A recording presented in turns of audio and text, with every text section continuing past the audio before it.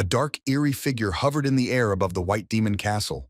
The female image, surrounded by dark energy, was filled with fear. Below the castle was a man called a holy white demon named Chen Bai. He looked very tired and was trying to catch his breath. Erlos, the Queen of Darkness, did not want to accept defeat from her husband in the mission. She upset her very much, and the queen was going to punish her ward. Chen Bai was not happy with what Erlos had just said. He was very worried about his situation and did not understand what would happen now. The man asked the Queen of Darkness to wait and not punish him because he had completed many missions. Chen Bai asked to be given another chance. Despite all the requests, Erlos said that an ordinary person has no right to ask her for anything, and the man will simply perish with this castle. After that, the Queen of Darkness began to destroy the castle and everything around it. In such a situation, an ordinary person definitely could not survive. Chen Bai tried to resist the dark energy, but it was too strong. The man was slowly dragged down along with pieces of earth. As he fell down, Chen Bai wondered why this happened, because he had completed so many missions for this witch, and she had killed him for one mistake. The man was flying down at breakneck speed. His body began to literally tear into pieces. At that moment, he felt what the life of a miserable person is like. Chen Bai landed in the pond. His body was mangled and only one part remained. It seems he managed to survive. Despite his situation, the man began to laugh loudly. It was like hysterical laughter that occurs in a hopeless situation. Chen Bai raised his head and gave the Dark Queen his middle finger, warning her that she would never be able to defeat him. Erlos was already fed up with constant conversations from her ward, so she stepped on him with her left foot and pushed him under the water. Chen Bai once again found himself in a hopeless trap. The stream of water literally knocked him out of his hands and gave him no chance to survive. All that the man saw around him was darkness. He perfectly understood that there was no chance of survival. However, there was a trump card hanging around his neck. The hourglass, which held the sand at the bottom, suddenly began to roll back and turn back time. Chen Bai continued to be angry with Erlos and show her the middle finger. He woke up in his own bed and seemed much younger. Suddenly, the young man realized the fact that there was no danger in front of him. He didn't understand how he was even alive. After surveying the area around him, Chen Bai noticed that he was in the dormitory of the university where he studied 20 years ago. Chen Bai couldn't figure out if it was all a dream. However, suddenly the wreath remembered the hourglass that was always next to him. This watch fell into his hands 20 years ago. This happened before he decided to start his adventures in the lost world Chen Bai had ever come across. He did not know how the clock worked and saw that the sand was always at the bottom. However, now he found himself in the mountains of the clock. The sand slowly flowed down and the young man wondered where he was now. Looking at the calendar on his phone, Chen Bai saw that he was experiencing the day of June 5th, 2032. This was a significant figure for the young man. After 10 days, he started his journey.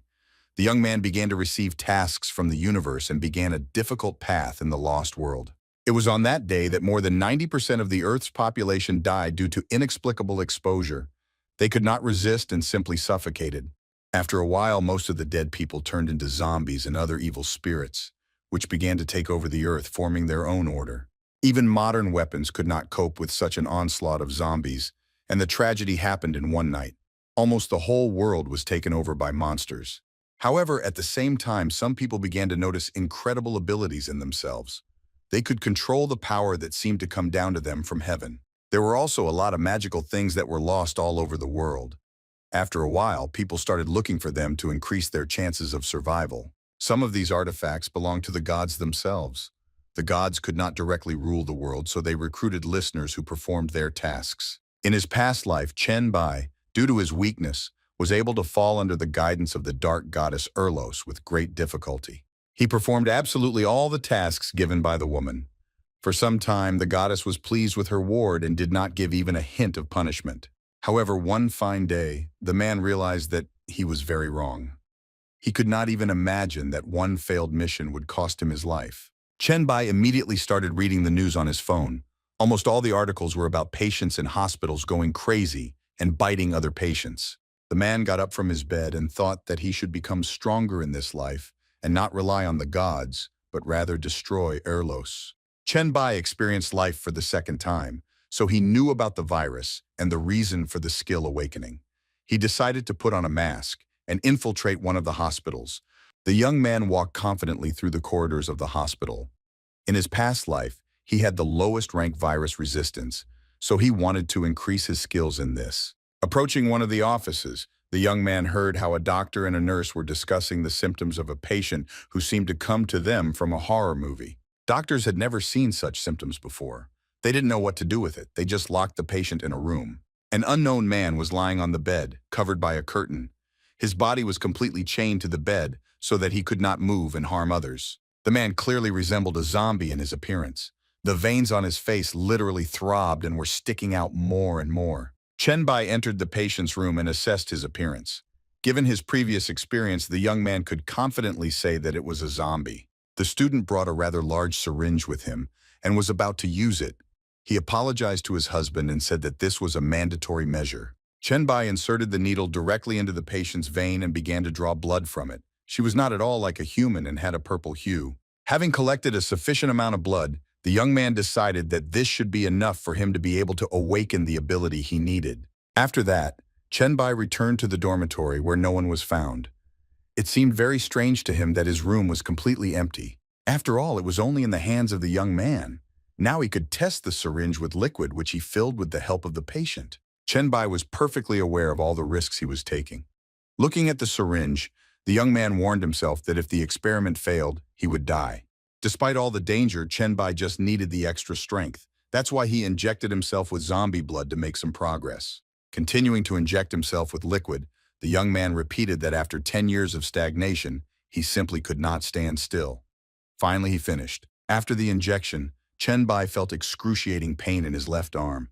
He could barely contain the scream that so badly wanted to break out. In the end, the young man's body could not stand it and he fell to the floor. Chenbai felt himself slowly begin to lose consciousness and fall asleep. The boy woke up already in his subconscious, where he was on the surface of the water. Right in front of him was his old acquaintance Erlos. Chenbai felt like a complete failure in the parallel reality, unable to even stand up. The woman across the street kept calling him to her. The Queen of Darkness was ready to welcome the man with open arms to become her servant. Erlos was ready to give her husband absolutely everything. Chenbai made such a decision in his past life. He obeyed the queen's beautiful words and plunged completely into darkness. But now, everything was completely different. The young man raised his evil eyes and said that he would kill Erlos, even if he had to suffer. Chenbai spent the whole night in his night terrors. Finally, the morning of the next day came. The hostel was surprisingly quiet. After a not very easy night, the young man felt exhausted. His arms and legs were contorted from the virus he injected into his body at the hospital. Chenbai slowly approached the door to his room. The young man's body almost disobeyed him and was barely able to open the door. Chenbai looked really different after his transformation. Veins appeared on his face and blood flowed from his eyes and mouth for some time. The students who lived next to the young man were very frightened when they saw their acquaintance. They thought he was really a zombie. The students simply could not believe their eyes and assumed that now they would have to defend themselves against a zombie they knew well. Suddenly, Chenbai's brain suddenly began to think differently. He regained consciousness and realized that he could fully control his body. The young man stopped in his place and stopped the pressure on his peers. The students also stopped shouting and did not understand what was happening. Chenbai greeted his fellow students. His disfigured face was very surprised that the students did not return to the dormitory until morning. After that, the young man decided to go to the bathroom to wash himself. One of his companions was very puzzled by what he saw with his own eyes. Chenbai didn't care what his peers thought of him. The young man confidently entered the bathroom and stopped at its door. After that, he went to the mirror and smiled sinisterly. Chenbai realized that his plan had worked and the zombie virus had failed to kill him overnight. The only thing the young man did not know was how much his ability level would increase after awakening. He wanted to find out as soon as possible. Suddenly, Chenbai began to hear the voice of the universe around him. The voice congratulated him on the status of a pioneer and a rather early awakening. The young man was pleasantly surprised that he had already woken up. He reached for his specs, which were surprisingly available so quickly. After reading them for a while, Chenbai realized that this life would be very different from the past. He really liked the characteristics. A sinister smile appeared on the young man's face, reflecting his inner state. Now he could do much more than in his previous life. Chenbai City clenched his right fist, under which was the conch shell. He didn't even notice how he almost completely crushed her. After that night, Chenbai was no longer an ordinary person.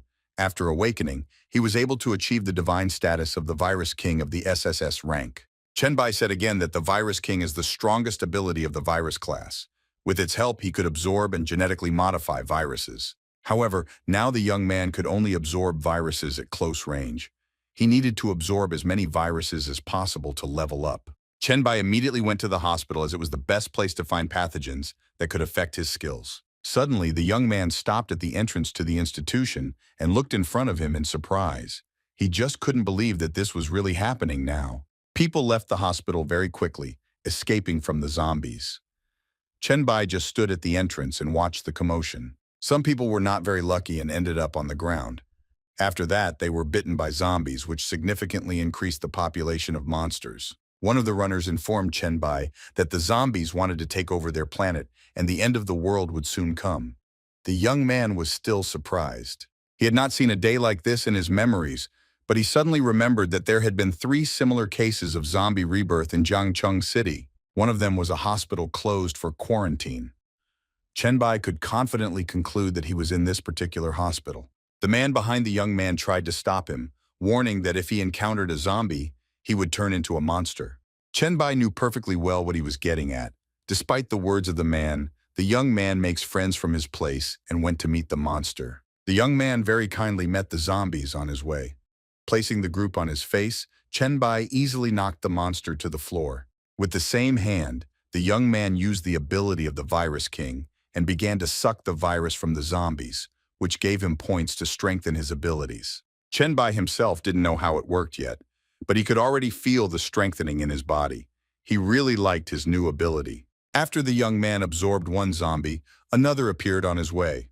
Chenbai asked to take his time as everyone would have their turn. An incredible queue of zombies really lined up to receive the young man. They were ordinary people who were infected with modified bodies. Meanwhile, zombies have taken over almost the entire hospital. In the toilet on the 4th floor, one of the monsters tried to break into one of the cubicles. Inside was a doctor who was shaking with fear. At some point, the man realized that the door would soon break and his inevitable end would come. The doctor had absolutely nowhere to run. He was in 4 walls and understood that it is already possible to say goodbye to life. Hysterical tears appeared on the doctor's face and he turned his head back. Behind him was a nurse with red hair.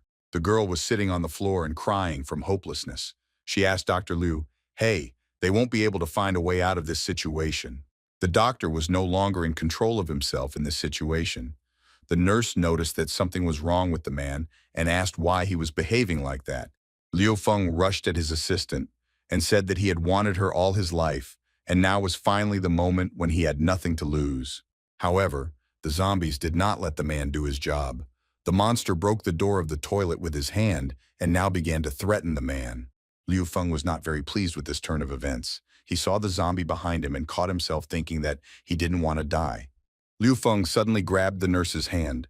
The girl was very scared at that moment and demanded to let her go, but the man did not obey. The doctor pulled the nurse with all his strength, lifting her from the floor.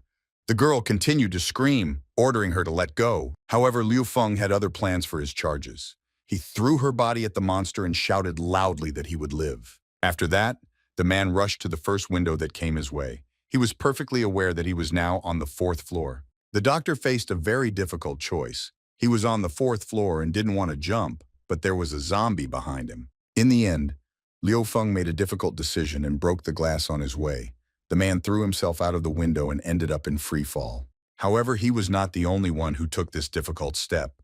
The zombie chasing the man also jumped out of the window and flew after his target. Liu Feng still did not jump down and lingered on the 4th floor. He managed to trick the zombie, but the man himself was not in the best condition. Just a few minutes passed and Chenbai destroyed almost all the zombies in his path. There were more and more monsters on the floor. After cleaning up, the young man went inside the hospital because he needed to know something. He also met a lot of zombies on his way here. Suddenly, Chenbai stopped when he saw a barely alive body on his way. He immediately realized that this was exactly what he needed. The young man approached the unconscious nurse and saved her from the zombie who was on top of her. The girl lay motionless on the floor. She had a rather unpleasant appearance, but she was still alive. Chenbai could conclude that the nurse had been bitten very recently. After that, the young man put his hand to her head and decided that he had enough time to save her. He decided to use the absorption technique. Chenbai knew that the police and military would be coming to the hospital soon, so he needed someone who knew the whole hospital well. The young man began to absorb the poisonous zombie energy from the girl's brain. He believed that by absorbing the virus, he would be able to save the nurse. Finally, the girl opened her eyes after a few minutes. She has already said goodbye to life, but suddenly it is clear that she is still alive. The nurse immediately got up from her seat and looked around. Chenbai could be sure that his technique was successful. The girl turned to face the young man and thanked him for his help. She was infinitely grateful that the stranger had saved her. Chenbai helped the nurse to her feet and asked if she had lost her memory. The girl replied that she was completely healthy. After that, the young man asked her for help. The nurse felt very uncomfortable and said that she would certainly help, but she needed to change. Chenbai grabbed the girl's hand and said that there is no time for this. He asked the nurse to show him the way to where all the viruses are stored. An ordinary girl brought the young man to the laboratory. The zombies had already visited. Just at the entrance to the laboratory lay a dead human body. The nurse told where all the viruses of the hospital are and where the viruses of individual patients are. Chenbai chose a few and said that it was quite enough. After that, the young man began to pour all the viruses into one flask. The nurse wanted to ask what he was doing, but the stranger asked him to be quieter. Filling the half-liter flask halfway, Chenbai began to swallow it. Inside were several different viruses that were very dangerous. But not for the king of viruses. He absorbed absolutely all of the poison with his technique and remained whole and unharmed. Looking at his hands, the young man thought that thanks to this, he could strengthen the zombie virus. This could be done by absorbing other viruses. Chenbai chose exactly the right moment to pump up his skills.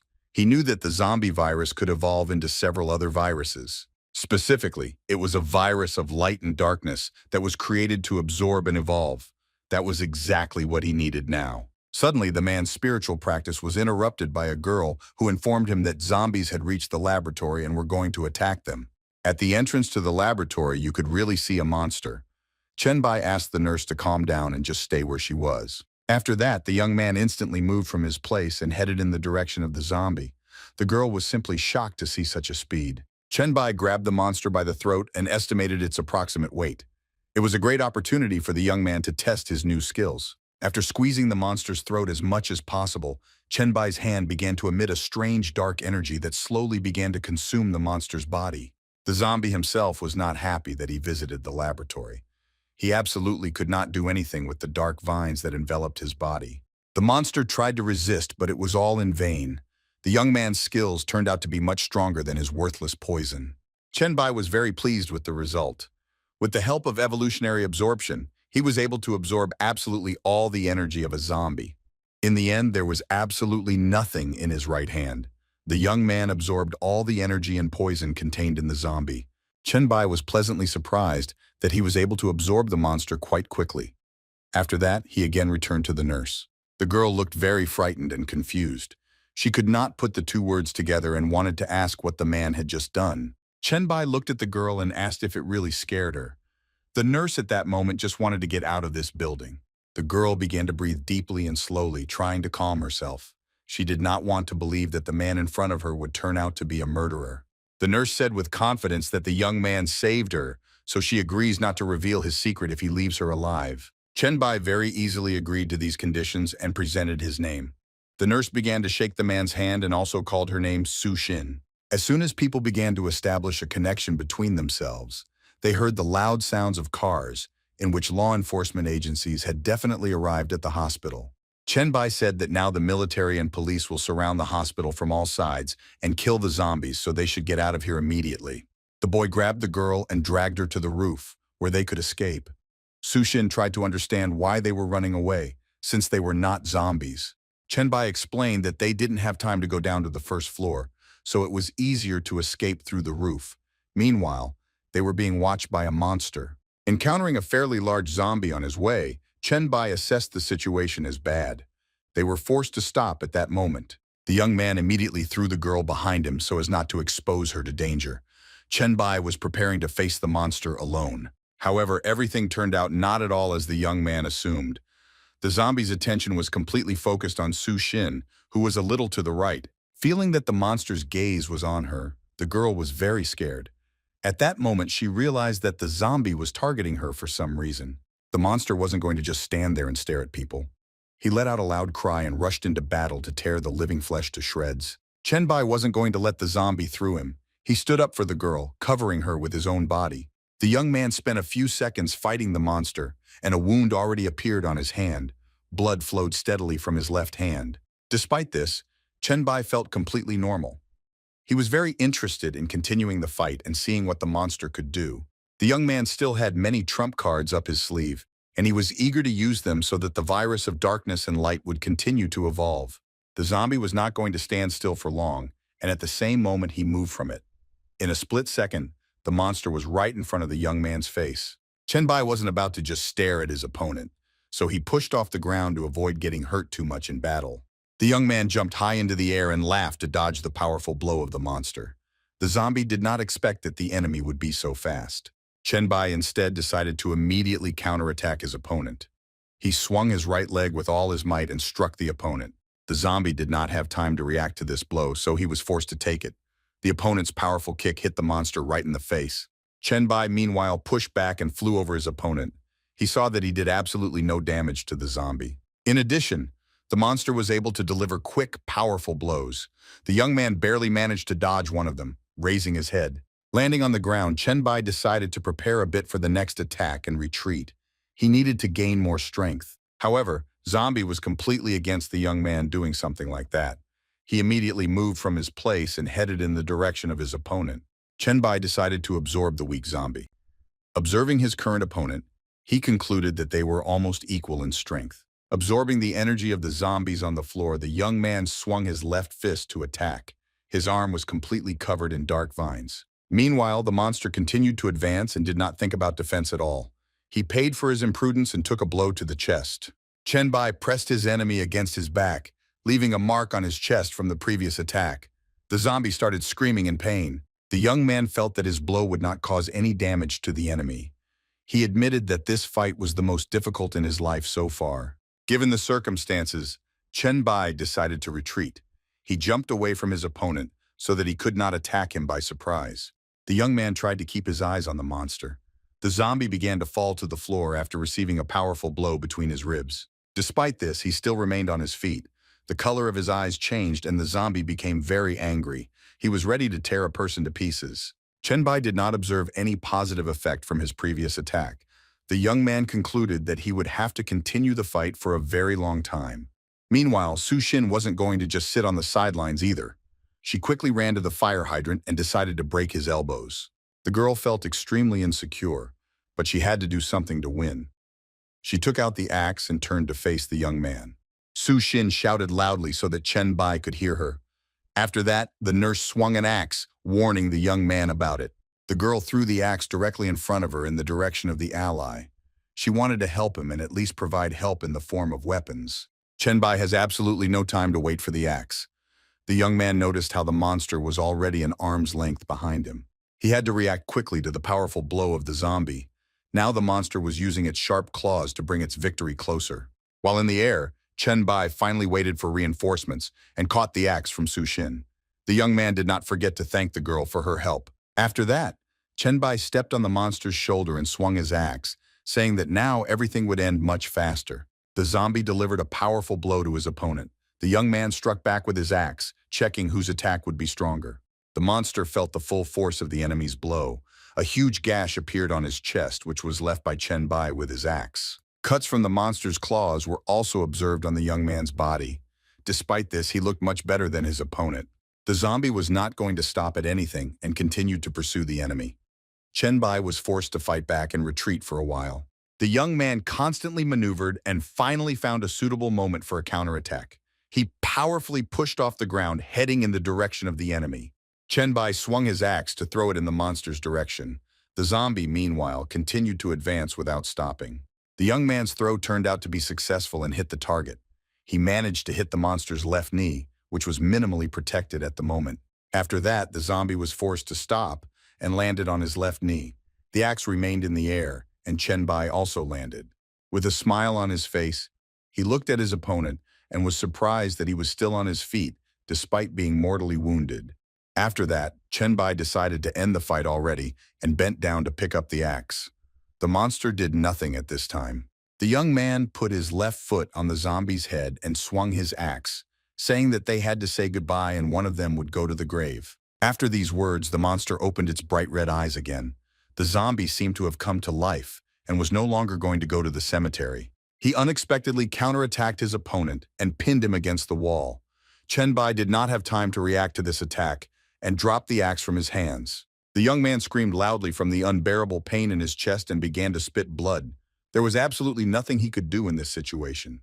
Sushin couldn't find a place for herself at this moment. Seeing the wound of the young man, she thought that this was the end of his earthly journey. The axe landed powerfully near the nurse. The girl was shaking all over and she understood that she would be the monster's next target.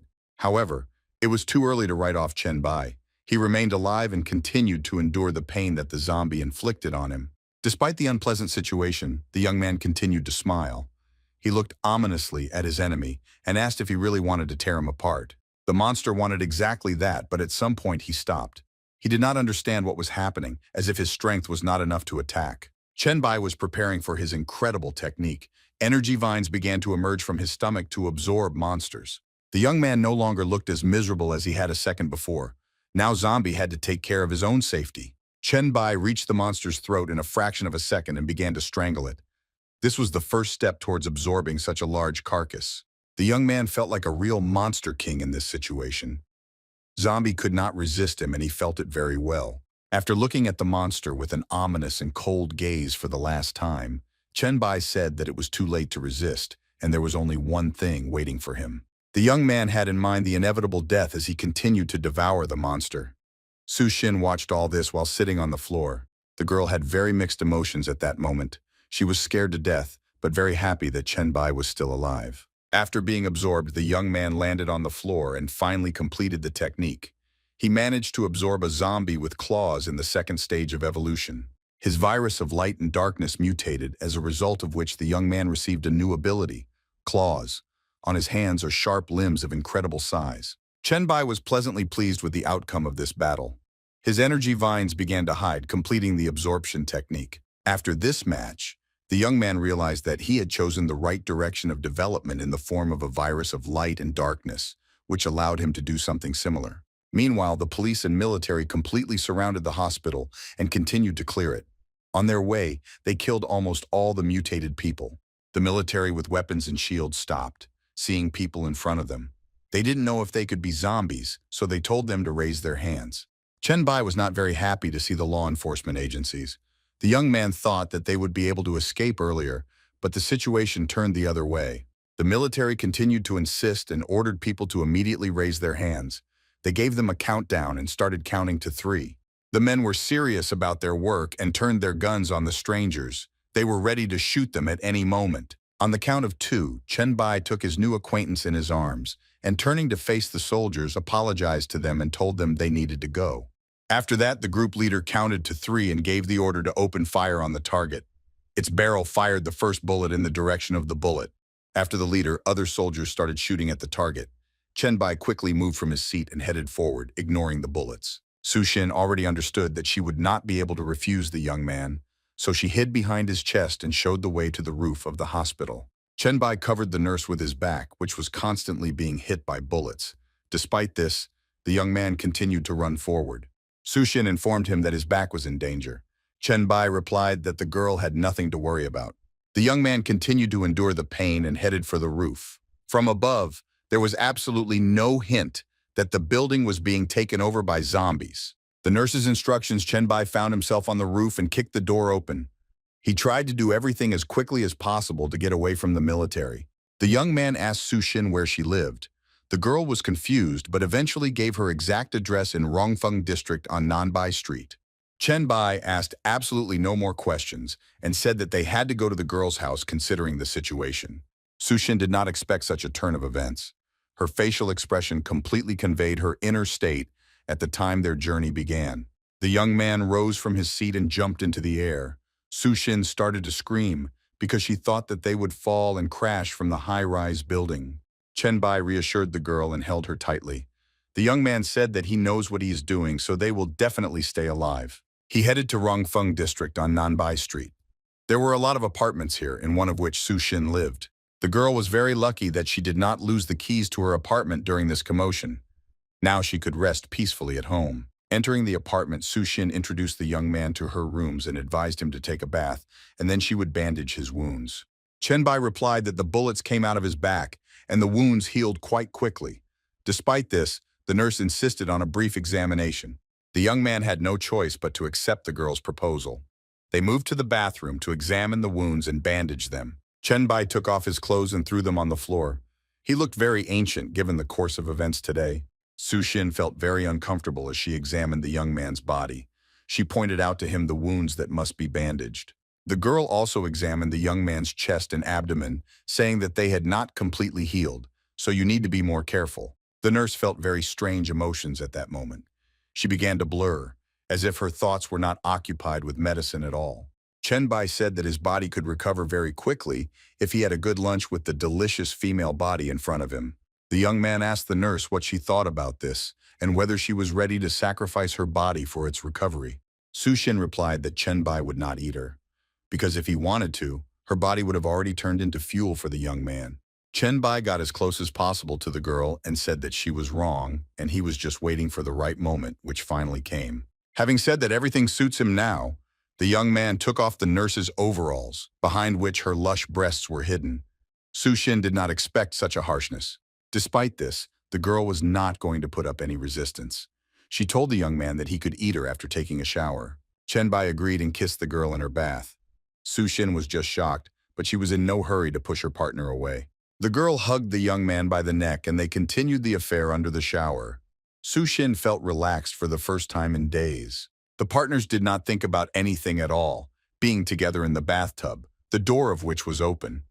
Meanwhile, someone's phone was bursting with messages. It was a mobile phone, Chenbai. His friends in the joint group tried to understand where the young man had gone. They could not get in touch with him. The next day, Chenbai went shopping. He already knew about the events in the city of Jiangchen, which put the lives of local residents in danger. The woman walked through the streets of the city and read the news about the case in the hospital, as well as the bombing of the district, which seemed simply abnormal. Most of the attention was focused on the war with monsters.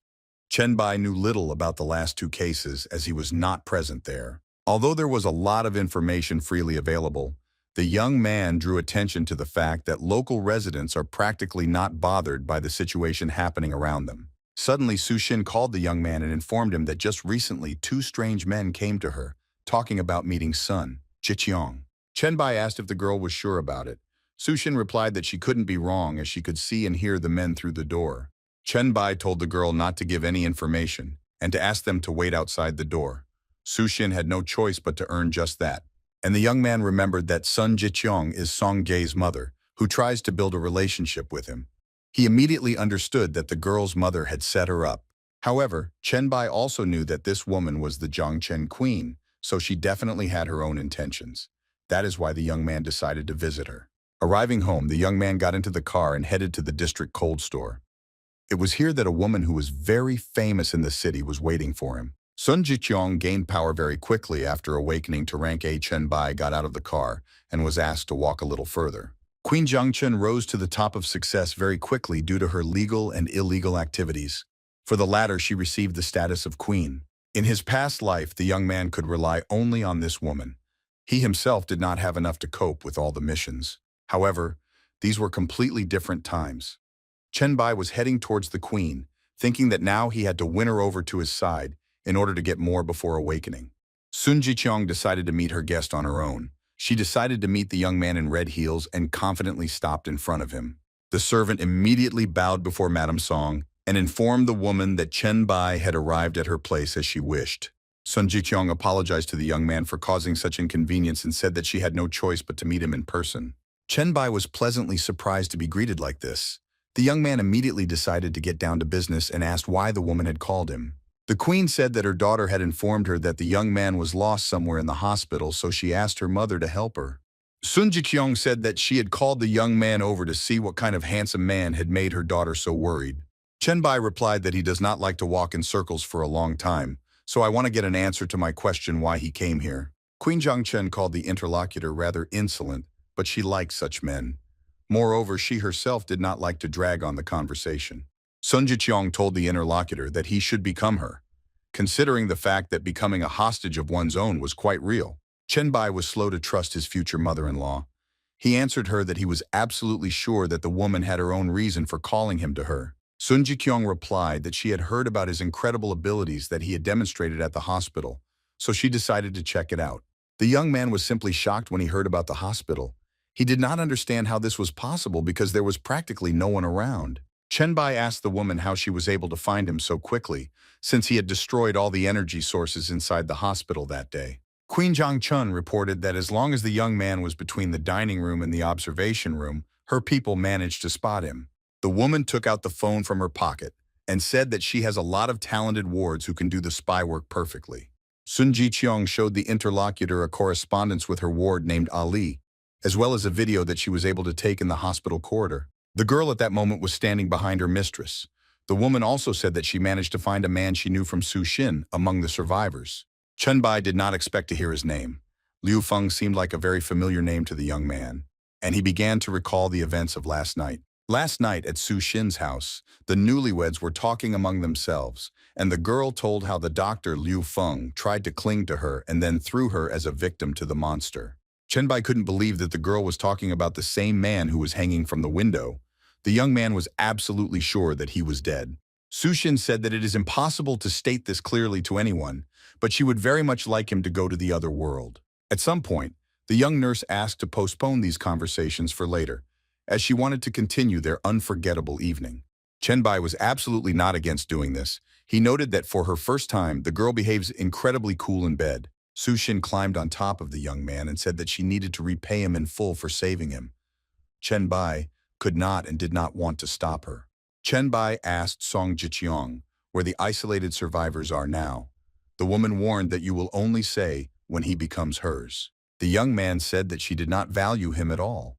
The queen replied that she knew too little about the young man's abilities to trust him so easily. Chen Bai took a few steps forward and told the interlocutor that she didn't know him very well if she made such a short offer. Turning his confident face back, the young man smiled and added that offering to be a woman's hostage was completely inappropriate in this case. Chen Bai showed off his mutated claws and said that on the contrary, he wanted the queen to be his and not the other way around.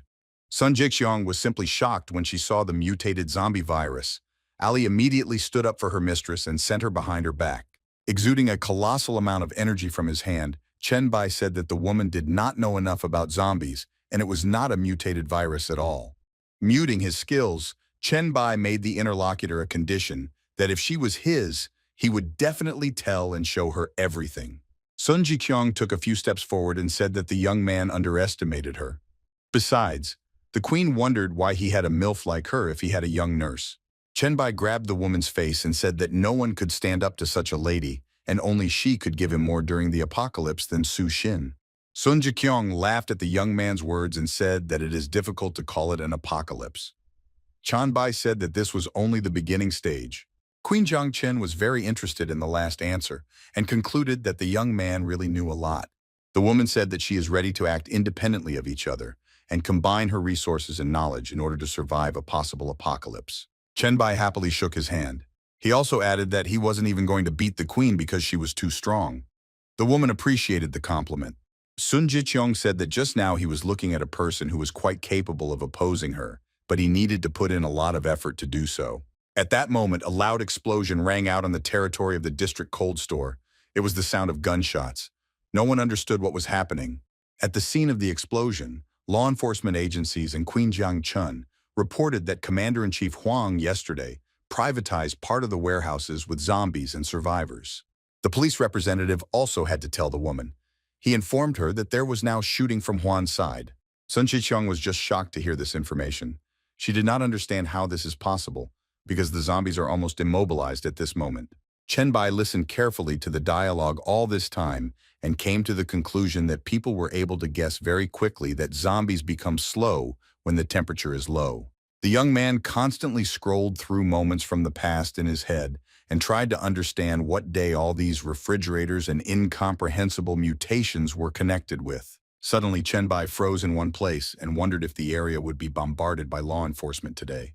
Based on this situation, the young man offered to go to help the commander-in-chief. The young man, of course, had his goal to get his new mutation. Meanwhile, the military and a policeman attacked the mutated monster.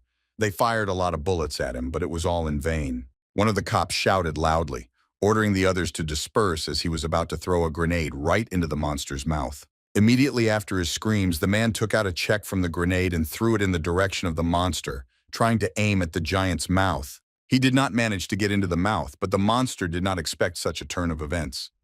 Several unknown projectiles landed on the zombie's back. A huge smoke screen formed on the territory of the warehouse, through which nothing could be seen. Literally for a second, the giant monster calmed down. Despite this, the policeman continued to watch for the zombies without removing his weapon. It turned out that it was not in vain. The zombie blew away the smoke screen and appeared in front of the people in his new formation. He mutated again, and a completely different face appeared on his head.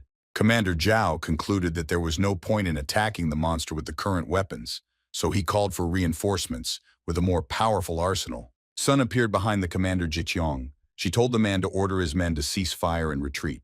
The woman explained her decision by the fact that ordinary people will not be able to break through this mountain of meat, so it is better to retreat and avoid a large number of victims.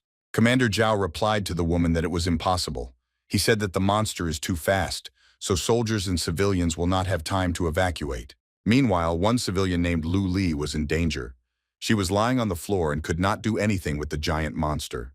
Sun Jiqiang continued to insist and said to take the troops back. She explained that she had a much bigger fish.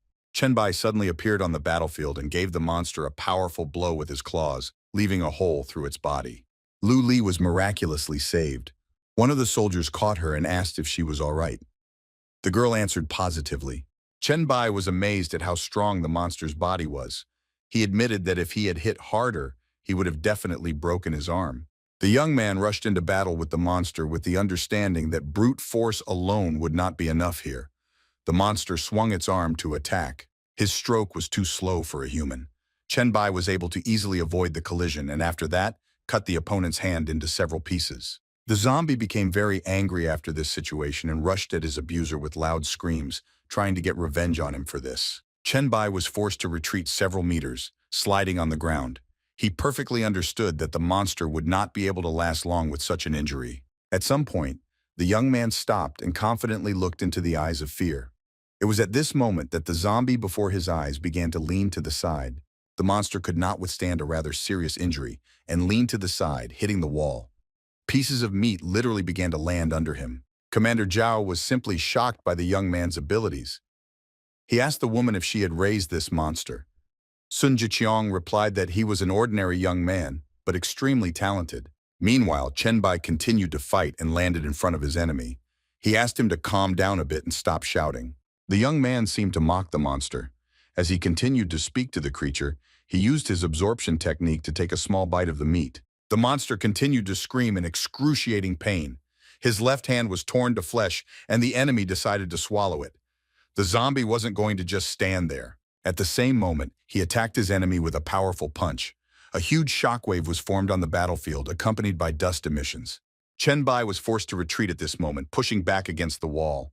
He absorbed enough meat to restore his strength. In addition, the young man was pleasantly surprised that he was not only able to recover, but also increased his level due to the incredible absorption technique. Chen Bai noticed that the monster was trying to regain its strength and retreat.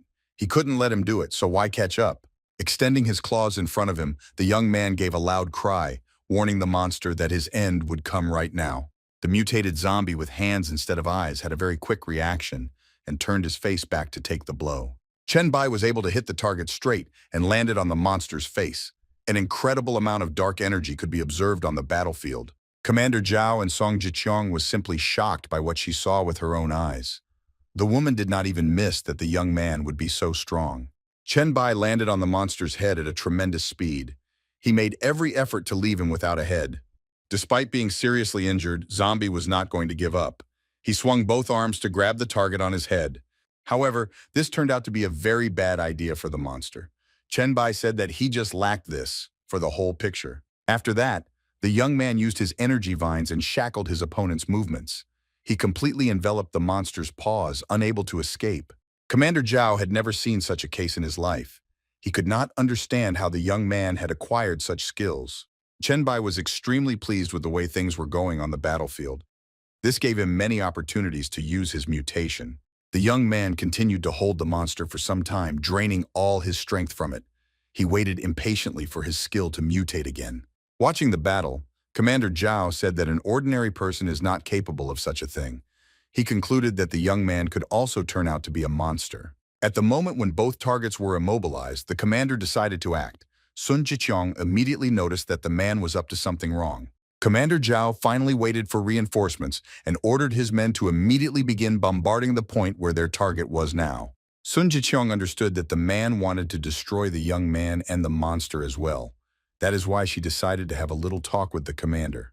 Zhao did not expect an unexpected touch on his shoulder and was a little scared. The woman asked him to calm down and cancel this order. She explained her decision by the fact that the young man is now saving not only himself, but also the staff, which actually does not even report to her. Queen Jiangchen looked at the interlocutor with a serious look and warned that a thoughtless decision could lead to problems that would turn out to be catastrophic. Literally after a few minutes, military groups appeared on the battlefield. They pointed the barrels of their weapons in the direction of their savior. Chen Bai didn't care what was going on behind his back. He had defeated his enemy and was now trying to deal with the mutation. Meanwhile, Commander Zhao ordered his men to prepare for an attack.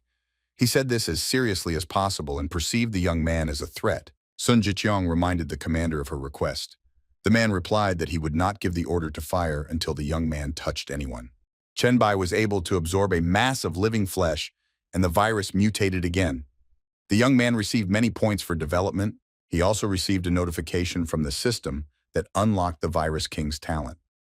Now the young man could use the infection in battle. In addition, the very mutation and strengthening of the dark and light virus took place. Chen Bai could feel his limbs taking on a completely different shape. His left hand turned into a giant hammer that had the same technique name. He looked really powerful considering his size. Looking at his right hand, Chen Bai saw that it had indeed mutated very much. It was unlike his previous mutation. Chen Bai began to resemble a monster in his appearance. His hands were different in shape, but had the color of dark energy. The young man perfectly felt the incredible strength in his left hand. He was looking forward to testing his new hammer. Concealing his skills, Chen Bai suddenly remembered that he had received another reward from the defeated opponent for today. The young man took out from his inner pocket a ball of meat which was called the core of the mountain.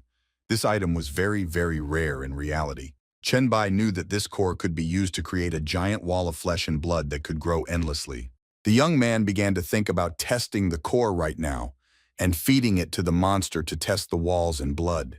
Chen Bai heard a familiar voice behind him and immediately hid the item in his pocket.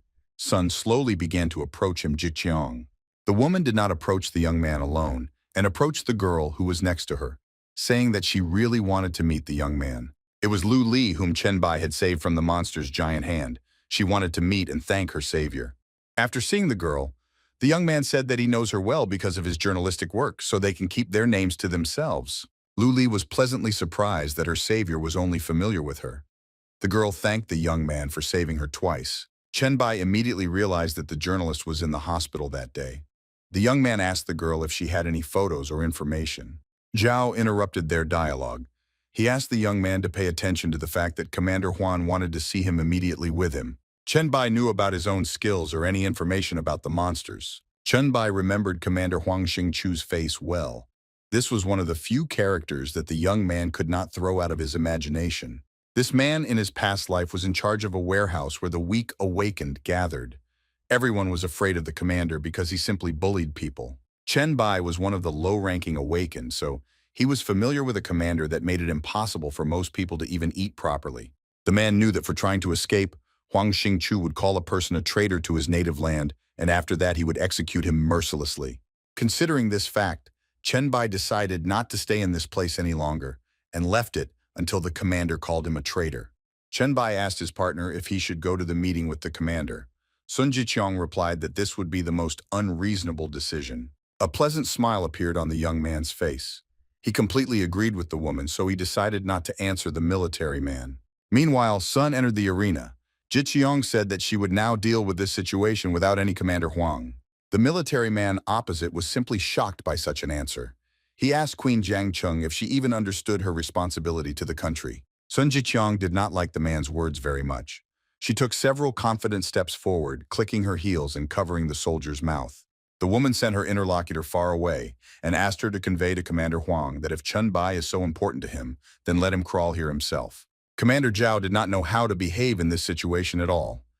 He literally could not find the words in his arsenal to answer the interlocutor. Suddenly, one of the commander's charges asked the man what they should do about the riot that had suddenly broken out in the isolated awakened area.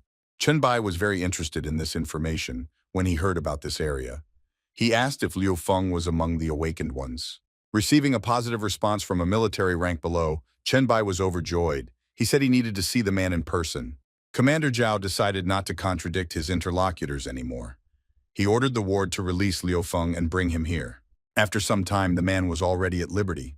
He was overjoyed and assumed that his father had finally secured his son's release. Liu Feng was the son of Liu Huainuna, a retired chief physician who was very well known throughout the city and had many connections. Despite the man's joy, no one supported him.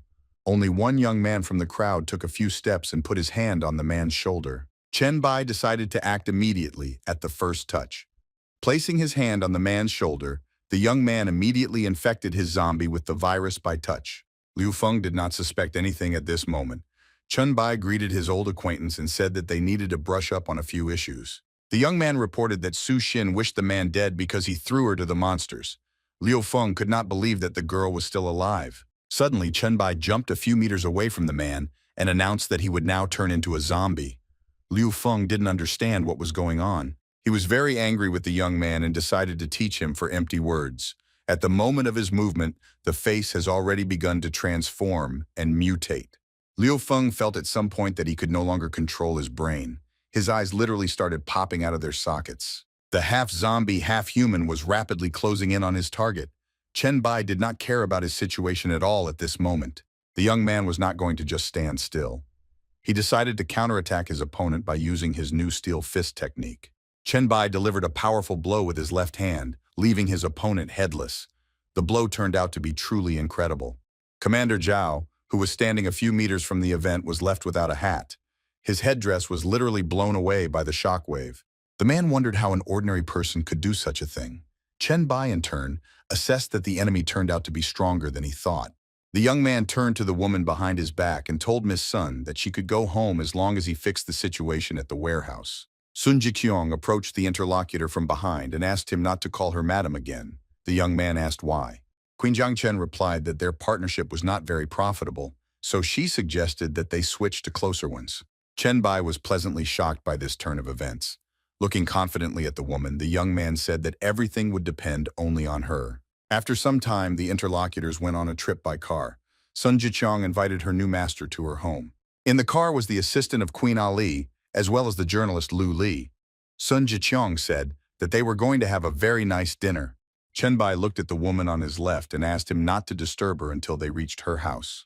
The young man wanted to use this time to his advantage and check whether he got something interesting and useful for the victory over the meat mutant. Chen Bai opened the system window and selected the garden panel.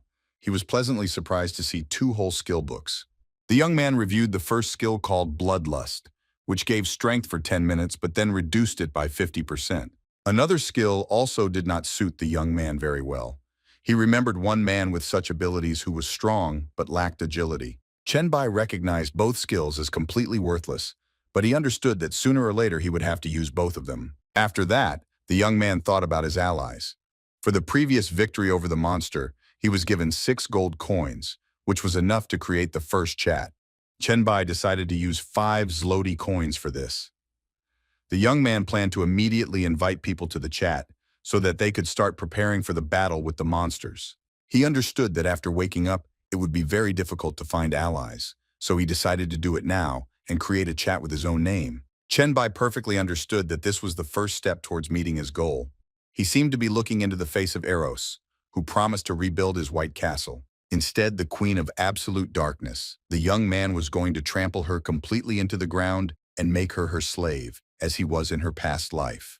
A few minutes passed and the car finally reached the residence of the Sun family. Queen Jiangchen lived here with her daughter. Sun Jiqiong was informed by the young man about 90% of people becoming monsters and about gathering electrical equipment and weapons that are needed for defense. Chen Bai said that this was all he could tell for now and assumed that this would be enough to gain an advantage. Sun Jikyong decided to ask the interlocutor directly if he was really doing all this, so that the queen would start working for him. The young man replied that he was doing it for the sake of strength and opportunities, as well as for the sake of honesty, because a beloved dog must be faithful to its master. Sun Jikyong expected exactly such an answer from the boy. She didn't really want to be a dog, but she understood her losing position. The woman said that she was perfect for strength, and she had no equal in power, wealth, and status in this city. Chen Bai told the interlocutor that after awakening, the values will be completely different, and she will simply be made an ordinary slave in the market. Sun Jiqiong immediately imagined her hanging over a whole crowd of people and being offered to buy her to make her a favorite household toy. The queen did not really like this course of events. She began to worry at this point. You could see drops of photos on her face. Sun Jiqiong asked the young man then, "What is the difference between dogs and people who become favorite toys in his hands?" Chen Bai replied that the dog was ordered to do everything to realize the possibilities without the direct influence of the master, which he was to become.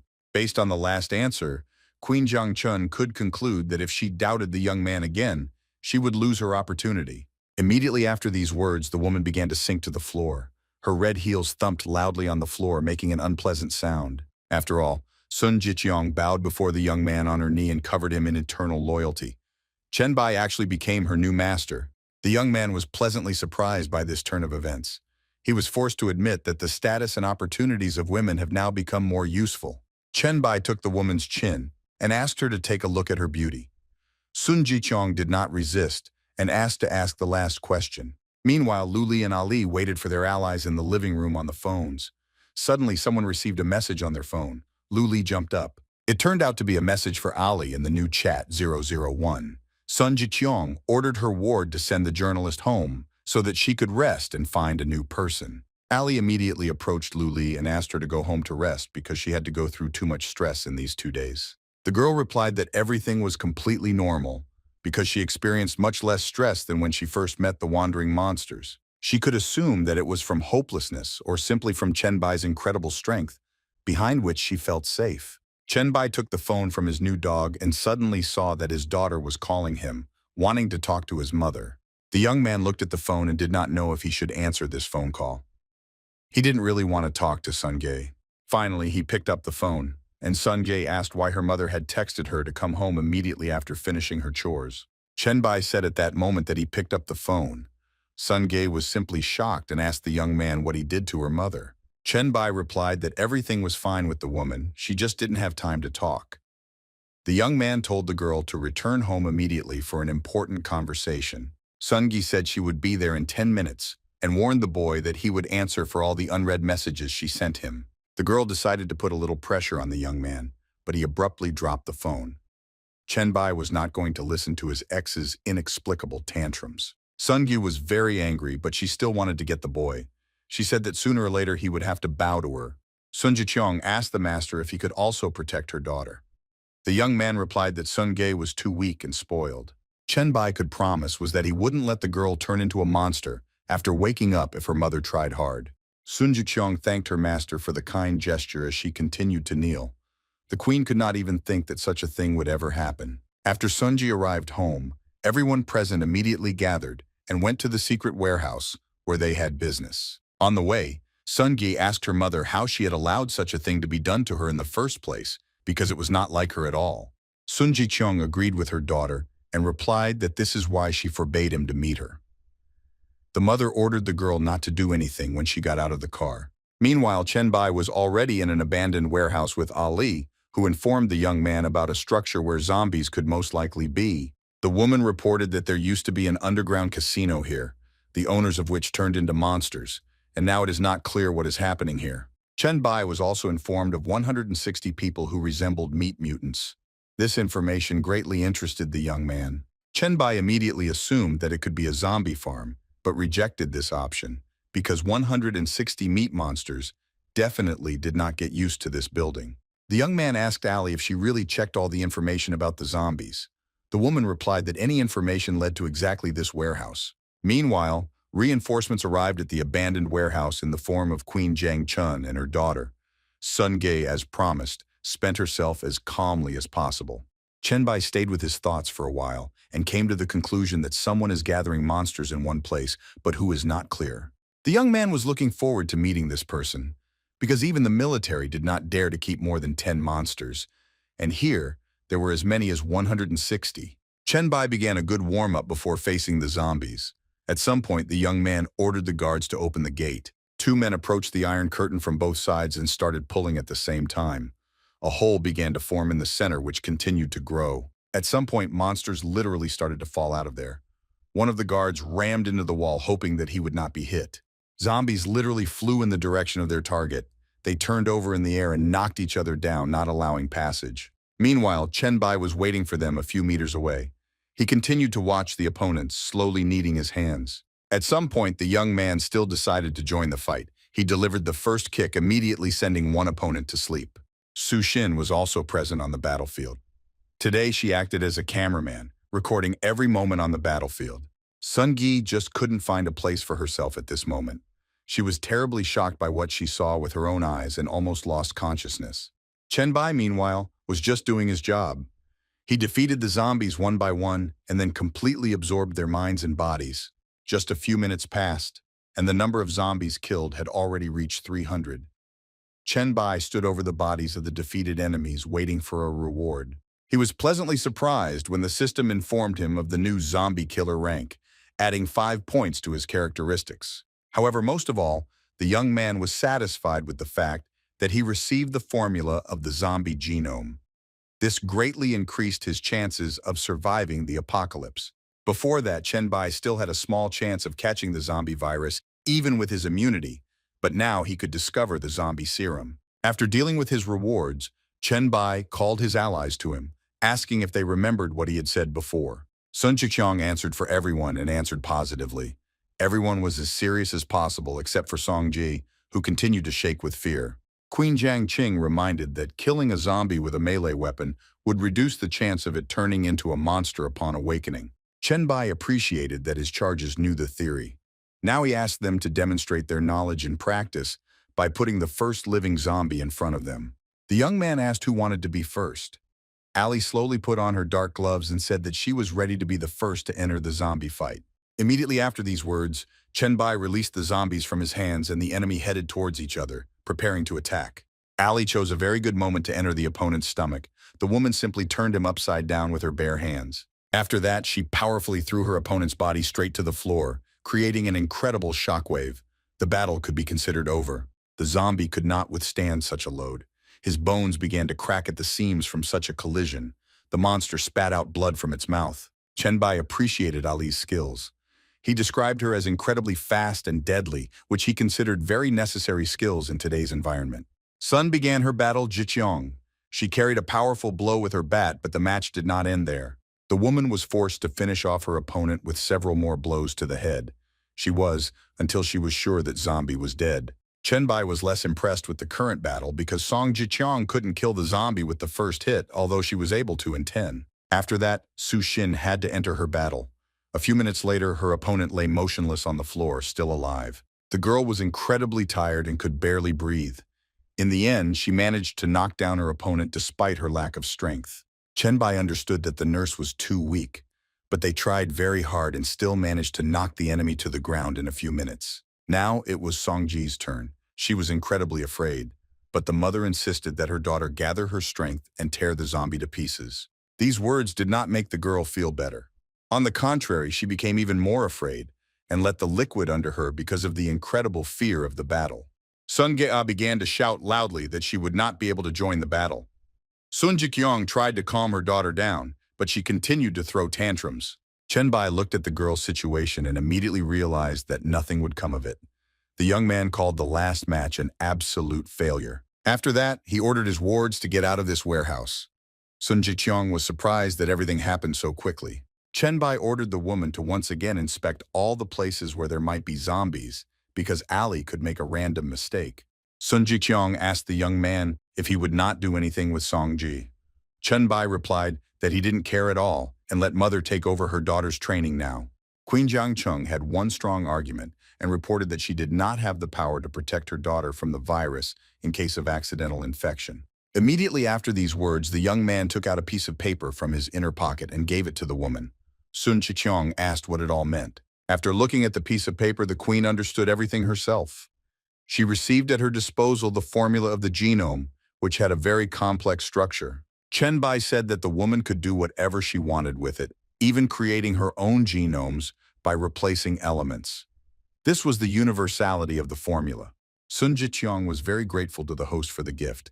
She said she promises to guard this formula like the apple of her eye. After that, the woman bowed low before the young man. Chenbai said to immediately start the task and not forget to report on his work. After that, the young man started his newly created chat. He saw that his message on the forum was read by a lot of people.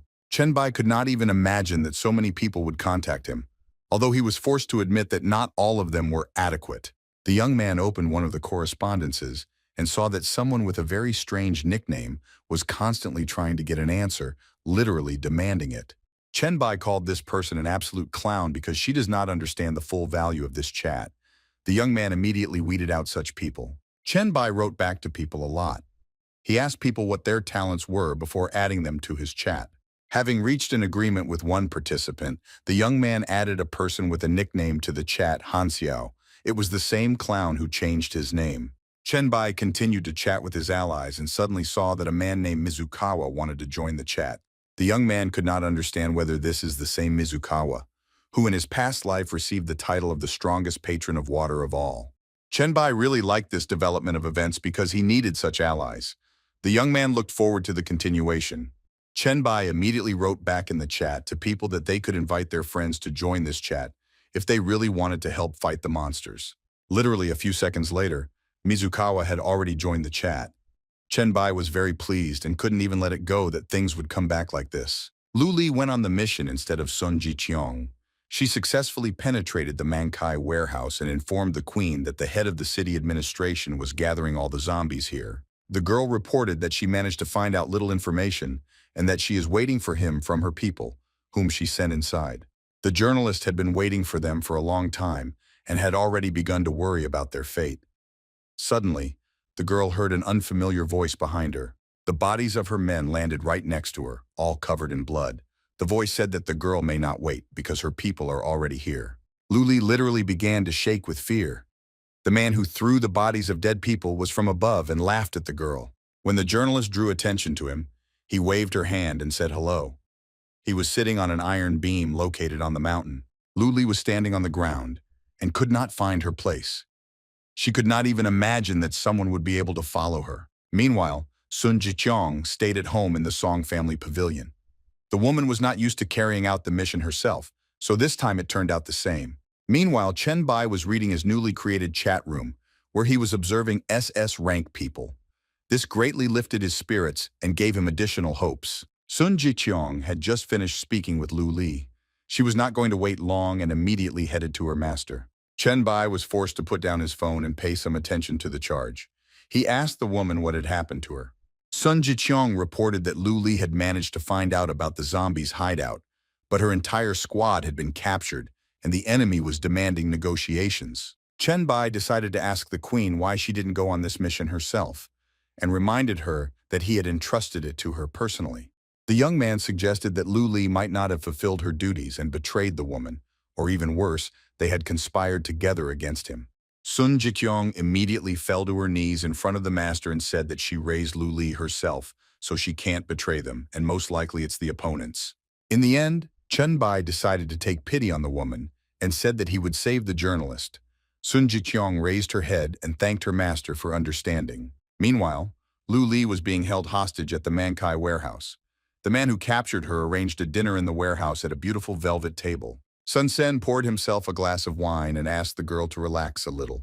He advises her to surrender immediately because the consequences can be unpredictable. The man smiled sinisterly and said that if the journalist did not agree to surrender, she would serve him as a toy for the rest of her days. Lu Li was completely bound by the rope and could not move no matter how hard she tried. The girl really had no choice. Sun Sen kept offering the girl a glass of wine, but she turned away. The journalist did not want to have anything to do with her abuser, Lu Li's feet, which she did not want to pick up. At some point, another figure appeared in the warehouse and intervened in the dialogue. At the same table, someone decided to have a snack and cut off a piece of meat. A man's voice said that wine was only drunk as a sign of respect. Chen Bai was able to infiltrate the warehouse unnoticed. He asked the man if he had no manners at all to offer poor quality wine to a girl. Sun Sen was simply shocked to see an uninvited guest. He did not notice any tracks and did not hear any sound before the enemy entered here. Chen Bai took a piece of meat on a fork and began to approach the girl, reassuring her. He offered her a bite to eat. Sun Sen stood on the side watching this performance with a smile on his face. The man decided not to make too sudden movements yet.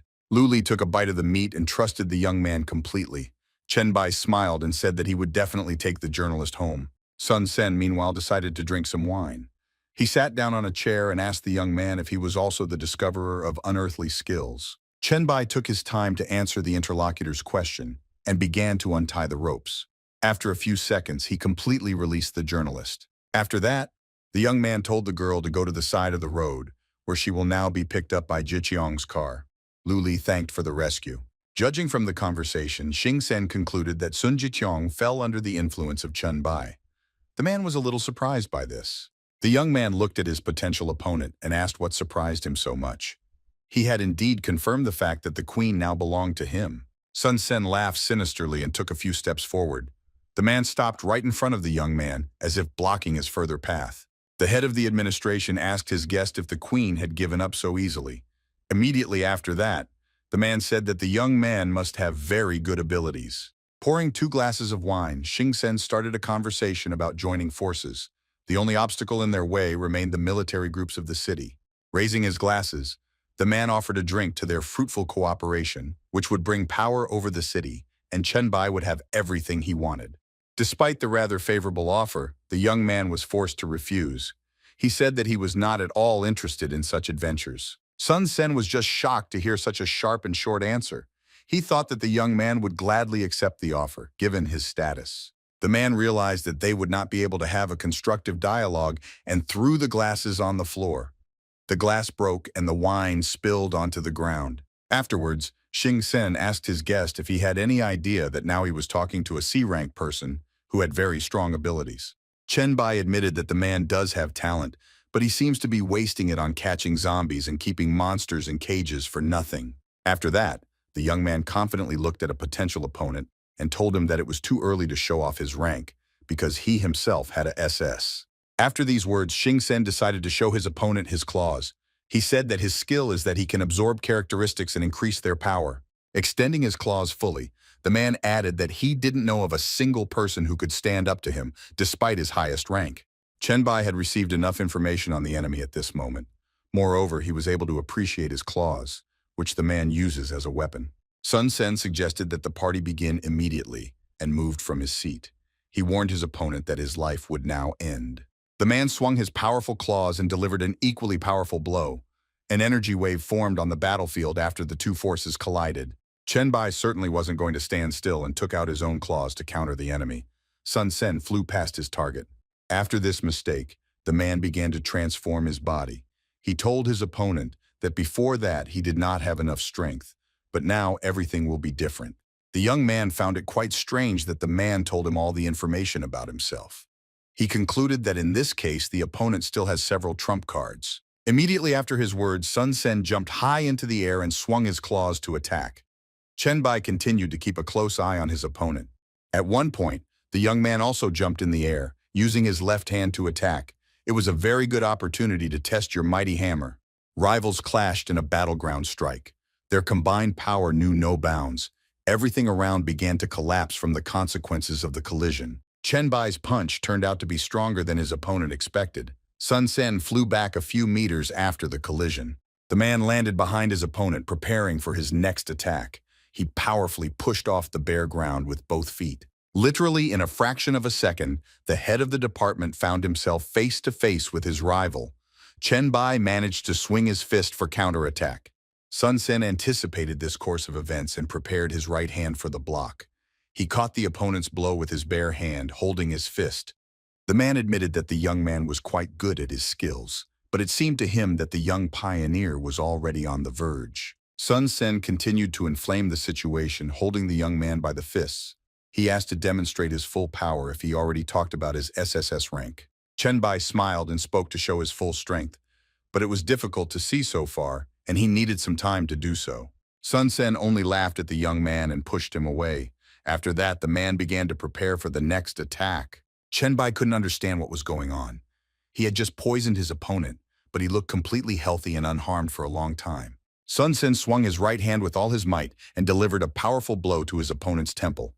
The attack was simply incredible. Chen Bai felt the full force of his opponent on him and took the blow. After the collision, the young man flew back a few meters, hitting the wall with his back. Sun Sen could not understand why the young man was bluffing at all, because he was obviously inferior to him in speed and strength, but he did not want to admit it. Chen Bai punched a hole in the warehouse wall with his last fall. Sun Sen continued to laugh at the young man, calling him a rank bastard. As soon as the man spoke the last words, he felt something wrong inside his body. His internal organs seemed to be wounded from the inside. Sun Sen saw system alerts telling him of high-level poisoning that his body would not be able to handle. Now the man realized what his opponent meant. He tried to understand what kind of incredible skill this was. Chen Bai, meanwhile, began to climb out of the hole and admitted that the man had pretty good physical abilities if he lasted this long after being poisoned. Sun Sen was very angry with his opponent and was about to make a final attack.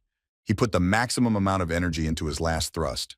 Despite this, Chen Bai was able to predict the enemy's movements with ease. He met him with his right hand, making a hole through the man's body. Chen Bai said for the last time that the man should have been more careful, as he had warned him that they were on completely different levels. After that, the young man began to envelop the defeated opponent's body with his energy vines, using the body absorption technique. This process brought him the greatest pleasure. Chen Bai had at least some hope that this fight turned out to be unfashionable and that he would get something interesting. After a few minutes, the young man completely completed the absorption, and only metal claws remained from the man. After that, the young man's basic training was completed. Chen Bai has pumped up his Virus King skills quite well. His maneuverability greatly increased after absorbing an opponent at the level of intelligence. Chen Bai had finally reached the base level before the mass awakening. During this period, he managed to raise each of his characteristics by at least 20 points. After that, the young man decided to take the weapon of his defeated opponent. He admitted that ordinary people were already too weak for him to compare. Only the last opponent could give him some difficulties, but still left him only his weapons and speed characteristics as a legacy. After checking the rank of this weapon in the system, the young man was not very surprised. The zombie claws were not a very good weapon, despite the C rank. Chen Bai decided to keep the claws for himself anyway, as he was going to use them later. He perfectly understood that very soon difficult times would come. Time was passing very quickly and the day of mass awakening was to come tonight. All of the young man's surroundings were tense before today's midnight. Chen Bai himself had prepared very well for the awakening he had experienced before. However, now everything was completely different. He had the highest rank. In his past life, the young man could not even imagine rising from rank E to SAS, but now nothing was impossible for him. In addition, Chen Bai now held the fate of the entire city, as well as the people around him, in his hands. The women were waiting for the young man near the car. One of them decided to demonstrate her inclination towards the owner and opened the door for him. She did it as slowly and smoothly as possible. Sun Chicheong invited the owner to sit in the back seat of the car. The women met the young man after a difficult and protracted battle in a proper manner. Chen Bai did not stop thinking about the mass awakening. He understood that fighting monsters would no longer make any sense to him. On this day, the young man decided to simply relax and enjoy life, preparing for a new stage, which will be much more difficult than the previous one. By car, the allies reached the pavilion of the Sun family, where they were going to meet the same day. The atmosphere in the house was as tense as possible. Chen Bai stood on the top floor of the building and looked out at the city at night. The young man seemed to expect that the awakening would begin any minute. Someone suddenly knocked on his room, interrupting his thoughts. Chen Bai barely turned his head back and allowed him to enter. The door to the room slowly opened and the young man could hear female voices continuing to talk about work and a job well done. Entering the room, Sun Jicheong informed the host that they had prepared absolutely all the documents he needed before waking up. Lu Li reported that the topographical data of the area's population had been confirmed, and they would be able to gain control over it as soon as the mass awakening began. Despite the rather good news, Su Xin was not in a hurry to jump to conclusions and asked the girls to double-check all the information they provided. Chen Bai intervened in the dialogue at this moment and said that everything is fine. Sun Jiqiang asked the young man if he needed anything else before the event began. The guy replied that the women had done enough and asked them to leave the reports on the table, while he picked up the phone and started checking chat 001. Chen Bai felt it necessary to inform his allies of the flow, so that they would not immediately go to hell upon awakening and avoid sudden movements as much as possible. The young man was the most experienced in this matter, considering his past life. There were no more than 10 minutes left before the mass awakening. The members of Chat 001 were eagerly waiting for this time to pass. They wanted to test their skills in a real battle with monsters. Now each participant was in his own city. A girl with a handbag was just walking down the street, waiting for the apocalypse. Another participant was now in the training session regardless of the time of day. With one hand he lifted a heavy dumbbell, and with the other he held the phone. Some have adapted much better. The girl with dark hair put on a respirator and also special shoes to make her life easier. Probably the youngest member of the chat was at home and very afraid of the beginning of the apocalypse, although she had quite good skills for her age. Chen Bai turned to the queen standing behind him and advised him to postpone all business since there were less than 3 minutes left. The closest entourage of the young man was with him in front of the panoramic window. Time was running out and there were 10 seconds left before the mass awakening. Sung Jae was afraid the most, considering her poor skills. Ali tried to calm the girl because she's completely safe compared to other residents. Unlike his daughter, Sun Jing-kun was completely unconcerned and confidently looked out the window. The same could be said of Su Xin. There are 3 seconds left before the mass awakening. Li Lu was sweating profusely, realizing the fact of the imminent apocalypse outside the window. Chen Bai felt as prepared as possible and kept looking at his watch. At the last second, he informed the allies that it had finally begun. The Great Awakening brought with it inevitable sacrifices and blood. The moon turned a different color with the onset of midnight and the beginning of the apocalypse. The end of the earthly world was now in full swing. Monsters took over the cities and began to evict people from their homes. Zombies became more and more, and they constantly infected other people, turning them into their own kind. The degree of danger continued to grow. People who managed to survive in these difficult conditions received incredible skills. They began to be called awakened if they had a strange power. In battles with monsters, they were able to gain experience and points for which they could increase their characteristics to increase their lifespan. After your awakening, a fierce struggle began in almost every city, not for life but for death, where everyone fought for himself. Many mysterious places and cracks in the sky began to appear all over the world. One of these caused the downing of a passenger plane. Chen Bai watched the plane fall with a stony face. He perfectly understood that in this situation, they could only move forward. Suddenly, the young man received a notification from the system, however, that it is planned to bind the hourglass to the owner. Chen Bai did not understand anything at all. When the watch around his neck started, it smelled like roasting. The guy realized that people from the past should not see him under any circumstances, so he decided to warn them. However, Chen Bai was unable to do so due to many circumstances. Turning his head back, he was petrified and could not say anything. Just in front of him, the young man could observe the black and white figures of his wards. Absolutely none of the girls moved or even hinted at it. Chen Bai wondered what had happened at that moment. He turned his head again towards the window and decided to look at the events there. The young man could watch how the falling plane hovered in the air and stopped. Even the smoke from his turbine stopped for a few seconds. Chen Bai realized that time had stopped. It was very hard to believe, despite the fact that now was the apocalypse. The hourglass that hung around the young man's neck did something incredible and stopped time. Chen Bai even began to fear his magic item now. The young man suddenly found himself in a completely empty room where he could only observe flashes of light. He did not understand what was going to happen now. Suddenly his hourglass started, lighting up the entire room around him. The light spots in front of the young man's face began to glow much brighter. After that, Chen Bai received a notification from the system, however, that the clock binding was successfully completed. It was actually his reincarnation. While reading the current specifications of his hourglass, the young man suddenly stopped at one point and could not believe these words. A storage system was available to him which was literally a cheat. Chen Bai smiled in satisfaction as he received a very powerful skill at his disposal. The hourglass gradually began to lose its power at this point in time. The retarding field dissipated and people started moving again. Sun Jiqiang asked the young man what he had just wanted to say. The woman heard only a part of the phrase, and then it was as if the connection was abruptly cut off. Chenbai turned to face the queen and told her to worry about the safety of their home as the day would soon come, and they would need to defend themselves. The girls unquestioningly obeyed their master's orders. They completely trusted the young man who predicted the events of today's apocalypse as accurately as possible. Not all people survived the first night of mass awakening. Zhangcheng was like a ghost town with almost nothing left. As Chenbai assumed, on the morning of the next day, zombies began to attack the Sun family's pavilion. The owners came out to meet the guests. Sun was the first to rush into battle Jiqiong, who used a C-rank skill and could transform an object into a crystal using inner power. In addition, Sun Jiqiong had acquired the all-encompassing eye skill and was able to obtain data on her opponent within her field of vision. Now in front of the woman was a completely ordinary zombie, the characteristics of which were very weak. He did not pose any threat to her. Sun Jiqiong quickly swung her crystal weapon and left the zombie headless. It was too easy a test for her. However, the adventures did not end there. The zombies became more and more, and they steadily approached the pavilion, wanting to feed on the flesh. Ali entered the arena after her mentor. She had rank as skills and could greatly increase her stats when invisible. Firmly gripping her knife, the girl hid her presence and leapt into the air to attack her enemies by surprise.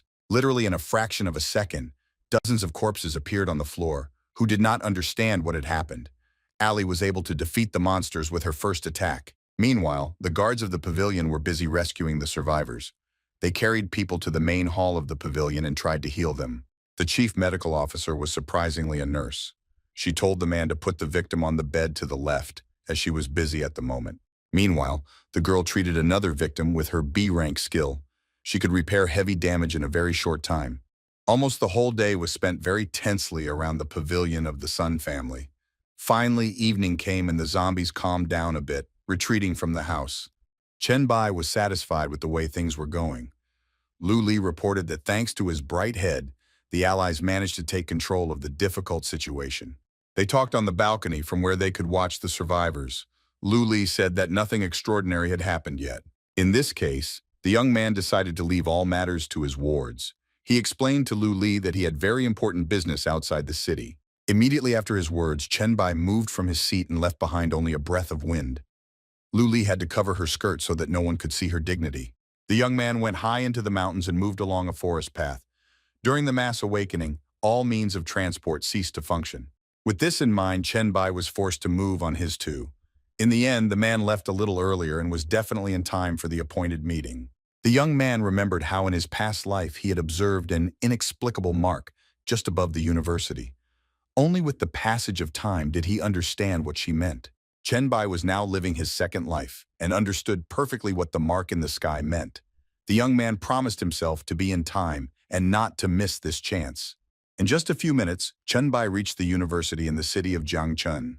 Considering the situation, the building did not look very pleasant. The young man had already managed to deal with dozens of zombies on his way, which were around the building. Of course, he did not forget to use the absorption technique. Looking up at the sky, Chenbai could tell that he had arrived in good faith. All the while, he followed the mark that every awakened person would wish to see. In his previous life, the young man had no idea that this mark meant the place of descent of the deity during the mass awakening. Bright flashes from the sky began to reach the ground, and the young man ran in their direction. He arrived just in time to meet the divine creature. Chenbai's left, he heard a man's voice asking him to stop. The young man immediately braked and looked to the left. He saw in front of him a mustachioed man who introduced himself as a business magnate. He wanted to offer the young man something he couldn't refuse. Chenbai smiled and said that those words sounded really interesting. The young man admitted that the mustachioed man managed to turn his attention. Extending his hands in front of him, the merchant said that it would be an honor for him to bargain with the pioneer he had just met. Chenbai began to approach the mysterious stranger and told him that he had been counting down the days until they met, when he saw a mark in the sky in his imagination. Approaching the man, the young man bowed before him and began listing epithets with which he praised the interlocutor. Mustache did not dare to interrupt the young man. Chenbai raised his eyes and looked confidently at the man, saying that he was very happy to speak with the deity. It turned out that just in front of the young man was a divine creature of trade named Lei Do. Due to his height, Lei Do could be mistaken for an ordinary person. Chenbai met his first deity in his new life near the building of the destroyed university, above which the heavenly mark had hung before. Lei said that he immediately realized that there was a connection between him and the young man, so he handed him the card and said that it was a gift for him. The divine creature explained that it was a golden green goblin card that would give the young man a discount of almost 12%. Chen Bai gladly accepted the gift from God. He didn't expect that ordinary praise would affect the man so much that he would give him the gift of the East. Lei concluded that the young man was ready to trade, so he decided to show him his goods. On his right hand was a scroll. On the left is the legendary sniper rifle, which was known to the young man from a past life. She was very good at dealing with the strong heads of the monsters. Chen Bai was simply shocked at how many weapons the man had in his arsenal. Besides these two, he showed him many rare items and weapons. The young man really wanted a legendary scroll, but he could not afford it. He thanked God for the offer, but was forced to refuse. Lei from the fact that it was obvious that the awakenings would have almost no income, but his goods deserved to be bought at a high price. The old man advised the man to work a few days ago to earn money, and scheduled a meeting for the day when the man would have money with him. Chen Bai admitted that he really couldn't purchase the goods, but he said that he had heard that gods could not directly influence the course of events during the apocalypse. The young man assumed that Lei had come down to earth to choose people to do the work for him, and asked if he was right. The deity of trade was pleasantly surprised by the knowledge of the young man. He asked the interlocutor if he was implying that he wanted to take his money. Chen Bai did not hide anything and said that he wanted a lot of treasures from the man's piggy bank and suggested that he invest in the first awakened one. After a while, Lei decided to sit down and ask the interlocutor why he decided that he could bring a profit to the person who ate the dog for trade. The old man looked at the young man with a sinister look and added that even the dumbest person would have doubts about the effectiveness of such sponsorship investments. After hearing the answer from the deity, Chen Bai decided to demonstrate his skills. He dramatically deformed his right hand, which he used to pierce the bodies of enemies. Also, the young man did not forget about his left hand in the form of his powerful hammer. He hoped that the old man would appreciate his abilities. Having demonstrated his energy and rank, the young man said that the god of trade could consider this as a guarantee for their fruitful cooperation. Lei was forced to admit that the young man had incredible abilities. He even clapped his hands and said that he had not seen such a thing in a long time. He has visited many planets, but he has not seen anything like this on any of them. Lei admitted that he was wrong when he said that nothing on this planet would bring him income. The god of trade decided that he would give the man one chance after all. He made a bet on a young man who stood out among the others for his highest rank. Chen Bai was overjoyed at this answer and immediately asked if he could get the legendary scroll now, as it would help with missions. Despite the argument, Lei refused his charge and said that talent means nothing. Any god in heaven knows that. Instead, the deity of trade suggested that the young man demonstrate his skills to the fullest, and then he would be able to get the maximum amount of profit. After these words, a system notification appeared in front of the person that the deity of trade offers him a contract of the first cycle of tasks. Chen Bai, after carefully reading the system notification, confidently replied that he agreed to all the conditions and was ready to start performing at any moment. Lei asked the young man to take his time and took out coins from his pocket. He said that with the help of the young man, he would be able to summon him after completing the task. The god of commerce demonstrated how this can be done by tossing a coin. Vusak added that he has very high hopes for his ward. Chen Bai caught the coin that the old man gave him and asked him to stay for a moment. The young man asked if he could show him the treasures of the other gods. Lei smiled sinisterly and took out a second profession scroll from his arsenal. This artifact made it possible to use several skills at the same time. Seeing this scroll, the young man's eyes lit up. He really wanted to get it, which was undoubtedly the main incentive in completing the tasks. Chen Bai was willing to do absolutely anything to obtain magical items from the trading deity's arsenal for completing missions. Lei concluded that they had agreed on that note. After that, the man put his hands together and said that it was time for him to go about other things. Torgivli wished his ward luck with hope that everything would go as smoothly as possible. Lei left his local affairs to a man. Immediately after he disappeared from the radar, the young man faced his first task. He had to find and defeat the creatures that Lei had hidden in the university grounds. The prescribed reward was also lower, which greatly embarrassed the young man. The reward was entirely at the discretion of the god of trade. This was not surprising, given his status. In the end, Chen Bai reassured himself that in his past life almost everyone knew about Lei, who paid very generously for a perfect mission. Having received the task, the young man went to the new building of the university. He was never in the second building, which surprisingly remained completely intact. In addition, Chenbai came to the conclusion that this building was built very recently, because a week before that, he had not seen any new buildings near the university. After all, it didn't matter to him now. The young man took a few steps forward and gathered his strength to start searching for the mysterious creatures. Chenbai slowly strolled through the corridors of the university and came across a gymnasium on his way that was barricaded from the middle. Inside the gym, there were students of the university who were bullied by strangers. They locked up the students and weren't going to let them go. The two boys were constantly bullied. They looked very bad considering the few bruises on their faces and bodies. Zidrovan, who was constantly mocking the students, easily dealt with the young men and decided to go to the girls behind their backs. He ordered the beauties to immediately take off their clothes and begged them to make him his slaves forever, slowly approaching them. The man looked at the students with an ominous look and warned that otherwise he would simply finish them off without even leaving a gunpowder. The young men, who looked half alive, stood up for the girls again. They said that the crowd will not wait for what is required of the students. The man was absolutely not against this development of events. He concluded that the students had chosen death and promised them to finish everything quickly. The woman who was standing next to the big man suddenly decided to stop him. She grabbed his left hand and asked him to stop abusing the students. However, the man was not going to listen to her. He hit the woman hard in the face, ordered her to shut her mouth, and called her a slut. Immediately after that, the barricaded entrance to the gym resumed its original purpose. Someone from outside decided to visit the gym. The woman flew away from the man several meters back and landed hard. Meanwhile, the students silently watched and waited for the new guest in the room. They could not believe their eyes when they saw their peer in front of them. Young men and women held their breath at the moment of the student's appearance. Coincidentally, Chenbai was also a university student, so he couldn't allow his friends to be bullied by some idiot. Entering the central gymnasium impressively, Chenbai turned to the man and asked if he really enjoyed beating up innocent students. Zdrovan began to turn his face to the entrance and answered that he was really interested in it, offering to also pile in the uninvited guest. However, Chenbai had completely different plans for this situation. With the speed of light, he approached the men, announcing that he was refusing the offer. Instead, he preferred to kill such scoundrels. He delivered a powerful blow with his right hand, slicing the big man's body in half. The partner of the victim was not going to just stand still. He wanted to catch the young man by surprise and swung his fist to attack him from behind. However, literally a second later, the man regretted his decision. Chenbai slammed him with his claws and once again spilled blood on the battlefield.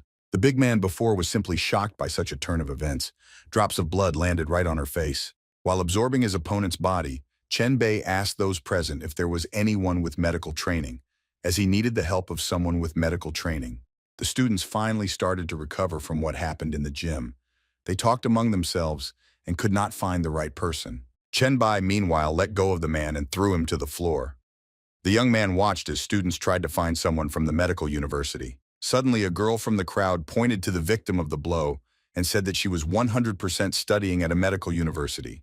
The girl did not expect such a reason and was scared to death. She asked not to kill her and began to justify her actions in this situation. She explained that she moved to China from another country, and she just likes living here, especially because of their traditions. Other students behind the girl's back began to make fun of her.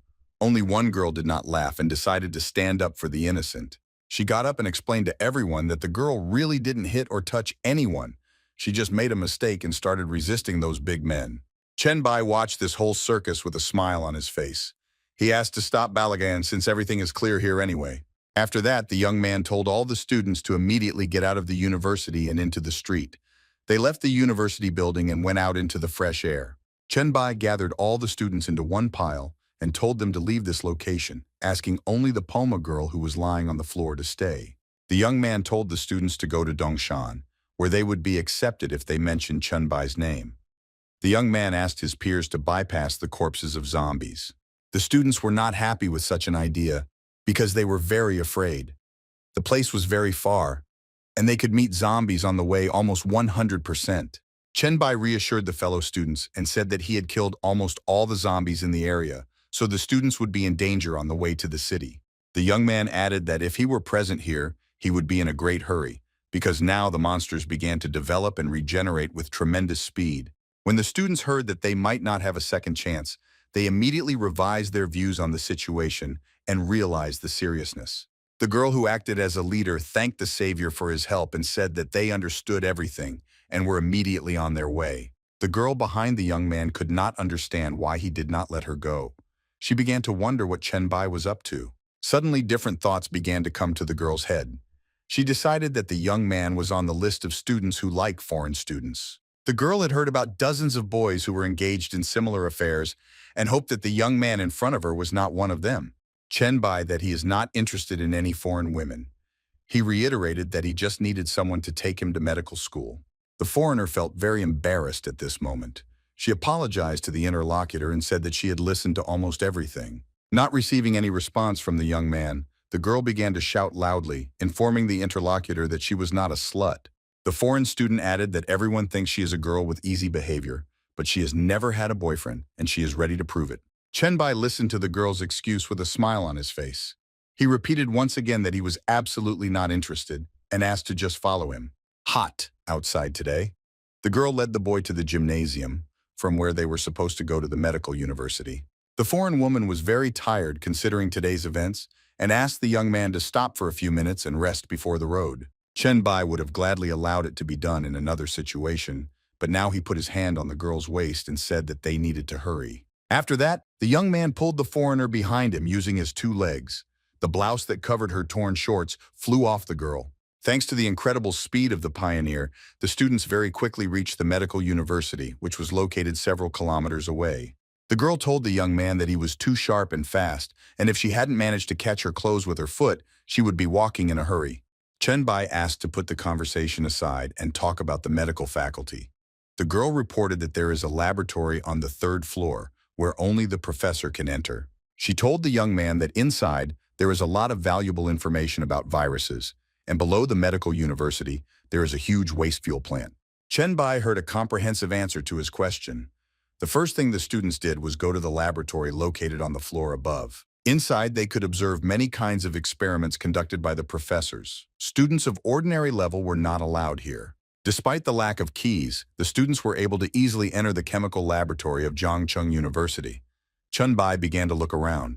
Having seen a lot of chemical samples with his own eyes, the young man was very surprised. He did not expect that there would be so many things here.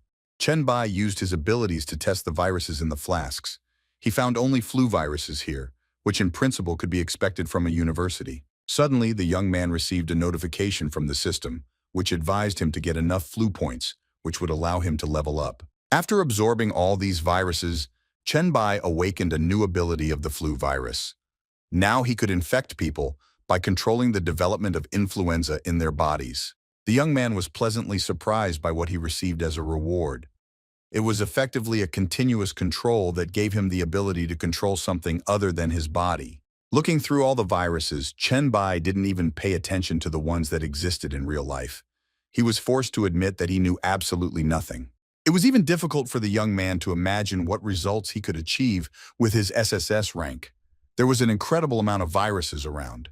Chenbai decided to postpone the trade deity task for later, as he now felt it necessary to invest the remaining points to level up the Blacklight virus skill tree. By doing so, the young man gained several new skills, including flying over walls and combat concentration, which allowed him to increase his vision and reactions during combat.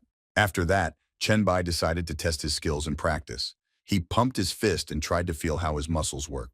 Putting his hand out in front of him, the young man was simply shocked by the result of his light blow. He couldn't believe that the power had increased so much. At that moment, his partner entered the room, who was simply shocked by the fact that she saw a huge crack in the wall opposite the young man. The foreign student grabbed her head and could imagine what the young man would do with the body of a thin girl who accidentally fell into his hands. Chenbai came to the conclusion that he could control his muscles in different ways and direct the forces there. Now his attacks will be much stronger. Turning back, the young man saw a girl in front of him who was very red. He asked her what happened to her face. Not receiving a concrete answer, Chenbai told his partner that there was nothing more for them to look for, so they needed to get out of the laboratory. After the laboratory, the students went to the basement of the university. The foreign student was very scared because she was afraid of the dark and there was no light in the basement. Chenbai reassured the girl and told her to stay put. He would check everything instead. He suddenly stopped and the girl hit her head on his back. The students moved forward down the corridor, and Chenbai finally announced that they had reached their goal. Ahead was a door with the inscription, "Dangerous." Despite this, the young man confidently opened them and went inside. He perfectly understood where he was going and was not going to stop there. Behind this door was a real crematorium. Chenbai asked the girl to stay outside, to which she replied that she was afraid. Despite this, the young man still left her behind the door and went forward. Just in front of him was a huge red mark. The moment the young man raised his hand and looked in front of him, he received a notification that he had entered the crematorium and would now receive a task. Chenbai had to clean up the crematorium, which was located under the medical university. He was given about 2 days for this, after which the task disappeared. This time was more than enough for the young man. He stood in front of the giant furnace and waited for the task to finally begin. Chenbai assessed the situation around him and immediately understood everything. In particular, why they did not meet any zombies on the way to the medical university. The dead bodies of people lying on couches suddenly began to rise up. The bodies slowly began to pull off the sheets and stand up. Chenbai immediately realized that he would have to fight the zombies. He braced himself for the attack and waited impatiently for the dance to begin. The zombies rose from their beds and settled in the room. They looked stronger than normal, posing much more danger to humans. Without waiting long, Chenbai moved from his seat and headed towards the monster. At the same time, he looked at the zombie above his head. The young man delivered a powerful blow with his mutated claws, sparing no strength. First, he decided to deal with the enemy opposite. Chenbai cut through the zombie's body with ease. The young man killed the resurrected teacher, for which he received 400 points. The battle did not end there, and now the young man's attention was focused on the monster on the ceiling. He began to gather energy as he prepared to attack. Gathering enough energy in his mouth, Zombie exhaled with all his might, creating a spiral energy wave that was directed at the enemy. Now the young man understood why the monsters did not attack immediately. It was all about the ability with which the zombie could attack from a distance. However, she did not scare Chenbai at all. The young man rose from his place into the air and was able to predict the next attack with ease. Literally in a fraction of a second, he was in front of his enemy and swung his steel fist, wishing the monster a good life in the next world. Immediately after the last word, Chenbai drove his fist into the zombie's stomach at great speed. The monster screamed loudly and pressed its back against the wall. The young man managed to kill the zombie spider and get 1,000 points. It was a rather rare specimen, for which Chenbai did not expect to receive such a great reward. His adventures did not end there, and the rest of the zombies began to get up from their beds. They slowly moved across the room towards their target. They had only one goal: to kill the young man in front of them, who disturbed their peace by entering the territory of the dungeon. Chenbai felt at home in the basement. He let out a loud cry, inviting his opponents to attack first to eat him alive. The zombies immediately attacked, and the young man began to tear them to pieces. Chenbai got a huge amount of points by defeating a lot of monsters. After that, the young man raised his level to the 4th. Now he stopped in front of the furnace, where he watched as the monster wanted to break out. Chenbai began to slowly approach the crematorium and talk to the zombies. The young man decided to go to meet him so that the monster would not worry so much. Suddenly, the metal door to the crematorium was knocked out.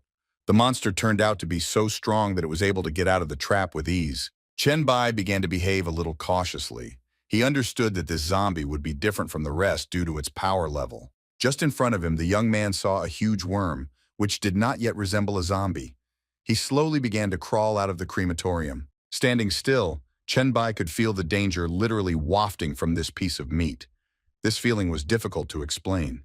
The young man perfectly understood that this was still an unfinished form of the monster, and he needed to deal with it before it began to transform.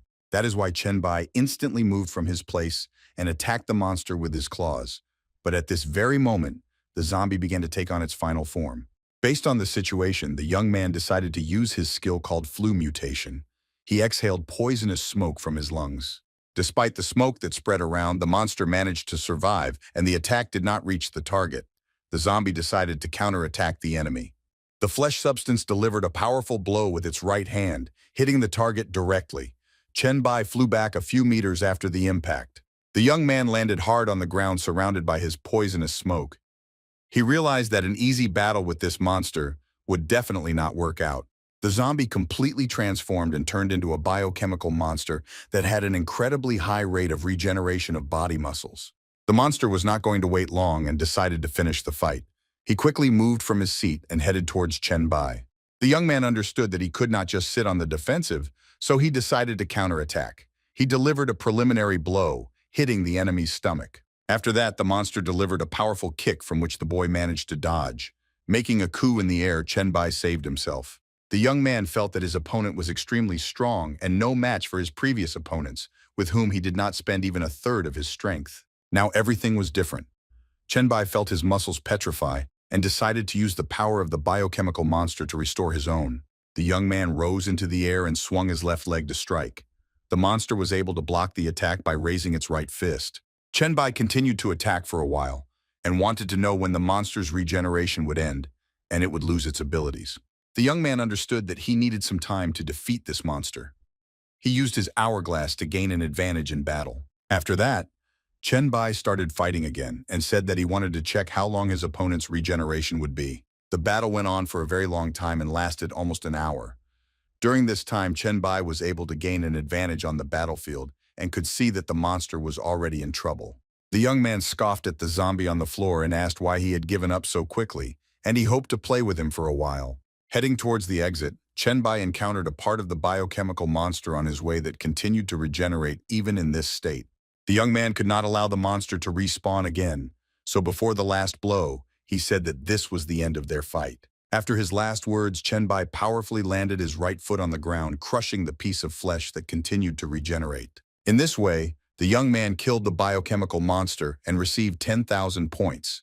His level rose to 5 and the boy received 2 new attribute points. Chen Bai successfully cleared the dungeon and the system prompted him to use storage and then get the artifacts after loading. In addition, the young man had the option to hide his face and set the viewing price. He decided to upload the data but hide his face. Meanwhile, in the Dongshan area of the Song family pavilion, Su Xin continued to do his work, patching up the wounds of the injured. This time her patient was Sun Jiqiang, who was injured in the battle with the zombies. Suddenly, the woman saw a system notification in front of her. In the chat group, you could watch a video of a young man with a hidden face going through a secret mission in a dungeon, cleaning out a junk fuel cellar. The girls immediately recognized this young man as their ally. They began to carefully watch Chen Bai fight with a high-ranking monster. Chen Bai defeat the monster with delight. The beginning was not very successful for the young man, so his allies began to worry, but this was only the initial stage. Ali was also able to watch this fight, and after a while she was simply shocked at how fast Chen Bai could move in space. One of the participants in the chat was watching the fight, as if watching a football match. He was rooting for his idol, telling him to cut the monster to pieces. The man in the gym noticed that the monster's regeneration ability was much higher than the young man's, but due to the latter's fighting style, the latter won. The pink-haired girl admired Chen Bai, who had no equal among humans, and now he also had an incredible ability to regenerate. While there were pleasant words for the winner in the chat, the young man remained in the dungeon as he wanted to finish some unfinished attempts here. Chen Baiyem looked at the system notification that he had received 300 exclusive points for summoning a black light virus that was different from the rest. The highest point of this virus's evolution was not at all the same as the rest, but it was not a problem at all for the virus king. After the fight, the black light virus mutated and gave the young man plus 300% speed.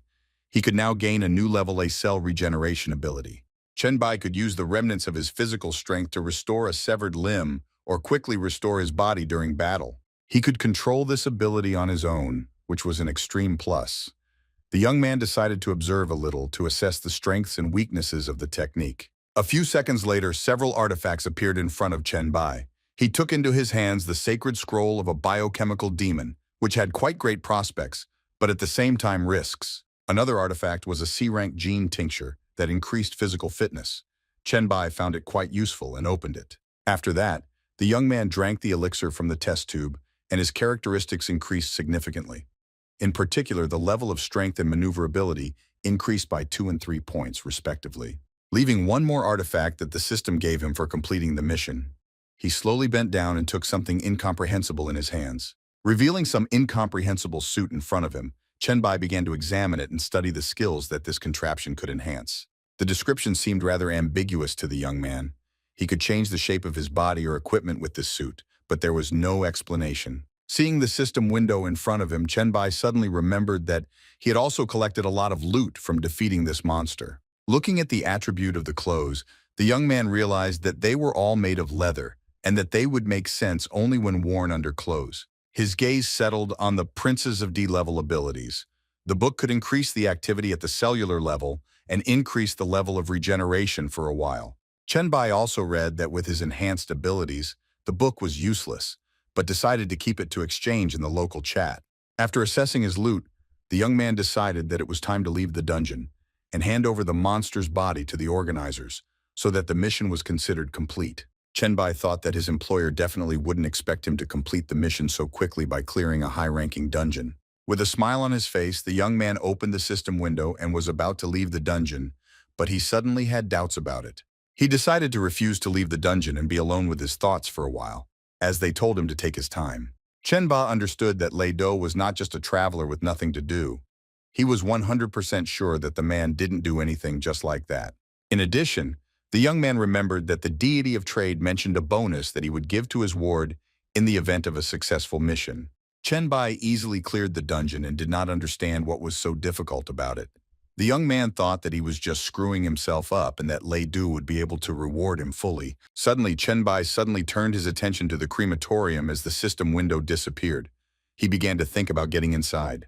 Having opened the passage, the young man saw a lot of space in front of him and realized that he was on the right path where he could find the answer to his questions. Assessing the fairly wide passage where corpses were burning, absolutely everything was covered with metal, and at first glance there was nothing unusual here. Lifting his head up, Chenbai noticed a rather wide pipe on his way and decided that he could find something inside it. Just thinking about this, the young man suddenly got up from his seat and jumped into the air to continue his research inside the crematorium. Chenbai ran 50 meters in a few seconds without seeing the end of this pipe. It seemed to him too long for a short run. Suddenly, the young man was forced to stop, as there was no way to hit. He did not understand how this was possible, because the pipe had to lead somewhere. A dead end here. Chenbai stared straight ahead and tried to figure out what to do next. The young man decided to sit down. He knocked on the metal structure and wondered if there was anything unusual inside this crematorium. As soon as Chenbai spoke the last word, a golden face suddenly jumped out from the metal wall, scaring the young man to death. Chenbai decided that it was an enemy and delivered a powerful punch with his fist to the opponent's face to limit his further movements. However, everything turned out not at all as the young man assumed. He was unable to deal any damage to the enemy and saw a new system alert. The system informed him of a mask about which almost nothing was known. It is only known that someone with a similar face has magical powers. Chenbai continued to hold the mask and was surprised that the system didn't even warn him of the danger and still didn't know anything about this artifact. Taking it in his hands, the young man with a smile on his face looked at the artifact and assumed that Lei Du was looking for this very thing and it should be given. The only question was how to figure out a way to transmit the mask. It was already night outside. Chenbai spent several hours at the medical university. The girl was already tired of waiting for the young man near the crematorium. She was sitting on the floor and suddenly noticed how someone started to climb out of the oven. The foreign student enthusiastically began to tell the young man about his exploits, which she saw with her own eyes and fell in love with him after that. Chenbai asked the fan if she had any gold coins. The girl replied that she was not sure at all, because her friends were constantly killing zombies instead of her. The young man suddenly realized that he did not even know his exact number of coins. He understood that they might not be enough, despite the video views. Looking at the system window, Chenbai saw that he had 912 gold coins, which was not enough for him to unlock access to his own warehouse. It took at least 1,000 coins to create a warehouse, which the young man thought was the safest way to store things. He had to wait. After a long stay at the university, the students finally left the building. The girl asked, "Are they going to Dongshan?" The young man said that it is too dangerous there now. After hearing the answer, the foreign student offered to stay in a hotel nearby, where you can stay on the upper floors, where the zombies will not be able to reach. For the first time all day, Chenbai heard a very good thought from his partner. He said they would do just that and told them to take him to the hotel. The hotel, which was located near Zhangcheng University, was called Lovers. At the moment, it was not the season, and there were few visitors in the establishment. The foreign student insisted that they stay in the same room, which was called the seduction room. She definitely fell in love with a young man. The girl wore a nurse's costume to seduce Chenbai. Looking at his partner, the young man asked why she put on this suit.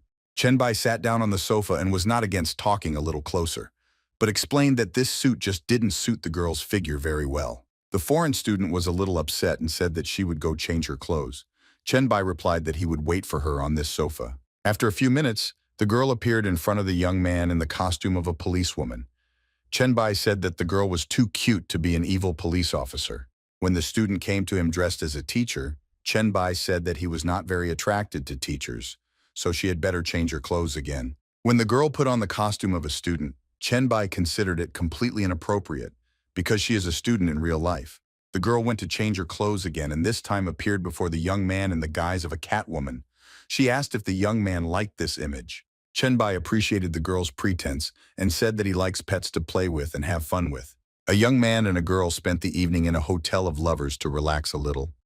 It was deep night on the street and the students fell asleep. While the girl was sleeping sweetly after the stormy evening, Chenbai woke up and got out of bed. He had to finish his work on opening access to the warehouse. Now the young man had enough of me to open his own warehouse. He put on his clothes and said it was time to move on to the next stage. Chenbai took out the coin that Lei Do had given him from his inner pocket and tossed it into the air exactly as the man had shown. The gold coin landed on the floor and formed the celestial sign of the deity of commerce. Chenbai summoned the goblin god of trade with his actions. After that, the young man took a static stance and decided to wait a bit for the moment when he could finally meet Lei Do again. Chenbai chose a rather strange place to meet the divine creature. He called him on the street near the hotel. While waiting for God, the young man remembered that in his past life, there was a popular phrase that if you want to get something from Lei Do, then be ready to give your emotion in return. Chenbai understood perfectly well what this meant. It was important to become a comrade for Lei Do, so that he saw his ward as an ally, not a competitor. The young man did not forget to take with him the reward he received for the mission. It was one of the organs of the huge monster he defeated in the dungeon. Lei Do finally appeared, and was immediately surprised to see the young man. He did not expect that the boy would complete the extremely difficult mission so quickly. Chenbai threw the reward towards the man and spoke. This was proof that he had completed the mission and transferred the defeated monster's organ. This body was the main condition for the mission. The fleshy substance landed right under the deity's feet and began to stink incredibly. Lei Do immediately assessed the already lifeless organ, which had managed to dry up after some time. He realized that this organ was definitely not fresh. The man was surprised that the young man decided to do just that. The man was well aware that the monster had been killed yesterday or even earlier. Lei Do asked the young man why he didn't summon him right away, because judging by the organ, it was clear that he had not completed the mission today. The deity of trade emphasized that it is better to be honest with him because he can keep what the young man needs for himself. Chenbai said that they were not going to hide anything at all. The young man simply had a few questions for the man about the completed mission. Chenbai asked God why he had hidden from him the true value of the dungeon he was passing through, despite their close relationship. The young man said that he immediately understood upon entering that the dungeon was of a high rank, and if he did not have a SS rank, he would die there. Lei Do took a few steps forward and said that he understood the young man's displeasure, but he could explain his decision and previous actions. The old man said that this organ was actually very valuable, so he didn't want anyone else to get it, hinting at Chenbai. The young man replied that he understood God's prejudice. After that, he decided to ask the merchant what he could get for this in the following missions. Lei Do initially decided to apologize for causing the young man to worry, but he was still able to prove his strength to the divine creature. It was because of this that the god of trade decided to give the young man the highest award. He suggested that he choose the artifact on his own and complete the next mission in the same dungeon. Chenbai was very pleased with the reward from God. He bowed low before the man and thanked him for his boundless generosity and understanding. Lei Do then snapped his fingers and said that the young man could choose any B-level attribute, advising him to choose carefully. Chenbai did not expect to see so many cards around him. There were simply an incredible number of them. The young man's eyes widened.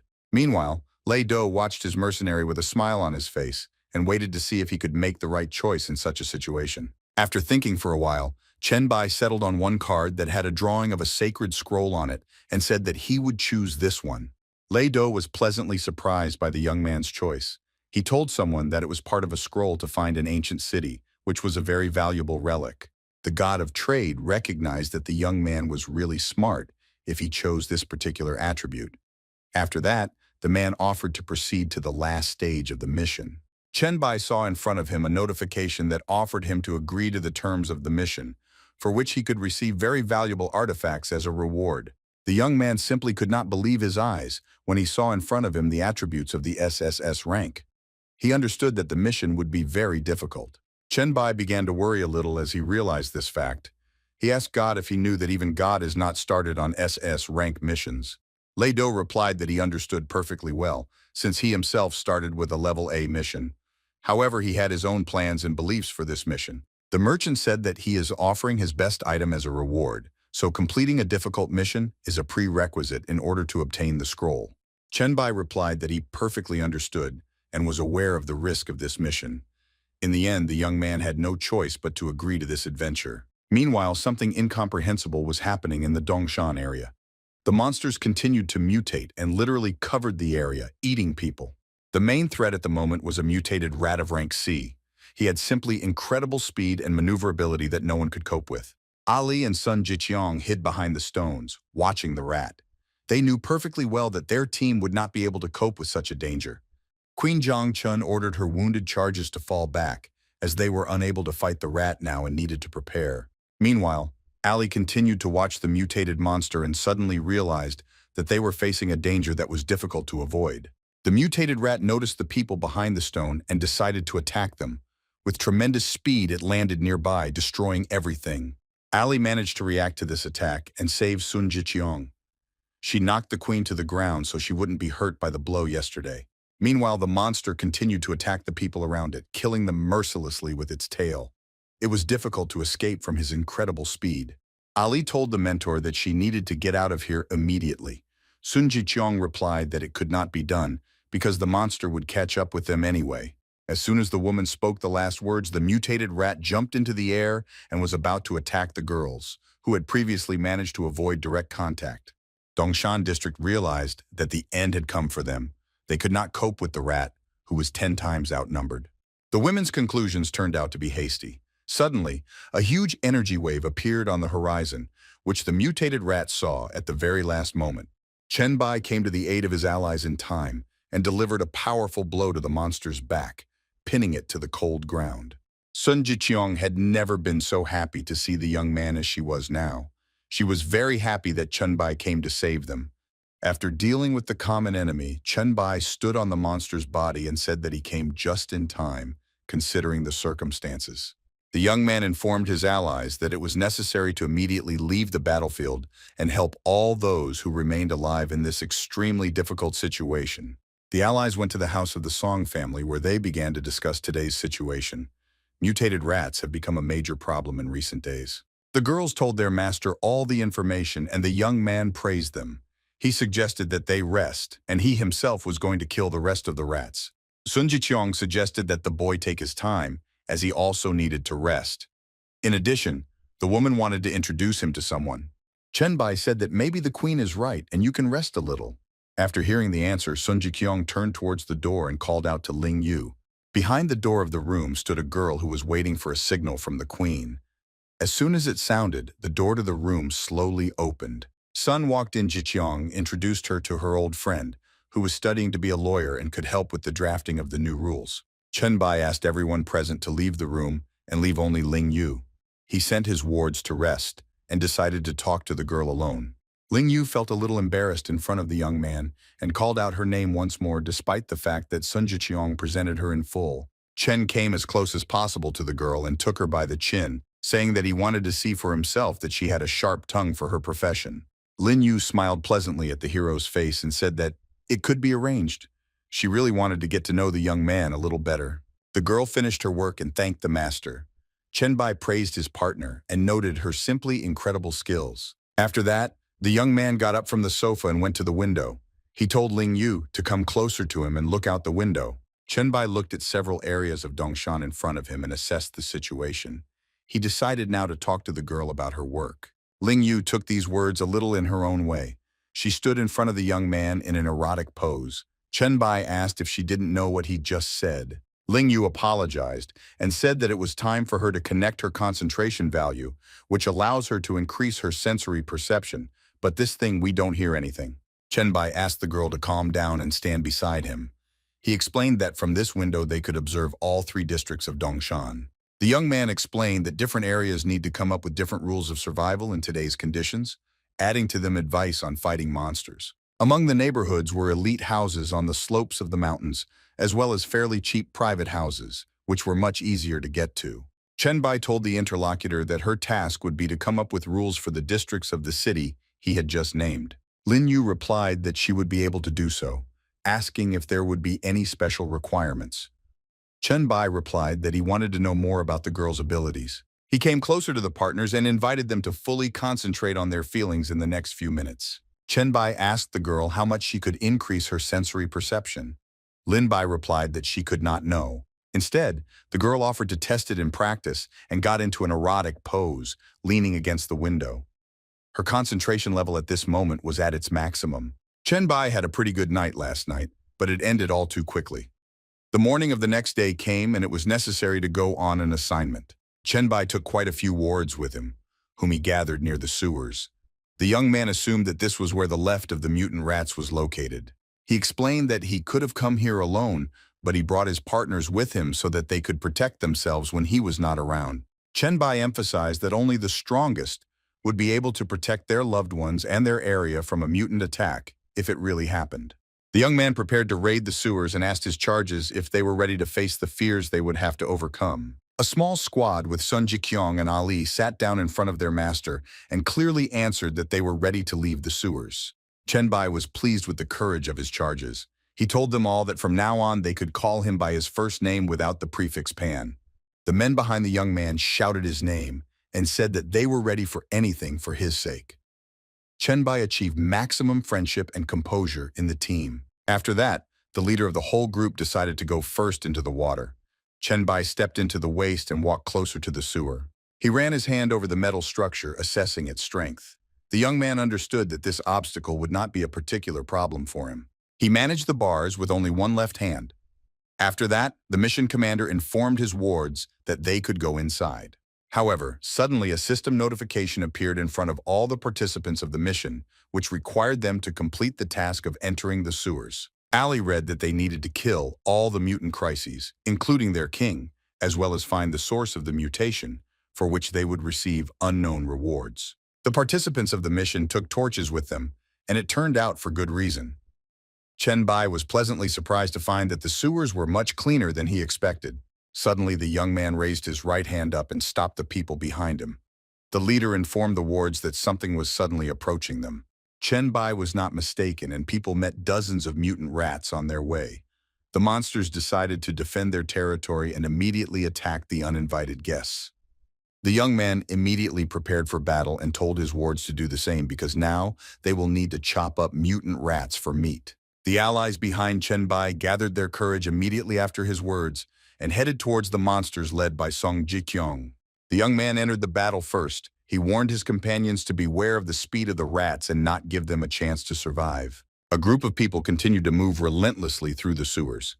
They destroyed many rats on their way whose bodies could not be counted.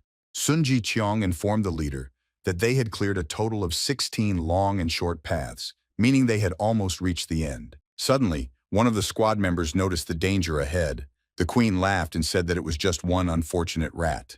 Chenbai warned the woman to be more careful and use her abilities to gauge the strength of a potential enemy first. Sun Jikyong knew everything perfectly, even without the young man's prompting. She used the skill of her eyes and looked at the approaching rat with crystal vision. Queen Jiangchen was simply shocked to see a level 7 monster. She immediately realized that the Rat King was approaching them. Sun Jikyong was now unsure of her strength, as she did not know if her attributes would even help defeat such a strong opponent. Realizing the seriousness of the situation, Chenbai immediately moved from his seat and decided to help. Sun Jikyong asked him to be more careful. At some point, the woman forgot who she was dealing with. She simply stood still and watched the young man win this battle.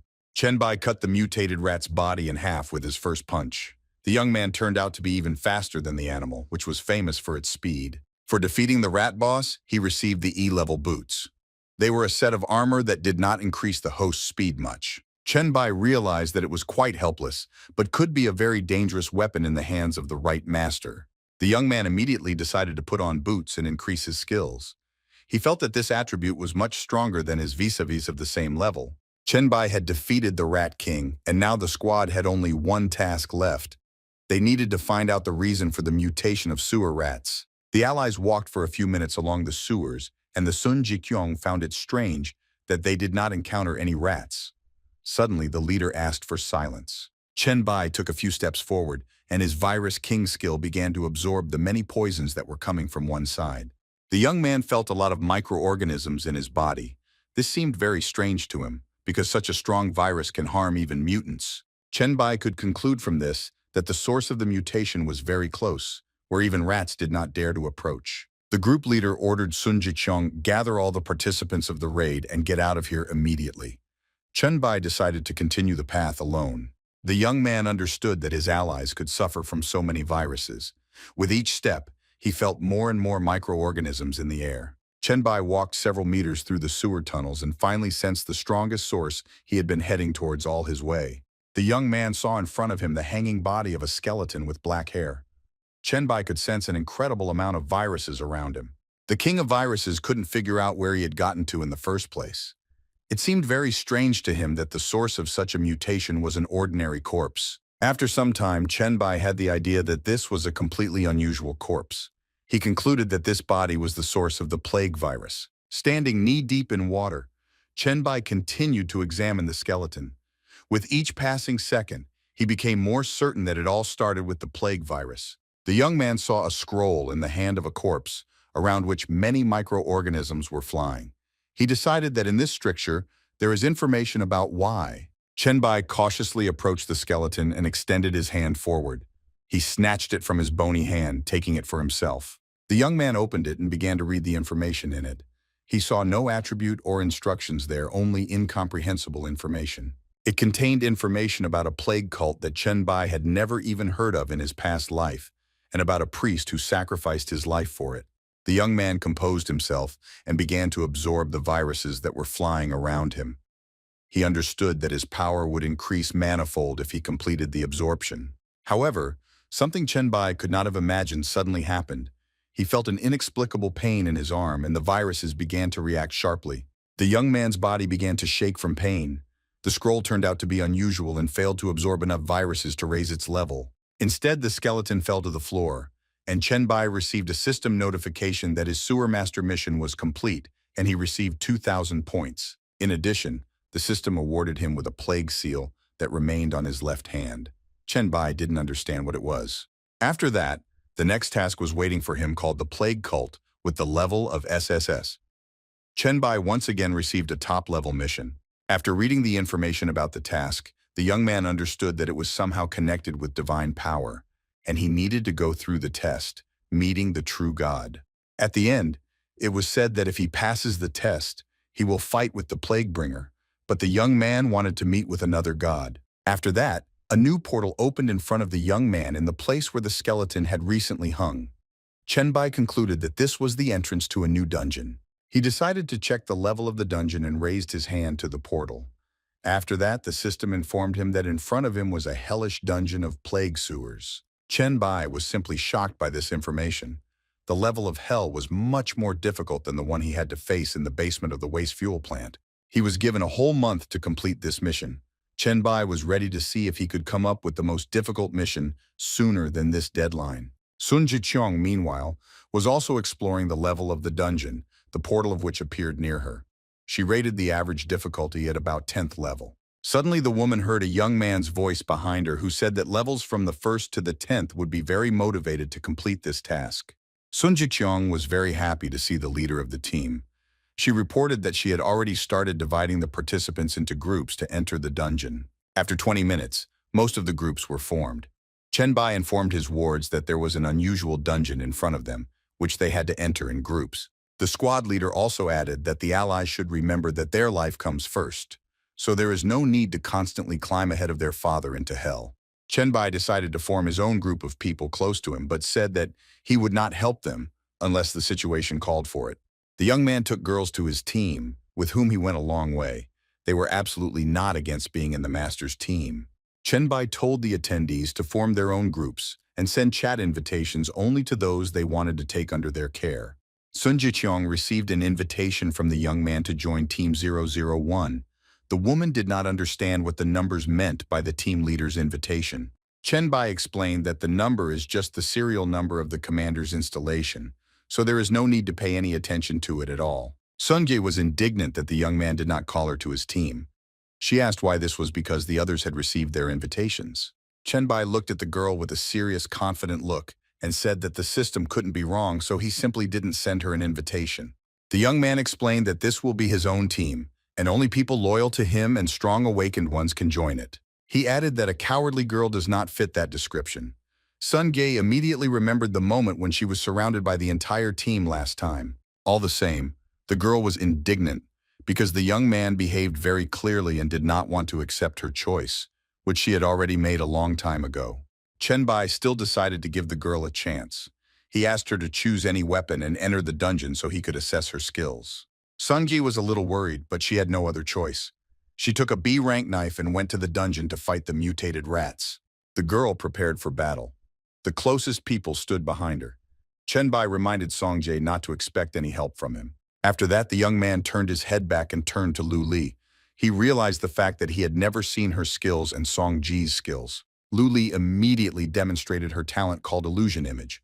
The rank skill would allow the girl to create images from her imagination and use them in battle. However, she did it too slowly. About Sun Ji, the girl said that she has a talent of the tease level. Sun Ji could increase her skill level by exactly 50% during battle. Chen Bai did not appreciate this skill and told the interlocutor that her insults would be much more useful in battle despite her slowness. Meanwhile, Sun Gi finished her battle and defeated all the rats in the dungeon. She asked the leader what he would say now. Chen Bai appreciated how much the girl wanted to join his team, so he said that he would make an exception for her and accept her. Sun Gi felt proud of herself at this moment and decided not to accept the offer right away. She said she could do without an invitation. Chen Bai replied that it was her business and she could enter the dungeon with someone else. Sun Gae didn't mean it and began to panic.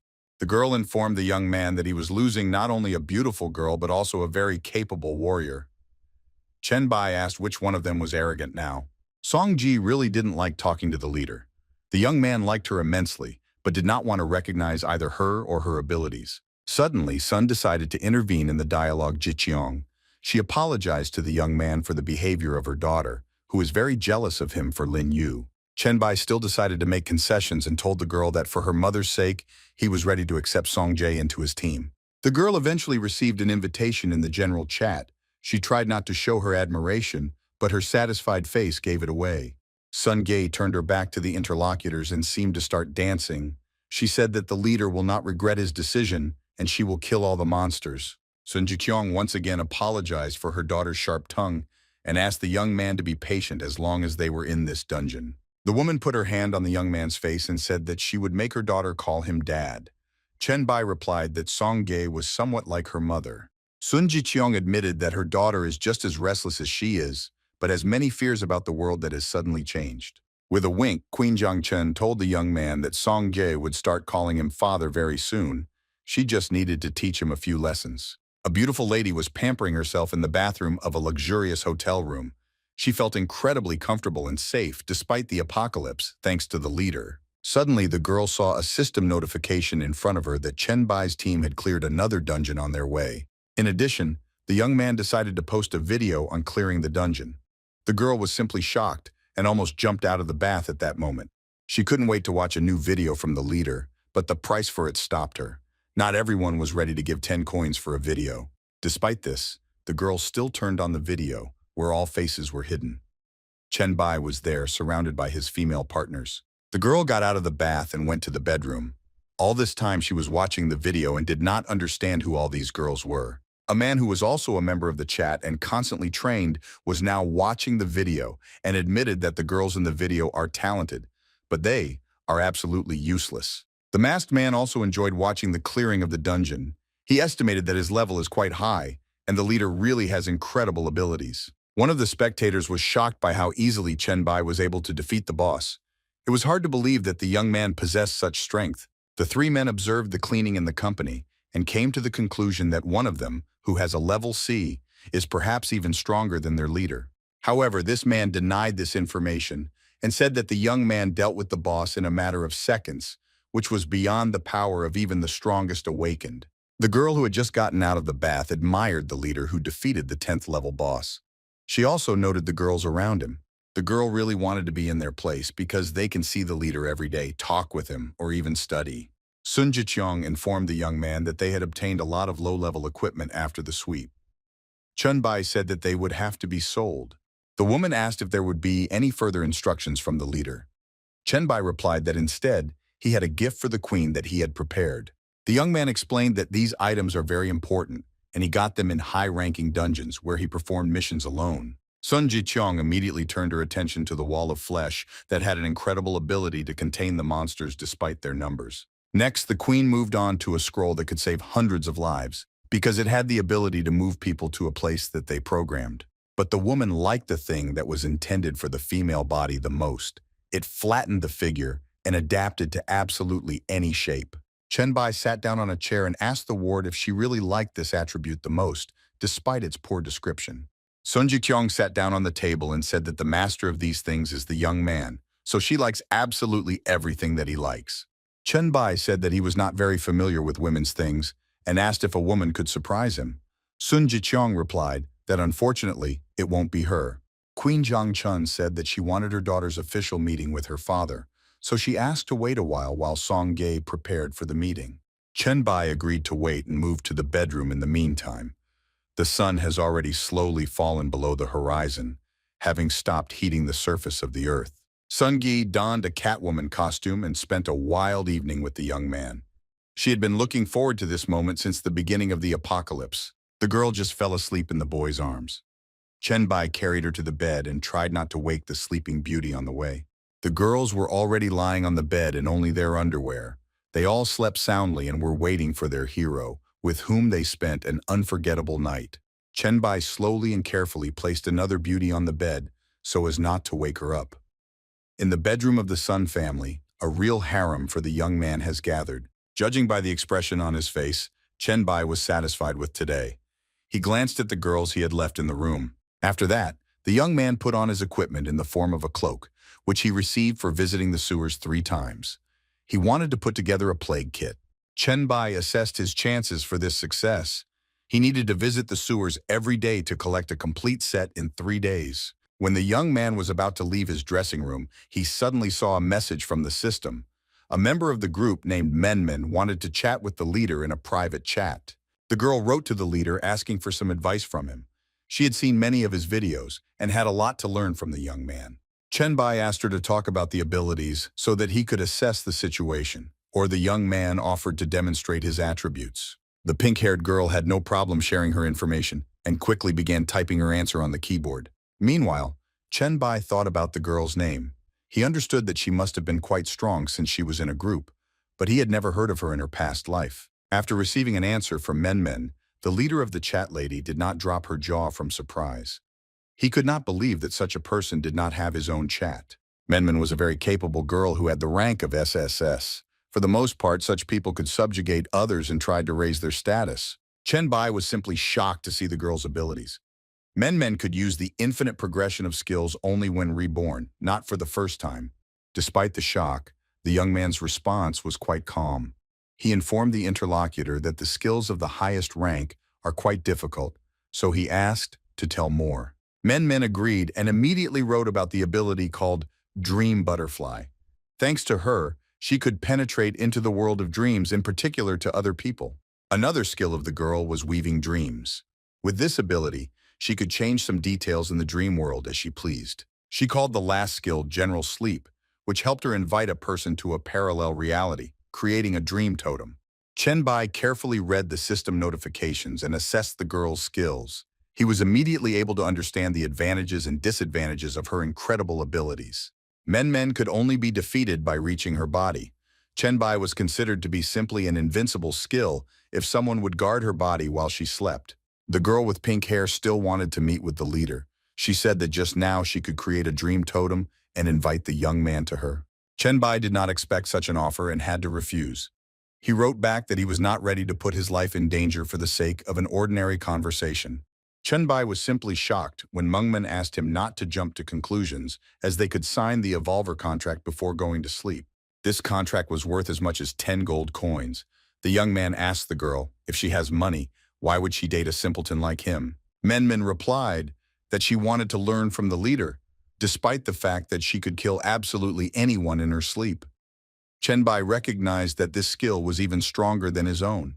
The young man replied that in a dream anyone can be strong, even without ever holding a sword. The girl replied that she had a feeling she might die soon if she didn't improve her skills. Chenbai understood what the girl was getting at. Her ability was in no way connected to the host body, so it was both the biggest advantage and the biggest drawback of the technique. In the end, Chenbai decided to agree to sign the contract, as he did not want such a talent to go to anyone in this world other than him. Menmen was very happy with such an answer, and immediately sent a message to the young man about the contract, which is valid for 24 hours. Chenbai accepted him. The young man was forced to stay at the Sun family's house to meet the girl in his dream, but his master bedroom was now occupied. That is why Chenbai moved to the second bedroom and lay down to rest for 3 minutes. This was a necessary factor in order to enter the dream of Menmen. Exactly 3 minutes later, the girl sent the leader a photo message which depicted a dream totem. Where will they go together? Chenbai had already begun to think about how to improve Mengmen's skill so that it could influence the immediate reality through a dream. The young man understood that in this case, she would become simply invincible. After a few seconds, Chenbai closed his eyes and fell into a deep sleep. Literally a second later, he found himself in a dream and saw a girl with pink hair in front of him, who met him in her room. Menmen felt a little embarrassed in front of the leader and held a child's toy in her hands. She introduced herself and said that she was the one who signed the Evolver contract. The young man said that his name was Bai, and she could just call him Bai. He wanted to look around the room he found himself in. He asked if this was really her dream. It didn't look like a place for combat training. The girl sat down, put down the toy she was holding in her hands, smiled at him and said that this was not the place for combat training. Then the girl extended her hand and said that she had just recently cleaned the gym, and it was located not far from this place. A window appeared in front of them. Despite the fact that it was a dream, the young man was still surprised because it was unexpected for him. In front of him was a huge city with many houses and only butterflies flying around. She took a few steps forward through this portal. The young man said, "Is this really the same gym?" And then he added a world in her dream so big that he didn't even expect it. The girl said that everything is not so at all.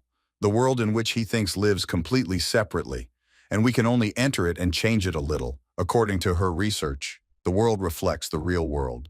The young man said that now everything became clear to him and hurried her. Now they needed to start training as quickly as possible.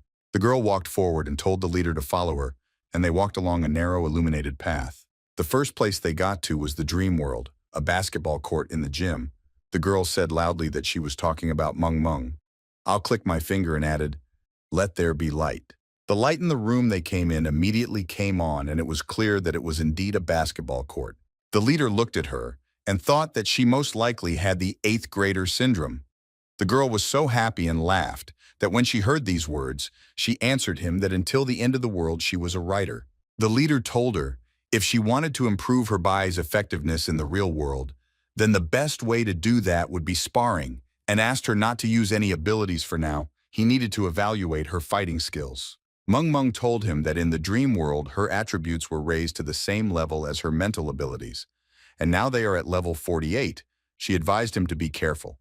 The young man told her not to worry, and that she could fight at full strength. The girl was still very shy, but said that it was very good, and then she attacked. She pressed her fist with one of her hands and began to move towards the leader with shouts. When she ran up to him, he tripped her and stepped aside, saying that her center of gravity was not at all stable, which is why she was falling. The girl didn't stop, turned around, prepared herself again, and repeated her attempt. This time she swung both her fists around to hit her opponent. The leader said that this is the boxing of a 5-year-old child. If she fights like this, she won't be able to cause any damage. The leader said that first of all, she needs to control her center of gravity. Her attack is very weak, so she can't even stand on her feet. He also said that secondly, she shouldn't just try to hit, she should aim for the enemy's most protective places. And thirdly, she must constantly watch her opponent and concentrate not only on her attack. The leader said that for now she had enough knowledge, and until she remembered these 3 rules that he had just said, they would not be able to move forward. And then he added that, to be honest, he was now using speed with her, with an attribute value of about 20 units. She should have worked on her reaction. The girl apologized. Bai looked at her and said, "Here apologies for what she just needs to get up better, that's all." Meng Meng turned away from the leader so that he could not see that she was a little upset and told him that she would try. Just 7 days later, at the villa in the Dongshan area where they always gathered, Michelle said that the leader should know that the rules and laws of Dunshan were published, and each of the boards had a volunteer attached to them who could explain them if necessary. The leader said that this was great and they were probably on the right path. And then he added that over the past few days, he had cleared the area around the Dunshan area. Therefore, he would leave early tomorrow and the leadership would be left to it. Michelle was a little surprised. Could it really be tomorrow already? After all, she thought that he would leave in just a few days. Then she added that after all, his plague kit was missing one more thing. The leader opened it and saw that indeed there were 4 out of 5 in his plague set. He thought that he had spent too much time to assemble this unfortunate E-class set. He understood perfectly well that there were many treasures much cheaper than this suit, so he needed to finish it all as soon as possible. Masali told him that he could return when they thought about them. At that moment she hugged him from behind, and then she added that otherwise there would be a flood in the Bai Palace, and what would they do then? One person grinned and said that there was still a flood on his territory. Then he grabbed her by the chin and pulled her face as close to his as possible. He looked her straight in the eyes. At that moment he told her to call everyone because they should develop a plan for an unforeseen situation. Messel carried out the leader's order, and when it was already deep night, the light was on only in one of the rooms of this large house. In this room, absolutely everyone gathered in order to, in their opinion, develop a plan in order to actually have fun. They were ready to respect their leader and were also ready to receive this pleasure themselves. Their leader was as always on top. He felt like he was in a dream among butterflies and many flowers. The very next day when he woke up, got dressed, he went into the room and saw them all sleeping but half completely naked. He went out into the corridor and noticed that his assistant Michelle was waiting for him there. He asked her if she was looking for Michelle, then she was still sleeping. The girl answered no, she was looking for him. Then he asked her what happened, and heard the answer that someone was causing trouble in the settlement at the foot of the mountain. He didn't understand what he had to do with it, because the laws of Dongshan were established for everyone. He turned around, looked at her and asked if she didn't know what to do as a rebel. His face was quite serious at that moment. The girl apologized to him and said that she had everything under control. She just wanted to let him know that many of them considered themselves his classmates. The leader immediately told her to lead him to them and followed her. After some time, they were at the villa of the Dongshan district, a settlement at the foot of the mountain. One of the rebels shouted that Chung Bai had come out to them, and he saw him. The girl told the leader that these people are not satisfied with the tax of 1 coin per day, and they also want to receive protection, even though they refuse to pay. When the leader heard what the speech was about, he went down the stairs and saw that it was indeed his classmate, and he even remembered that his name was Li Chung. The young man said that their laws are not so harsh.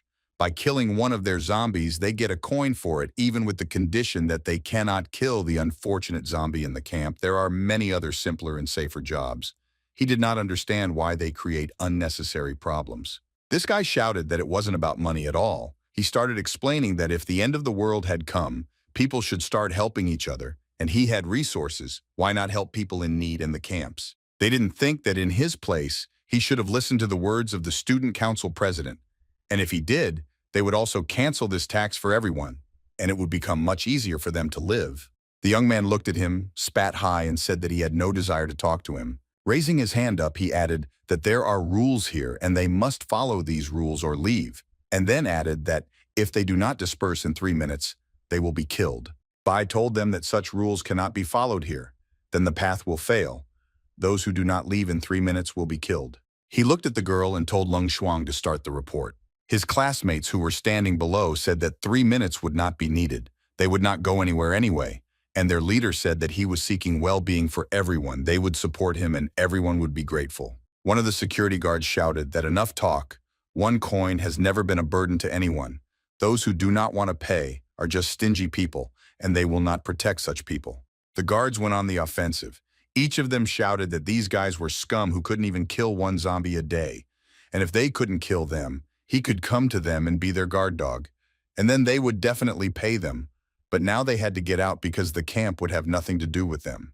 The guys who went out to this riot were crushed. They had no choice but to get angry.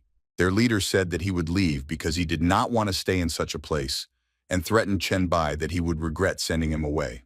Bai took a few more steps forward and told them to wait. His classmates then asked him if he was already starting to regret. In the very next moment, Chen Bai's hand began to transform and looked like the paw of a predatory animal with sharp claws at the end of its fingers. The young man swung and struck with one hand around the entire perimeter so that his interlocutor did not even have time to react. Blood splattered everywhere. This guy stood there not understanding what happened. All the others who had just been confident in their rightness and demanded something began to retreat back. Bai told them if one particular hell of a good thing escapes now, he will really regret it, but not about what they think. The girl was keeping her report. She said that they still had a minute left and asked everyone else if they hadn't left yet. One of the guys got down on his knees and started crying. He said that he was ready to follow the rules and was ready to accept punishment for the problems he had caused. He asked to be given another chance. Bai told him that he is a smart man, 5 coins, and in a month he can live as he wants. This guy thanked the leader. The rest of the parley also began to fall on their knees and ask him to give them a chance. They are also ready. Bai turned around and told his companion that the rest were on her. The girl replied that she understood everything and he could not worry. As he was walking, he heard that he had received a message. He looked and saw that it was a message from Merman. The girl wrote that in the real world it is very difficult to improve her ability, although her intelligence is high, but she has no attack skills. He asked her what city she was in. He would come to her later. She replied that she was in Jiangchun. It was very close to him. He told her if she was ready to follow him, then he could take her. She replied that it was great. At that moment, he remembered that in his past life, he would have been there during an S-rank mission. He, of course, thought that this is certainly not SSS. Well, it is also possible to get high-quality materials in some way. Immediately after these messages, he thought that he would first need to go to Wuchang. When they arrived at the Jiangchen Hotel, the young man asked Jihei how much food they had left, to which he replied that there weren't that many games for 12 people, and that they could last for about 3 days. Zhang Luoping believed that it was all because of one special zombie that killed 5 of their people, and also his instinct was very sharp. He understood perfectly well that this zombie was strong enough because they could only go down to the 10th floor, and then this zombie began to notice them so that they could not get out. Sun Jihei is very upset because he thought that they would probably have to die here. 2 more girls joined them. One of them told them to look in that direction. He turned his head and saw a man jumping from one roof to another, and he did it very quickly. Zhang Luoming. Then I saw it and was very surprised. I asked him what it was. He only saw something very vague. At one point, he even thought that it was a new kind of zombie. The young man didn't understand how this could be. He was flying, walking on the walls. It was too dangerous and they should probably close the curtains. The girl told him not to worry. She thought it was just a person. The guys were very surprised how this could be. It was impossible, they thought, and told her that she was most likely wrong. This girl's name was Wen Shui, and she was absolutely sure that this was a person. She reminded them of her abilities. The very next second, she said that it was the man who was jumping. He was flying away. He was approaching them. They saw that he was really very close, and he was also not far from the zombie that they could not defeat. On the roof was Bai, who scanned this zombie and realized that it was a despot, and it was an unexpected bonus for him, and he just had a drawing for the despot's bone weapon. A young man stood on the roof of a house and looked at this zombie. He thought if he hit with a giant hammer, it would affect the quality of the material. After which he decided that he should make a jump to get closer to this zombie, and he has only one option left. He must decapitate him. The guys were standing in a hotel room, opened the curtains a little. They didn't understand anything. They asked Miss Wei what was going on. The girl said, "Stop watching, it's very dangerous." Wei said that this guy they were watching and the zombies they started fighting. She didn't even understand at what point the guy got claws. Her friend added that it was most likely a monster because a person can't have claws. The next thing the girl said was that the guy killed the zombie, and in her opinion, this guy absorbs the zombie's power. Then she told them to wait because she saw his face, and she was very, very surprised. There was a huge zombie lying on the ground below, and Bai was standing next to him. He received a notification that he had absorbed the special zombie virus. All the abilities of the black light virus were improved.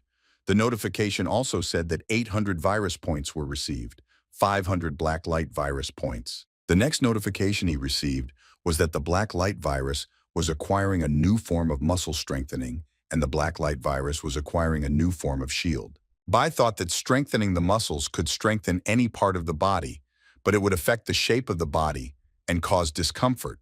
The shield was twice as strong as his defense. He thought that was great. The girl at some point opened the curtains in the hotel room because she saw the face of the guy standing below. It was Chen Bai. She was delighted. She screamed so loudly that Bai, standing below, heard her voice, and he raised his head and wondered who was calling him. When he raised his head up, he saw the only window in which there were people and in which they were watching him. At some point, it even seemed to him that he knew someone's voice, but he didn't understand who it was. He looked at this hotel from below, and there was no longer a single window in it, and there were no people at all who could watch him. The number where he had just seen someone, there was no one near the window anymore. The guy grabbed Wei Shiwei from behind and covered her mouth.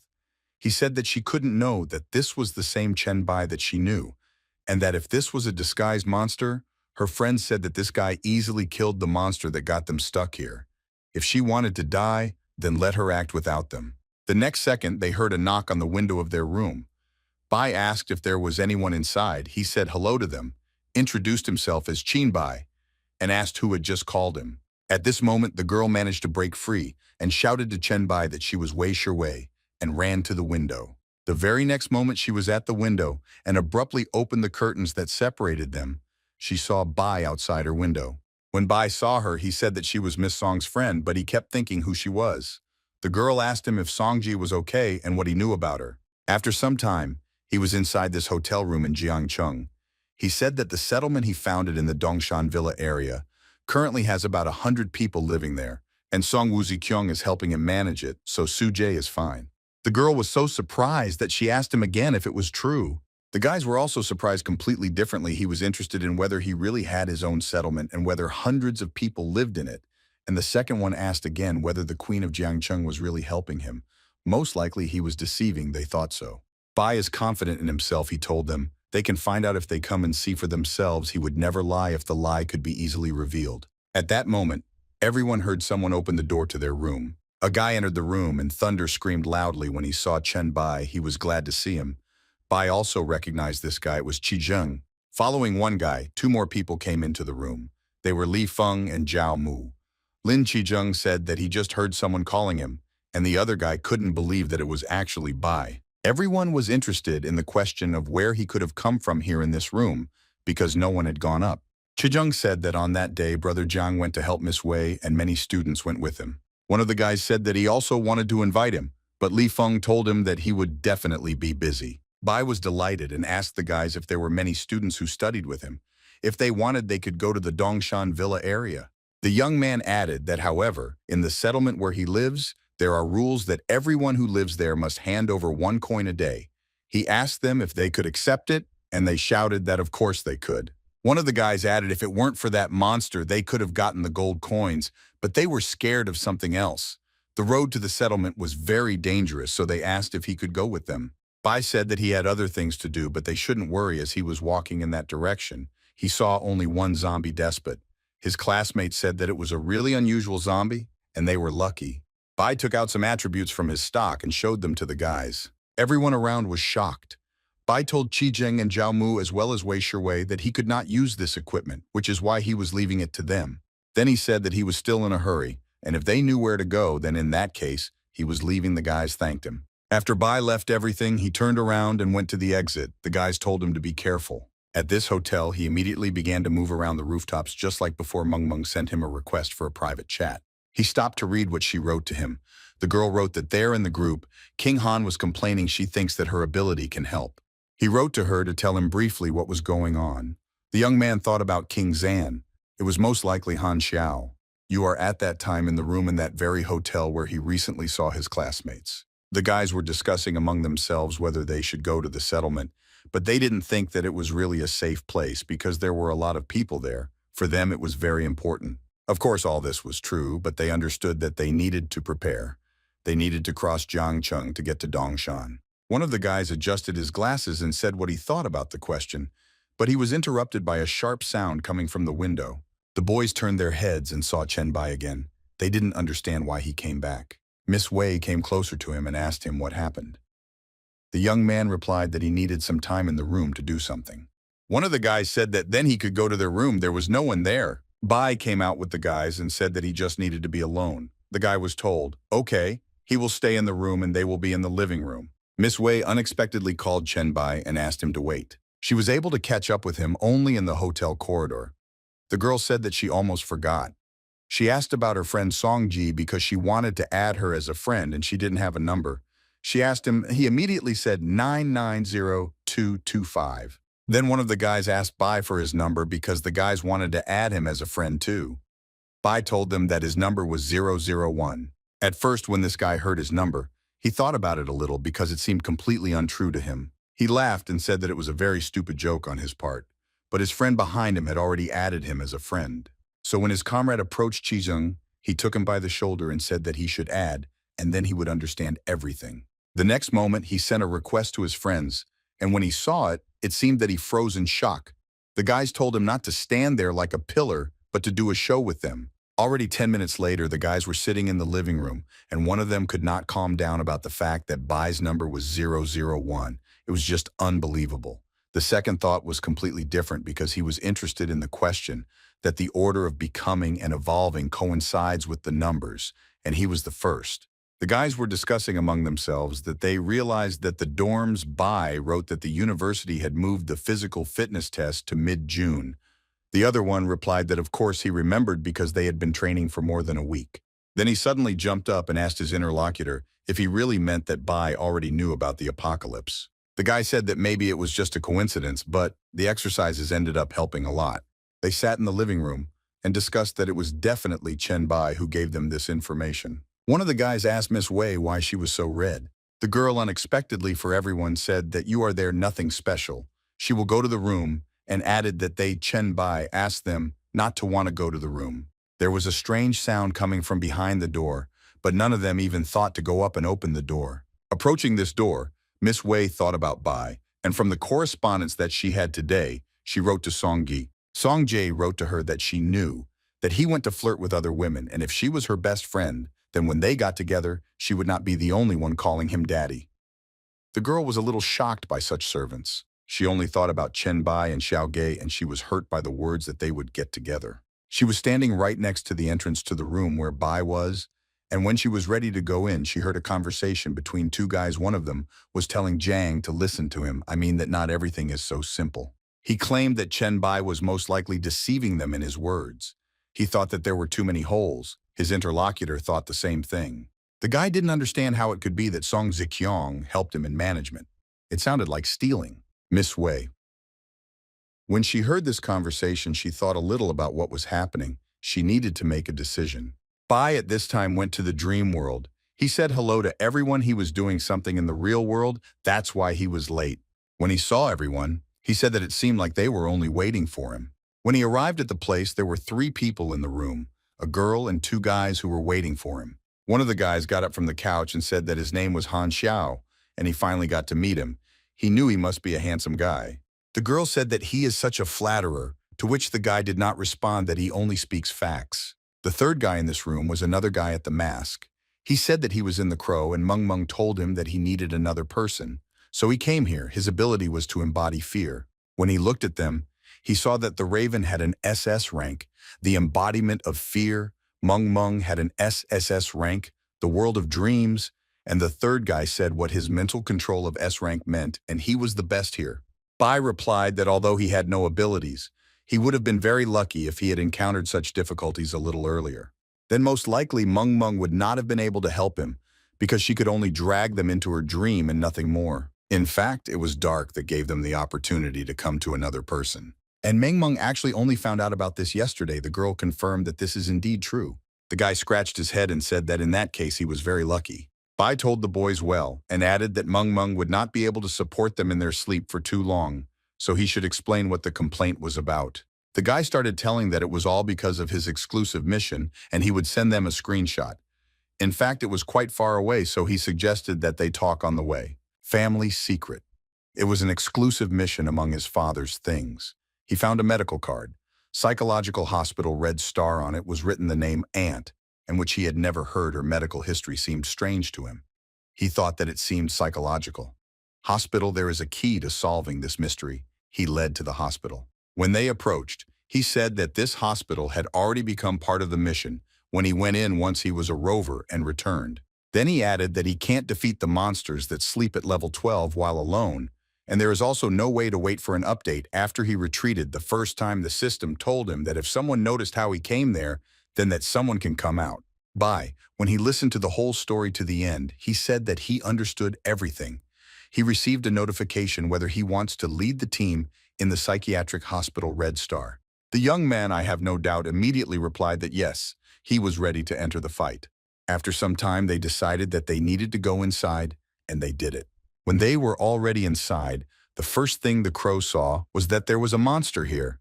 Mung immediately noticed that something was wrong here.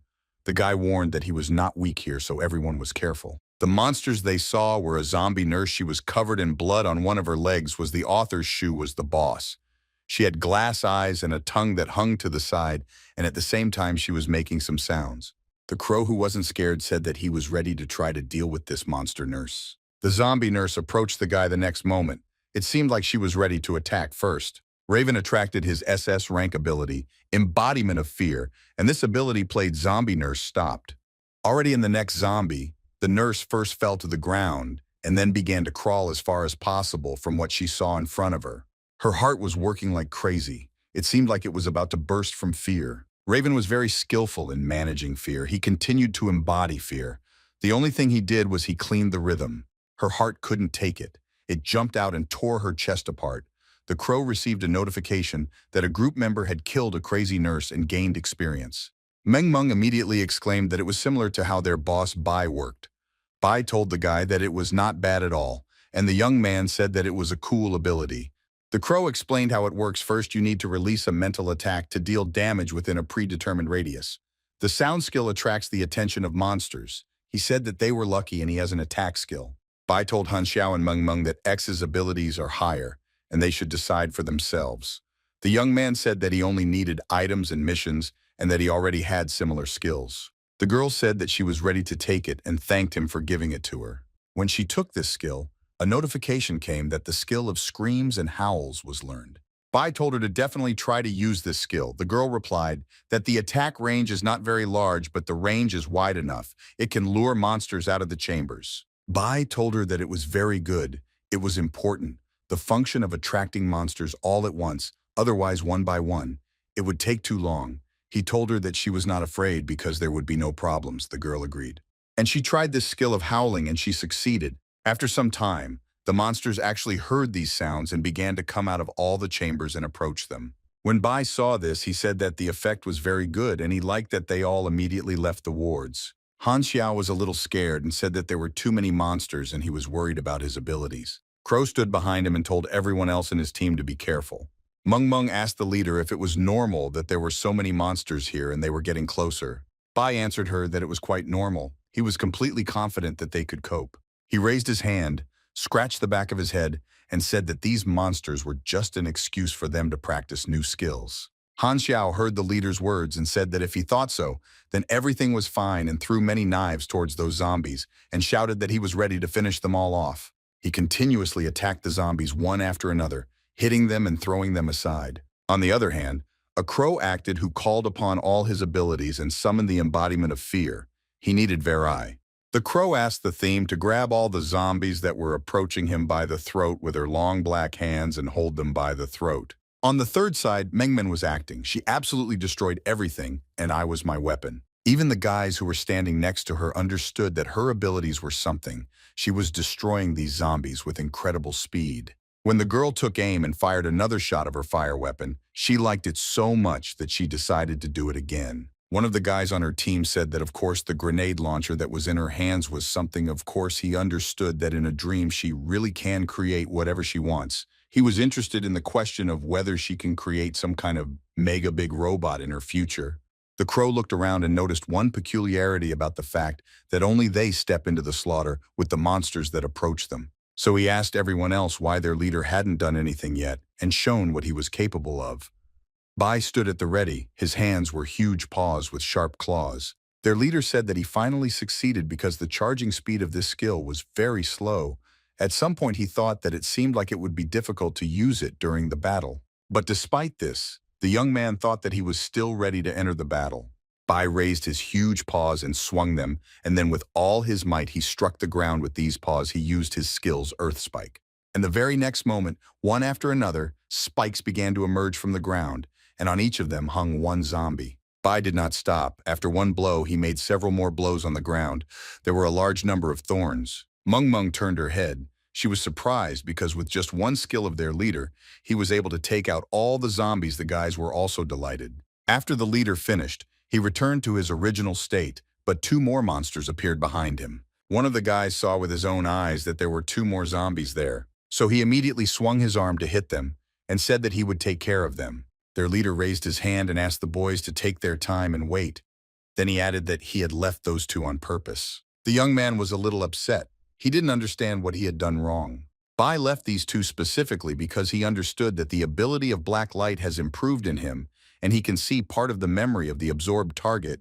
He had a chance to obtain skills in the target. When he read this notification, he understood that he needed to absorb the energy of two zombies to see their memory. What he did next was that he realized he didn't really use this skill, but he was still interested in how it worked. The very next moment, when he absorbed the energy of one of these zombie nurses, he saw a hexagonal star cut out with a knife on her stomach. He did not understand what it was. In the memories of these zombie nurses, there was some kind of horror. She was crucified on a cross, and there was a bloody mark on her. He did not understand what kind of memories these were. Then he saw a picture of several crosses, on each of which there was someone, and it was all covered in blood. The next thing he heard was shouts for them not to come near. At one of the baptisms, someone was shouting for them not to come near. Someone was telling the head nurse to calm down, please, but she clearly had no intention of calming down. The man who was right in front of her was throwing it at her. Was she really scared to death? And what about her mental stability? Now the only thing left for her is to devote her life to her master. Then he added that what a pity, a crazy woman. In that case, she can only be used as a victim. The nurses talked among themselves about this incident. One told the other so that she would not be upset about this story with Nurse Khan because she also really liked her. She knew that Nurse Khan was very kind and beautiful, but very unexpectedly for everyone she went crazy. She kept repeating the same thing, 16, 16, 16. Bai grabbed the zombie nurse by the head and asked her again what 16 meant. Is this really a demonic seal? The next moment, he definitely remembered that this was a demonic seal. In his past life, when he was a demon hunter, the mental hospital in Modu City was connected to them. You could even summon them. It's a pity that his level at that time was already higher than available. Then he just read an article on the forum and forgot. Bai, after the operation was completed, he said that they should not waste time and should start looking for clues for Hansal's mission. The leader told them to be careful. Most likely they could meet some pretty strong monsters here. Half an hour later, they thought that they had lured out all the monsters and there was no one inside the building, so they started searching the first 3 floors. Everything was clear. They thought that there was nothing and no one left when they walked forward. The crow thought that the number 16 is quite common. When they stopped the war, he asked the leader why the dungeon boss wasn't doing anything. Was he really scared of Bai D and decided not to show up? Bai answered him, looked ahead, that the young man thinks too arrogantly and everything is still ahead. All 4 of them moved forward and wanted to understand what awaited them and who they were demanding that he show himself. As they walked forward, they heard loud footsteps approaching them. These were the paws of a monster. He introduced himself as the director of the Red Star Psychiatric Hospital. He was one of the 72 stubs of Solomon and also the messenger of the 16th higher demon. When they saw him in front of them, they wanted to clarify whether he really was a demon and whether he really was a messenger. This demon who stood in front of them said that they had no point in pretending to be calm. They would most likely become victims now, and his master is their only destiny. And if the girl agrees to faithfully serve his master and produce offspring from him, he looked at Meng. Then this demon became silent to carefully evaluate her, after which he said that he was ready not to kill her. Magman, when she heard these words, she got very angry. She started screaming. He can only dream about this and can go himself and give birth for his master. Bai listened to the demon and said to the end that he is not really a demon because he is a former human and he is too arrogant. He told the demon to prove that he was capable of more than just talking. Otherwise, he would just stand there and make himself look inferior. The demon answered them that they, humans, know nothing at all about life and he is ready to show them. Then he raised his hands up and screamed with all his might for the master to give him his power. At that moment, he became huge. It seemed that he was really so huge that they looked very small. Even at some point, the guy who brought them here to come on this mission grabbed his head, realizing that it was impossible. He held his head and fell to his knees because it was unbearable to hear the sounds that this monster was making. Meng Meng turned to the leader because she also couldn't hear these sounds. It seemed that she would burst from them any minute. Bai thought that he didn't like it, but this guy was one of those demons that he hated the most. He puts them under constant psychological pressure, and at this moment, his intelligence is quite high, but he has no skills. Therefore, the leader decided 100 if such a situation means that it was necessary to deal with this monster that stood in front of him very quickly, and he moved towards him in order to attack. Bai was very quickly near this demon. Ina struck him right in the stomach so that he did not even have time to start resisting. The demon lowered his head and said to Bai, "Why are we stopping? Has he really run out of strength?" Then he began to growl even louder, and it seemed that he was about to explode from anger. But despite this, the leader used his sword to stop his attack and not hurt himself. Demon rage. He said that he has a pretty strong opponent and you can have fun with him. The demon believed that despite all the enemy's abilities, he would not be able to break through the hellish fire. And if he did get through, he would die from psychological pressure. Bai assumed that this could happen and therefore was prepared for it. The demon kept saying that he would neither be able to approach nor run away, and in this hopeless situation he wanted to look at his despair. Han Sao laughed after these words. He decided that he had another skill that he could use. At that moment, he put up a defense against psychological pressure that the demon couldn't break through. The crow and everyone else felt the pressure disappear. The girl asked why he hadn't called this skill before. Han Sao said he didn't understand what happened, but after a while he managed to lower the pressure. The demon, when he heard the name of this guy, asked again what his name was, then said that he was actually from the Han family and was a relative of his master. The demon told him not to even think that he could defeat him so easily. Just because of his blood, his hellfire could still fry them all. The young man answered him that in fact he was an ordinary dog of his owner, and he did not understand why he wanted to kill his owner's relative. Was he really afraid that his owner would get angry? The demon answered him that the owner's family were all traitors. If he killed any of them, he would even receive a reward immediately after that. He said that he was ready to turn them all into ashes. The demon released hellfire into them that was supposed to take their lives and turn them into ashes. When the demon was about to release this fire, the guys realized that they couldn't let him release it. They had to interrupt him at that moment and rush to him to stop him. When they ran closer, the demon, unexpectedly even for himself, began to cough and sneeze. The crow asked him if he was really sick. The others were wondering if it was some kind of trick. Only Bai understood what was going on because he knew that his plan had worked. But a little later than he expected, he knew for sure that this demon had very low immunity. Bai approached the demon, who was constantly sneezing and coughing, and who went to find out what he had done to him. Bai came close enough to tell him that he had just used a skill without stopping sneezing, and that he had only recently improved that skill. Now this skill is called flu pulmonary infection. After applying to the target, it will take from 1 second to 10 minutes for the first stage of the skill to work. When this stage starts to work, all the enemy's attribute indicators will slowly decrease. 3-5 debuffs will appear randomly, accompanied by sneezing, loss of coordination, and slow reaction. The demon did not believe him and thought that it was impossible. He did not understand how he could get sick. Bai told him that after the first stage there would be a second one, and at this stage he would develop a disease. Demon could barely stand on his feet and was constantly sneezing, but he still argued that he had a high standard of living and this could not be. The young man told him that there is also a third stage, and it involves the loss of the ability to breathe. Bai will explain to him that this is not a bad skill at all, because demons also need to breathe. When he watched how all this happens, he understood that it was worthy of the glasses he used. When the demon fell to the ground and was no longer breathing, the notification system sent him a message that he had killed the dungeon boss. It was level 12, and he received 30,000 experience points according to his own contribution. When the leader turned around, all the guys looked at him. They understood that he had dealt with such a monster. But everyone immediately covered their mouths and noses with their hands. The young man did not understand what they were doing. They tried to explain that he had released a common virus and none of them wanted to get sick. Bai told them to calm down and breathe easy because he wouldn't infect them on purpose. When Meng Men calmed down, she said that their leader's skills were simply amazing. The young man said that she didn't envy him because this demon had a weak body. That's why the skill worked. Besides, there are monsters that you don't need to breathe to. And he also added that he received advice. Alas, the release of the video with the strategy of passing. He wanted to ask what about this mission. The guy told him that it wasn't finished yet. Bai told him if that's the case and they haven't finished yet, then the clue should be somewhere here. They just need to look. Bai looked at the guys and said that, by the way, he wanted to post a video of the walkthrough and asked if they wanted to hide their identities. The crow immediately answered him that he would like to hide his identity and thanked the leader for this. Meng Meng also said that she also wants, the only thing is that the guy said that first they need to see what they got from the boss, then they will go and look for clues. A few minutes later, a video came out. You could watch it for 5 coins. This video is about how Bai and his team were clearing out a dungeon of the nightmare level.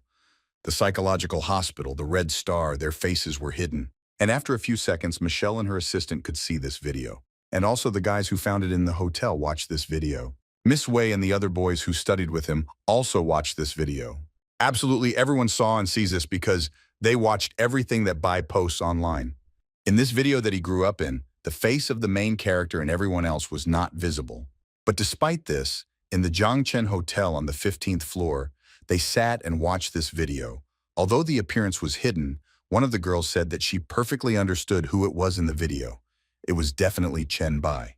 Miss Wei raised her head and asked the guy, since they had not just recently talked about him lying, why were they silent now? One of the guys said that he still thinks so because Chen Bai is now in a hotel room not far from this one.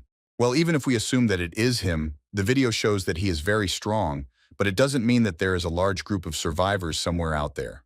The second guy said that it was true, and he noticed it correctly. He already had thoughts about it. That Chen Bai most likely hung out there and organized a group just so that he would be supported. That's the only reason he is strong. Miss Wei replied to Li Feng. Everyone knows that they have a bad relationship and that he has resources that he does not have. Then she asked Jiang Luoping, doesn't he believe him either? And then she added to look here what she just sent him. When she opened it, she saw a picture of a huge monster. The girl gasped at what kind of monster it was. She asked her why she sent it to her. Miss Wei replied that Songji had just sent her this video. She wanted them to watch it together. The guys, when they saw this video, they were shocked because it was something very scary. But in fact, this is Zhangcheng Video Settlement. In this video, the girl said that this is actually a wall of flesh and blood. It was the protection of their settlement, and this wall feeds on corpses. She asked them how they got scared. Then Songji in this video asked them because they wanted to see the settlement itself. There were a lot of people. The girl said that recording a video is quite expensive, and she only has 10 minutes that is enough to show the whole from the foot of the mountain to the top. She said that there are most people at the foot and everyone who comes is welcome here, 1 coin a day. But if you create any trouble, that is a fatal mistake. Further up the mountainside, entire families live, and they had plans to expand this territory. Then she showed that very villa and said that this is her home. This villa is located at the very top of the mountain. This is the safest zone. Ordinary people cannot just enter here, so there are very few residents here. Then the girl turned to her friend and said that she would most likely live in this villa if she came, although in fact, the leader had not yet confirmed this, but most likely it would happen very soon, she was sure. Then she told her friend to come as soon as possible because they still have so much to discuss. Then she added that she was going to the dungeon for training because they had to deal with something while Bai was away, and he was not here. Miss A lowered her head down. She blushed. Her friend asked if she had asked Song Ye, their leader of women. Miss Wei thought that she had made some mistake. Most likely she should have looked at it herself and then shown it to others. When the guys saw this video, they said that there were no problems then. They couldn't even know that Chen Bai was so powerful. One of the guys told the other that he actually wanted to discuss something else and told Miss Wei not to be so tense because she couldn't become Chen Bai's woman. The girl asked him what he was talking about, and when she said that she wanted to become his woman, this guy started saying that Bai is very loose and has a lot of girls and she definitely doesn't need that. And then he added that he is completely different from this Bai and he only needs her. The girl put her hand forward and told him not to come close to her. She told Jiang Luoping that it is not at all interesting who he wants and how many, because she rejected him many times. And she's ready to repeat it one more time. She feels nothing for him and she doesn't like him at all. At the same time, in the dream, the city of Mo inside the hospital, the 4th floor of Bai, was absorbing the demon energy. He looked and thought that there are special blood factors in your body that you can choose to absorb or secrete. Absorption of blood factors affects the blacklight virus. He understood perfectly well that the devil had improved his blood at some point. He had picked up his lands and began to absorb them, and then tried to isolate them. The absorption was completed, and he received 500 points for improving the black light virus. He acquired the skills of floating hellfire, and the blood factor was also released. He was interested in the description of the blood factor. It was weak devil blood, which was condensed devil blood after absorption. He also received weak devil blood. At that moment he thought, could this really be the blood factor? Now it became clear to him that the selection creates a prop. In fact, he thought that it would disappear immediately. When he approached the others, he asked them if there was anything useful. One of the guys said that they found a rank A message scroll and a rank A black flame skill book. Mungmin added that she has a blueprint for armor and some equipment of level D. It didn't look like a regular drawing of horns. It was written there that the materials needed for armor of level CS were one pair of devil's horns hellfire and one dark crystal, and there was also a note that the quality of the finished product is determined by the material. Bai thought about the devil's horns and immediately decided that he seemed to know where to find them. Bai said that he would take the blueprints, and Han Sao should take the scrolls. Skill takes Mung Mung to the crow. They gave the equipment. Everyone was just a deputy and thanked Bai for the correct distribution. Han Sao said that they had one last step left. They needed to find clues for their mission and thanked them in advance for their help. At that moment, he looked the happiest, and it seemed that he had already fulfilled his mission in advance. At the same time, Dream City Mo Hospital, 4th floor. Han Sao come one of the doors said that he assumes that the clues are behind this door unless there is a secret room inside. To make sure that this was exactly the case, he put his hand on the door and began to open it.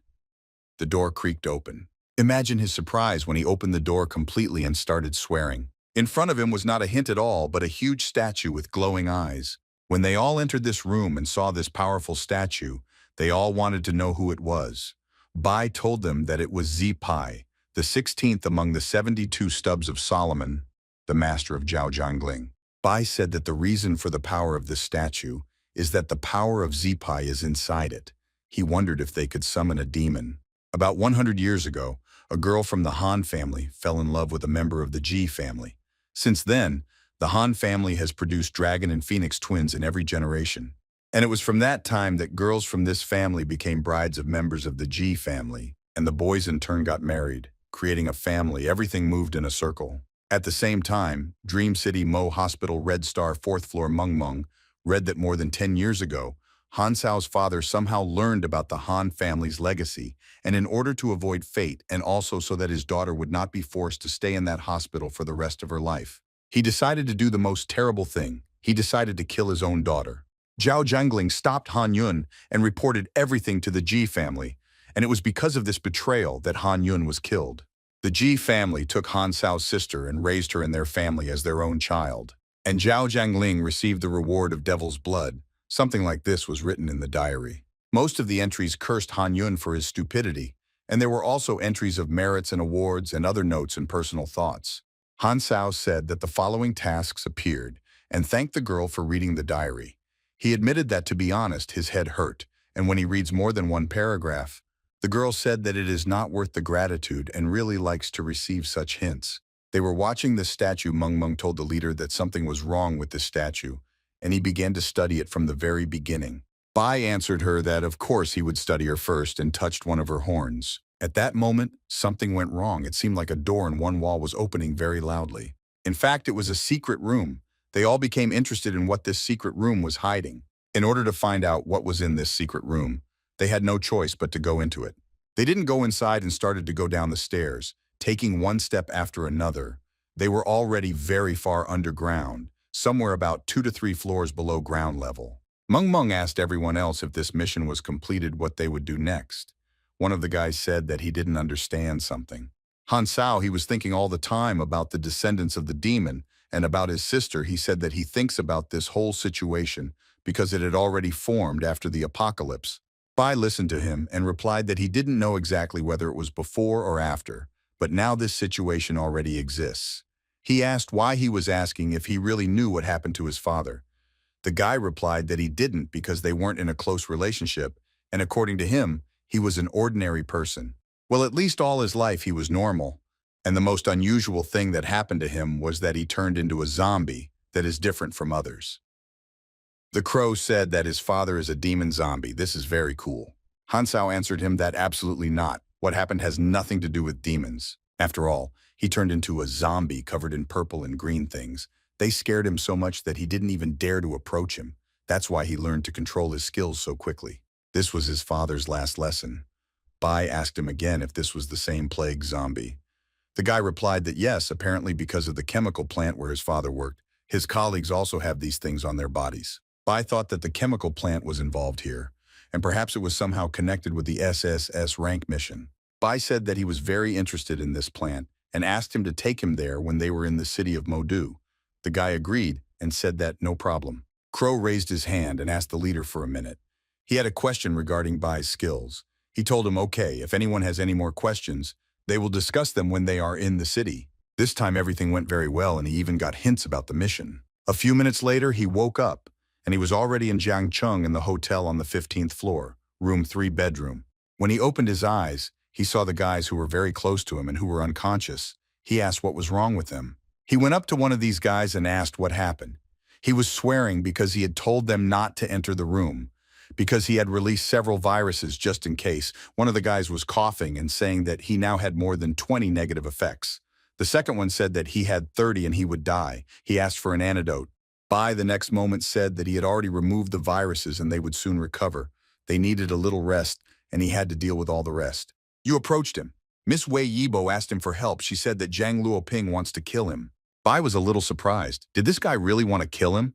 And why did he want to do this, he asked her. Miss Wei said that he and Li Feng did not believe his words about the safety of the settlement, so she asked Song Gei to make a video to show them. But she did not expect the girl to say such a thing. Now it was clear to him why this guy wanted to kill him so much. Miss Wei continued talking about how he was refused. He promised to kill Bai. He also said that all the problems were because of him. Bai said that he was an idiot and that he had stupid logic. Miss Wei said that this guy is not all right in the head. He constantly threatens men who communicate with her, and it was because of him that her friend even left for another school. And if it weren't for Skin Jay and how she turned him down, he would have continued to force himself on her. The young man asked only one question. He has been like this for a long time. Miss Wei replied that while they were in the hotel, the days dragged on like years, but fortunately his skills were not particularly strong. The girl said that he should understand himself, and he, Bai, is so strong, and she is also very glad that her friend is alive. They walked along the long corridor of the hotel, and as they walked there was not a single person. Miss Wei said that she had an idea, and took the young man by the hand and led him to one of the doors. Then she asked him, Zhang Luoping had been in his trap for a long time, but why wasn't he dead yet? The young man replied that there was still time before death. 2 days later, Bai was moving very quickly along the tree branches towards Wuchang, moving through the forest outside the city. He made a jump and saw that he had received a notification. Z sent a request to start a voice chat. Bai stopped and looked. He didn't understand what happened and therefore had to find out. When he opened the chat, he saw that they wanted to talk to him from the villa on top of the research room. She told him that she was reporting that their people had met with Shiva and the others and were already returning. The girl said that there is something that recently on the forum people are discussing a mysterious chat group of experts. Everyone is saying that he is their leader, although many in the group have not yet awakened their skills. She was only interested in one question. Was it true? Although she knew the answer to this question, she asked it anyway. Bai told her a little. Most likely she means chat group 001. If so, then of course it is true, and she forgot about promoting the post that he asked her to do. The girl asked him if these people had really joined them, and she was also interested in the question of what to do with the messages on the forum. Bai asked her not to worry about it. He will look and decide everything himself. She just needs to send him posts with a large number of comments. The girl said that it was good and now she would do it. In these comments, it was written that a person named Bai D most likely knew about the approaching end of the world, and that after analyzing the video of the master, one can come to the conclusion that they are all from the same chat group. When he read these comments, he thought that it seemed time to give the group the name 001. He also thought that this would not only help gain influence, but also attract support, and there would be more members in the group. He kept going and reading these comments, and the more he read, the more he became convinced that his decision was right. Taking a few more steps forward, he heard a rustling sound. He stopped, and this rustling sound became louder and louder. Bai raised his head and saw that in front of him was no longer the same forest he had been walking through. There were bare trees in front of him, and skulls were lying around. His notification system worked the same way. He received a message that he had entered the secret village of demons. Bai thought that he had finally found it because in his past life he had received an S-rank mission for demon hunters in this very place. Then in their past life they had to complete 3 tasks, and Chen Yiqiang told them that if they quickly completed the second task and returned, then everyone would receive a reward, even if it was just coins. And he also added that he, as their brother, would not treat them badly. In his past life, in order to earn some gold coins, he believed the lies of Chang's brothers and joined him, and entered this location. But this brother Chang made a mistake because of him. The villagers summoned a demon and he ran away with his team, wanted to use their lives to weaken the demon. It was then that brother Chang told him that he had only one way to survive. He had to weaken the demon so much that he was satisfied. When everyone realized that it was a trap, brother Chiang had already taken action and surrounded the battlefield. He killed everyone who wanted to escape. Brother Chiang recruited about 100 people. They were individuals and small groups, and they were trying to survive. No one could resist. At that moment, many people died because of him and because of the demon. Having accepted the fact that there was no way out, the remaining people began to fight the demon and tried to seize the chance to survive. Only after the last man fell, Brother Chiang led the team to the tired demon. He told them to follow him. Well, then he couldn't have guessed at all that Bai was still alive, and he was very close. At that moment, Bai thought that if he was discovered, he would be forced to remain silent. So he took advantage of the moment to escape and with difficulty got out of there. When he tried to escape using the mechanism by which after completing tasks 1 and 2, you could end up on the edge of the location. Coincidentally, the book was written just as he was about to leave the world and they killed Dion. Otherwise, how could he return? At this moment, the notification system worked. Bai changed his profession to a demon hunter, and he also received the Subayu mission to transfer the job of a demon hunter. Bai then realized that they changed the conditions in the middle of the battle and all the people died. As a result, they lost their best prey, and he was definitely lucky. When he walked through the territory outside the city of Wuchang, he came across a secret village. It was called Bypass Roads. He remembered that later this man feverishly searched for him, because of which he had to leave Wuchang and again look for a place to live. The only thing he knew was that he did not see the expression on Brother Chiang's face at that moment. He took a few steps and saw something completely different from what he expected to see. In front of him were dead infected residents. He immediately realized that there was someone in the secret world in the past life. Chun Chiang killed the demon and was the first to clear the location. And for 2 months there was definitely no one there, so no one could identify him, but still someone could have discovered this place so early. He remembered very well what had happened in Wuchang in the village in the central square. He knew that task 2 had been completed. The reward for experience had been received, and it had been said that they could leave the location on the outskirts of the village. Then one of the guys said that this is great, and Brother Zhang Long was right. You can leave this place only after completing the second mission.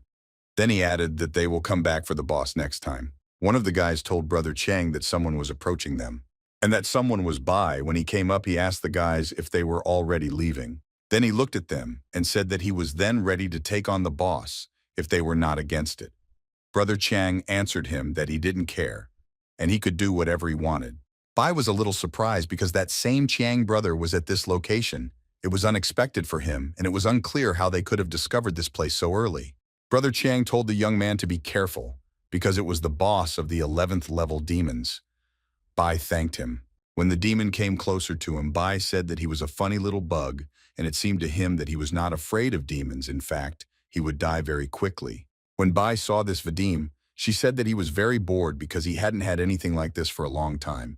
He always killed such demons in groups. Waterman being a hunter over the Monogene for decades in his previous life, he killed countless people like him, this demon. Every movement, every weakness of the demons, the location of every muscle, he already knew well and assumed what he would do next.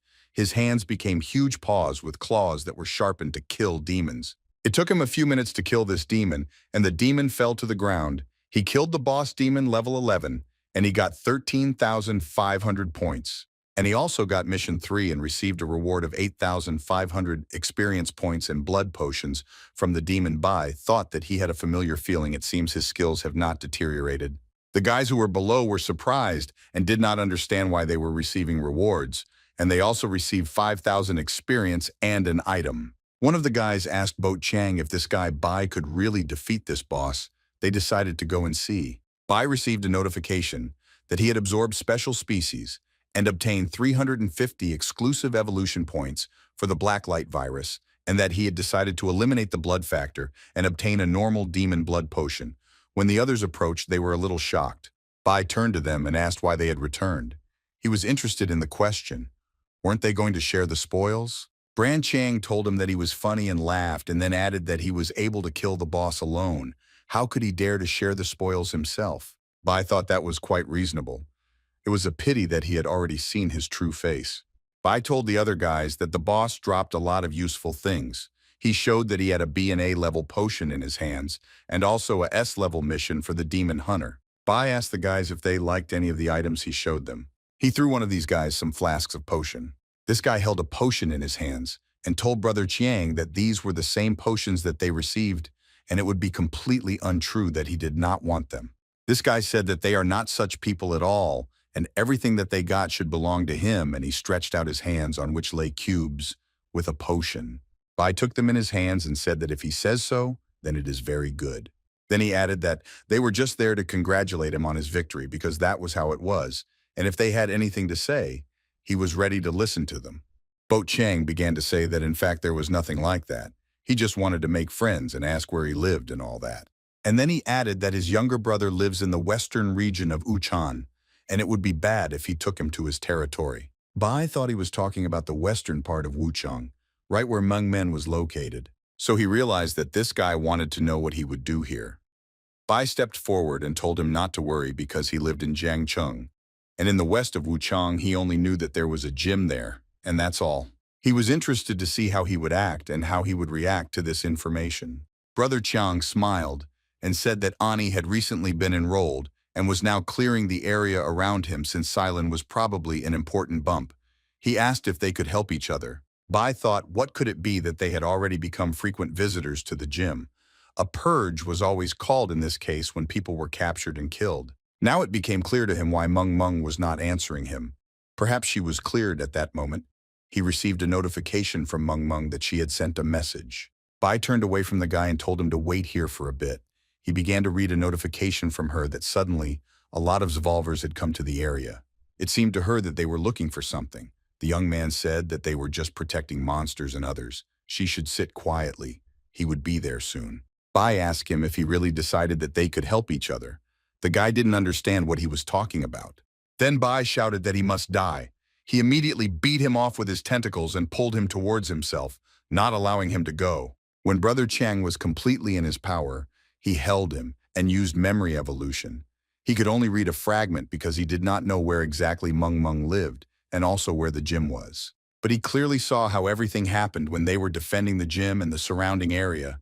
People were running away in different directions. Bai said that first you probably need to survive because the person who told him about God seemed to know a lot. You even time in the western part of Wuchang in the International Community Jinhui building at number 16 in the Meng Meng room. The girl closed the door and did not let anyone in. She had a bat in her hand. She was ready to fight, and a scream was heard behind the door for her to open it. This man who tried to enter her room said that he would count to 3 if she did not open the door, then they would enter themselves. Meng Meng replied to this guy that he was not welcome here at all, and that he should leave if he did not listen. Then he should not blame her for being rude. When the guys heard the voice, they laughed because there was a girl behind the door. They wanted to ask her what she wanted to do and that she wasn't afraid because they were already on their way. Meng Meng started screaming at the top of her lungs for them to get out. She used one of the skills she had. She did it so loudly and launched such big emotional waves that even she herself could not have expected it. At that very moment, everyone who stood behind her door felt a sharp pain. Then blood started flowing from their ears, mouth, and eyes. She screamed so loudly that she couldn't even hold the bat in her hands and dropped it on the floor. Then she started coughing and sat down on the floor because she didn't have the strength either. She thought it was a skill. Physical support was needed. It only lasted a second. Her voice broke. Almost all the energy was spent. Well, when she listened, she didn't hear anything, which means there was no movement outside. All the other guys probably lost consciousness, the girl thought. She came to the door. She didn't open it. She just listened and heard someone's voice. The voice of one of the guys who said that they should go to the 12th floor of the building number 16. There is a girl she can attack with mental skills. His whole team is dead. She needs to be grabbed. She won't be able to use the skill anytime soon. Meng Meng was sitting near the door, and after 10 minutes she heard someone knocking on her door again. At that moment she thought that they were here again. The guys who were standing behind the door were ready to break it down. And after a few minutes, these guys, using some effort, broke down the door to the girl's room. Then one of them took a few steps forward and the others followed him. When he came in, the first thing he said when he saw her was that she was a beauty. And then he asked her if she was really scared. And he asked why she wasn't screaming now. She was so beautiful, and her voice was terrible. And then he added that her brother was here to teach her. These guys started approaching her from all sides. The girl thought that in her external state it was of course very dangerous, but perhaps she would be able to release the black flame one more time. When they came forward, she told them to go to hell and released a black flame, and all these guys were burned alive. Mung thought that their leader was right. The four attributes should complement each other. It's bad when one of them is higher than the others. At that moment, she heard another voice of the guys who said that she felt really bad, and the second one told her that she should die or beg him on her knees. Mung understood that her head was spinning, and now she would faint. Roman wanted to crawl as close to the window as possible and thought that she should not fall into their hands under any circumstances. One of these guys said that, why does she still doubt whether she has already decided to die a long time ago? And the second said to call the others because they are going to have fun now. One of these guys grabbed her by the hair and by the arm because they were afraid that she might do something else. Mung started screaming help as much as she could, but she understood that no one could hear her voice. She looked out the window and suddenly she saw a silhouette that was familiar to her. It was Bai. He flew into her window with the group of us breaking the glass so unexpectedly that these guys didn't even have time to react. Right away he kicked one of them who was holding Meng by the hair, and then the second one. Bai struck one after the other, the second and the third, so that he scattered them in different directions and they could not get up, and he picked up Mung in his arms. The girl opened her eyes and asked if he had come. Meng failed. He told her that it was a very good job. She should rest a little, and for the rest, she should rely on him. He approached these guys and told them not to even think that they could offend his student and then leave alive. The guys started talking among themselves about how another assistant had arrived for this girl. One of them told his brothers to get together and kill this guy. They couldn't even imagine what happened. They took a few steps and tried to attack Bai, but they regretted it very much because he used the force that was in his hands. When one of them came a little closer to him, he swung and hit him. After he hit him and flew to the side, everything went quiet. Bai unexpectedly even thought to himself, what is this and that's all, and there are no more guys here who can resist him. He wanted to go out and see what was happening in the corridor, but at that moment Meng called him. The girl said that she felt very unwell. She was lying on the couch and saying something very quietly. It seemed that she was delirious. When he came closer to her, he realized that she was physically, spiritually, and exhausted during her hallucinations. She kept calling him and asking where he was. To stop her from worrying so much, he took her hand and squeezed it very tightly so that she could feel him. Bai told her that he was here and brought her hand with his face. At that moment, another guy suddenly ran in, holding an axe in his hands and ready to strike. Bai sensed it in advance and didn't let him do it. He told her not to be afraid. He would protect her. This guy flew to the side and hit his head on the wall. He decided that he should use another skill that he had already used before, the spikes in the ground. He thought of only one thing, so that no one would harm her. Anyone who came close had to end up on one of those huge spikes. An hour later, she was still sleeping on his lap. He looked at her and thought that her complexion had already become much better. He was in her room with her, and there were many other guys who tried to enter this room and do something with her. Bai saw someone's path holding onto the door frame. He was already prepared for the fact that it was another one of these guys. His gaze was completely fixed on this place, and it seemed that he could harm this person at any moment. But strangely enough, the guy who came into this room was quite aggressively disposed. He said that it was him. Bai asked him why he came and what his relation was to everything that was happening here. Bai asked this guy Chen Yiqian's team was destroyed. The guy fell to his knees in front and said that yes, it was he who came up with the plan for them to attack them, now that Chen Yiqian is no longer a relative or close friend. Bai asked him what happened to his friends and relatives then. Why did he decide to do this? This guy stood silently on his knees in front of him for a while. He only wanted him to survive. So he said that he only had a wife and a child, and it was all because of his research talent that Chen Yiqiang threatened his family to join. He tried to tell that if his talent was ordinary, his family would have been killed like his neighbors and friends. Bai interrupted him and said that he knew very well that he had an unusual talent. He was the one who warned him to be careful with the boss. He asked if he was willing to go with him to Jiangchun. The guy thought about it. He didn't even imagine that he could be made such an offer. Bai said if he doesn't want to, then it's okay, he's not that guy. No one is pressuring him, he told him that he respects his choice. This guy said he wanted to go, but he doubted Chen Yiqiang used many people and oppressed as many, including his family. Bai told him that he could accept his family, but there would not be enough room for all the people. It would be better to stay in Wuchang to stabilize the situation. He then took one of the test tubes he had and opened his notification. Bai threw this test tube to the young man. He said that this potion increases strength. The guy caught this test tube, and they also told him that Bai sent him a friend request. He should write to him when the situation returns to normal, and then he will decide whether he stays in Wuchang or moves to Jiangcheng. The guy told him thank you.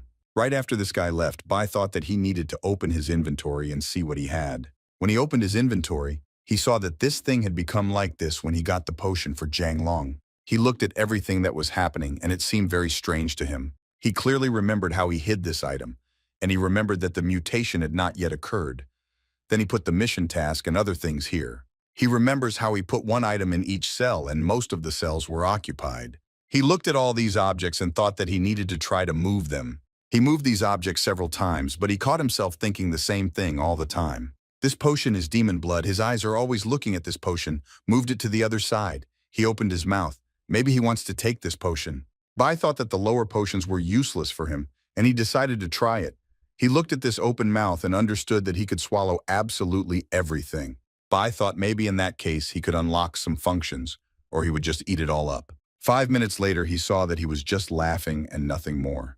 Bai was a little upset because it was some kind of waste. He fed him so many potions, and he gave him only a smile. He thought it was nothing to worry about. Well, imagine his surprise as some very large ball spat out of his mouth. Bai wondered if he had spat it out after eating, if he had thrown it up or something, and now he would have to clean up after this thing. The young man came up and took the napkin and took this object that was lying on the floor. It was ordinary demonic blood. It was a condensed body of demonic blood. It had a stronger effect when used simultaneously. The requirements are also higher requirements for using strength plus physique plus words cast. Then the young man realized that he cleanses the body in this way, plus the one who refreshes the blood with a demon will have Nika. We are the sensei of the blood of a demon. The young man thought that he was in such a hurry to help Mengmen that he didn't even have time to look through this scroll as a task to obtain abilities. He had a quest scroll to obtain the ability of a demon hunter, a unique item that can only drop from the first pure-blooded demonic creature killed. Complete the quest to turn into a demon hunter. Bai lay on the bed with Meng Meng and thought that this time he would not be able to quickly complete the task and leave. The concentration of demons is an abyss. This place is full of opportunity and danger. Mengmen opened her eyes and looked at him. She felt better. The girl woke up and began to rub her eyes. It seemed as if she had just been sleeping. When she opened her eyes, she saw that the leader was in front of her. She didn't understand how he could be here in her room. Bai told her that everything is fine. He is here and everything is fine. She should not worry about anything, and he finished off these scoundrels. Meng told him that she was still weak. She wanted to double her physical training, and it was no use. She just needed to continue doing the exercises he suggested to her. He told her that her goal now was to upgrade and also develop her understanding and control abilities. She said that for this she needed too much experience. Besides, in the dream world, she had already cleared out almost all the nearby monsters, and only a couple remained. She also added that she has no opportunity to travel. She was a little upset because she also did not find any dungeons. The young man asked her how she was feeling and what about returning to the river city after she had rested. There was plenty of dungeon there. Unexpectedly for him, she smiled and said that she felt great, and there was no need for rest. She was ready to leave right now. He took her hand and told her to wait, pressing on the vein he wanted to determine her condition Tian. After that, he immediately added that even if she walks, we won't get to Wuhan next month. That's why he picked her up. He ordered her to hold on tight and not to open her eyes. If she felt that the wind was too strong, she should pat him.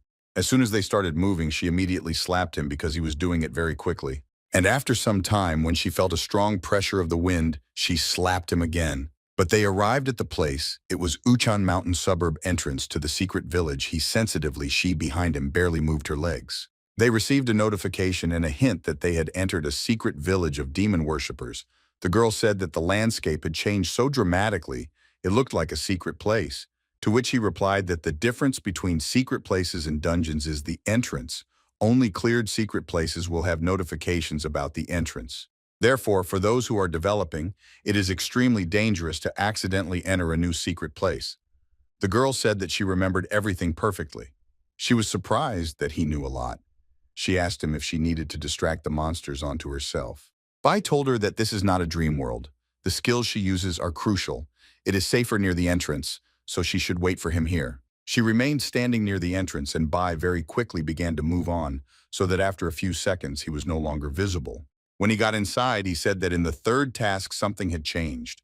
Now it is not killing demons. Instead, it is necessary to kill all demonic servants and dark priests, and there is no blood potion for the grapes for the tasks. In any case, he moved on and realized that he needed to kill the boss first. He was in Uchen Mountain Suburb's secret village Central Square. Those who were below noticed that they had an intruder. One of those guys down there who was wearing a mask said that the intruder should become an offering to the demon. Everything happened very quickly, and in a moment, Bai was at the very top where the boss was. Moving towards his goal, he draws that he had to skip the absorption process. So he passed through absorptions all that were on his way. He moved further and further, and everyone who approached him was absorbed. At one point, everyone came up to him and tried to hit him from all sides at the same time, but he covered himself with a shield, and they hit this shield with their daggers. He felt himself weakening. When he read all the notifications that came to him about the need to kill the boss of the location Dark Priest, and he will receive 45,000 experience points, he thought that this is not bad. You can still use the absorption process to get demon blood. If so, he will not be nice. He understood perfectly well that the above organisms possess a special blood factor with the ability to absorb or secrete. So when he was almost at his target, she got a hint that it was a weak low-level demon blood potion that was secreted. And when he absorbed it again, he realized that the lower boss could also be given a blood potion, and it was of the same level as the boss's. He quickly moved on so that the wind in his ears and another absorption of fused monsters to the surprise also can be allocated a blood potion, but with ordinary monsters it did not work. At this time, near the entrance of the secret village, Meng Meng was sitting on a huge rock and thinking that Bai had already dealt with the boss and killed many small bosses of elite monsters. She was so bored that she didn't understand maybe he had completely forgotten about her. She thought that she wasn't doing anything, but wasn't getting any experience either. Even if she had been hired, just touching the boss would have been enough. Unexpectedly for herself, she heard the leader's voice telling her to get ready to use her abilities. He ran after him. Many monsters ran. The young man told her to use her strongest deadly ability. He told her not to be afraid, and the monsters were already battered, and everything would be fine with her spiritual power. Meng Meng was a little scared, but she still shouted that it was okay because she trusted the leader. The girl used her skill. She started making a sound with all her might, and the next moment a notification came to kill the infected villager, plus 250 coins, then killed for the infected villager, plus 400 experience coins, and many more notifications. Her level was increased. She received plus 2 attribute points. When she saw all these notifications, she immediately shouted, "Wow!" She also received another notification that the conditions of the task were completed, all the monsters were killed, and they can leave the place at any time. Manian told her leader that she had reached level 6.5 and she had a lot of experience. He heard her and said that he had also reached level 9.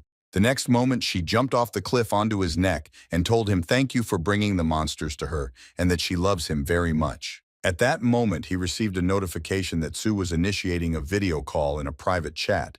He said to connect. Then he saw them and asked what happened to them because they looked all shabby. The girls really looked bad. They asked their master to help them. One of the goblins who calls himself the god of trade arrived in the settlement. Bai was a little surprised who this god of trade was and why he appeared in his settlement. He thought for a bit and remembered about Lado. Most likely it was him, but he didn't understand how he ended up in the settlement. Michelle asked Bai if he really knew him. The girl was very surprised. And then she added that when she stayed in the settlement for a day, this Lido found her, and this god of trade wants to provide a silver order for the construction of a Class A city as an investment. But the conditions were that after the city was built, a goblin chamber of commerce was to be established on the best site, and that this chamber was to be exempt from paying taxes for the entire period of its existence. Bai thought that high-level orders for the construction of cities, extremely rivers, city-states, created with the permission of the world order, also have a number of useful functions for them. This investment will only bring benefits. The girl listened to him attentively. She said that it was great, and she thinks exactly the same as he does. But there is one problem. It is not an order that they can apply at any time. It must be done immediately. The young man thought that the siege of monsters, that the mission to build a Class A city would cause, would be difficult to handle given the furnace state of the settlement. He said that she was not worried. He would return within a day. The girl asked him what he wanted her to do, whether he wanted her to stall for time or accept this investment. The young man said that Leto was offering this to her, especially since he had already accepted other investments. And by the way, she could praise him and mention him when talking to this goblin. The girl said that she understood everything perfectly and he shouldn't worry. Immediately after this conversation, he called Mung Mung to him and she ran up to him. He showed her his equipment that improves physical characteristics and told her to find something that she could use herself. She agreed, but did not understand why. Then he tried to explain to her that there had been an emergency recently, and he was afraid that she might not be able to withstand his maximum speed when moving. The girl looked at him and didn't understand, but she agreed and was ready to carry out any of his orders. After some time, she was standing dressed in a hat, thick pants, a jacket, a very thick sweater, and gloves. She told him that she had prepared the equipment, and now her physical characteristics are at least 30, and there's also a fairly large bonus to protection. At the same time, in the settlement of Dongshan Cottage, Village Cottage, Songzikyong, she came into the reception room and said that she apologized for waiting for Mr. Leno, added that they accepted his offer. The goblin sitting on the couch said that she was indeed a very determined and capable girl, and it was not surprising that she founded such a large settlement at the beginning of the apocalypse and that she was able to so sensitively control all the evolved. The girl answered him that he flattered her. Her management and ability to conduct business do not reach even 1,000th of his ability as the god of trade for their entire monastery, the honor of being chosen by him for investment. His eyes were shining when he looked at her. He thought that she was such a modest girl, and he was becoming more and more convinced that in the future, she would turn this place into a better city-state. He told her that when the time came to take care of the Goblin Chamber of Commerce, she hung her head and said that of course she remembered everything. Then she added that among the managers of their settlement, there is a man who has long admired him, and as soon as he learned that a Goblin Chamber of Commerce would appear in the city, he immediately abandoned the study of the outer territory and sent him back. The goblin looked at her. He was interested in who this person was, because now there weren't many evolved people who knew about him and the Goblin Chamber of Commerce. The girl said that he should definitely know him this by. He already accepted some of his investments. After these words, his face changed dramatically and he no longer looked at her with such an ecstatic gaze. He exclaimed, "Is this really the same boy?" Turned his head the other way and began to look. A screen appeared in front of him. He was talking about what is good for this investment, and this is not suitable. The girl asked him again if it was really no good and he wouldn't invest. The goblin said no, no, no. He just didn't expect that this guy would also be the manager of this settlement. With such a guy, it would be more appropriate for him to use this. And he showed on the screen. The girl was shocked. It was a golden order to build a city. Goblin said that this is really a golden order to build a city. The mission of the order to build a city is not enough for him problems. And if this guy can come back, they will have a chance to repel the siege of S-class monsters. At that moment, he sent her an investment task, a golden order to build a city. She began to study it carefully. The description of the task was that after a day of preparation, all the surrounding monsters are concentrated at the place where the order to found the city is used. They will begin a merciless attack. In order to complete the task, it is necessary to successfully resist the siege for 5 days. At that moment, the girl looked at the map that was on the screen and said that the territory covered in comparison with Class A turned out to be much larger than she thought. The goblin told her that of course this is true, but the level of danger is much higher. He asked her if she was still ready to accept the investment in that case. Despite everything that happened, she told him, of course, and then she added that as long as Emperor Bai was here, she was not afraid of anything.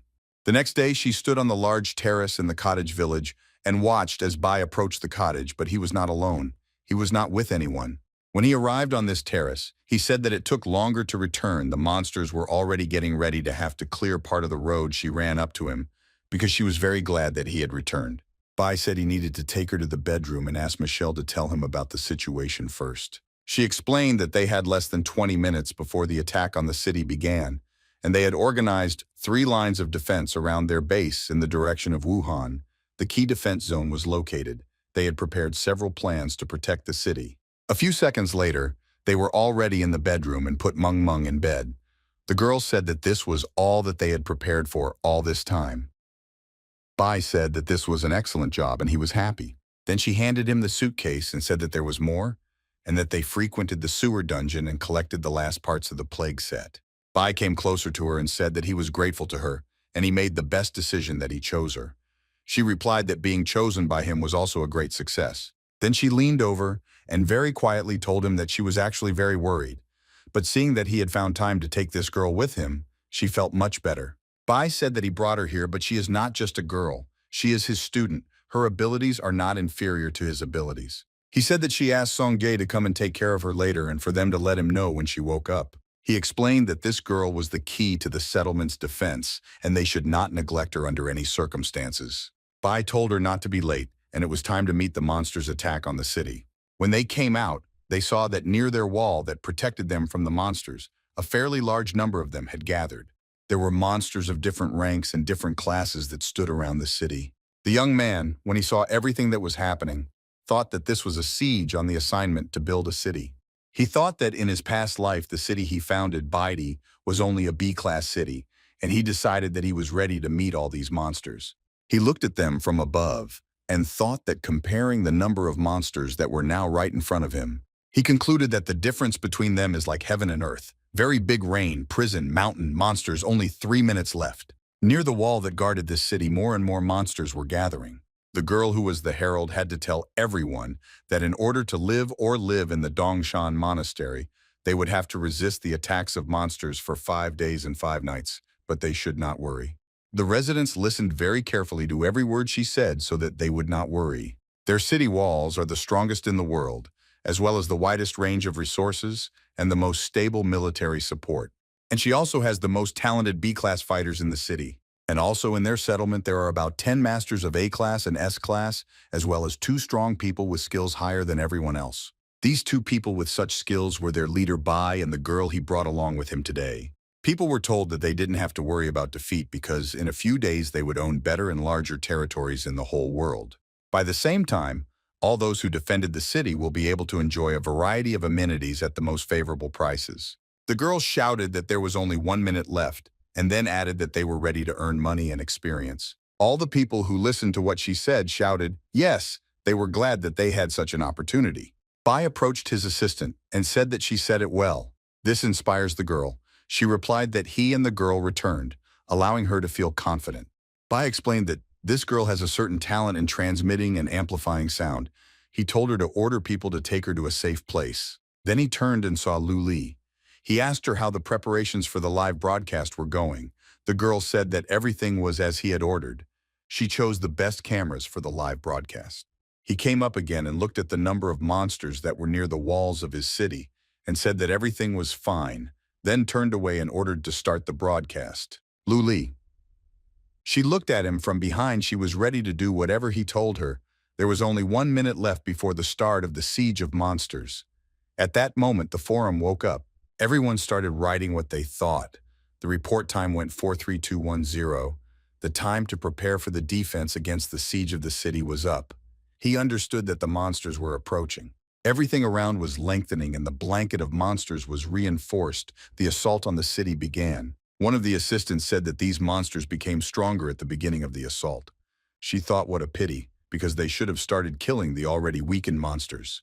Michelle said that their leader initially knew that the monsters would be strengthened, but he said that there would also be more experience and coins.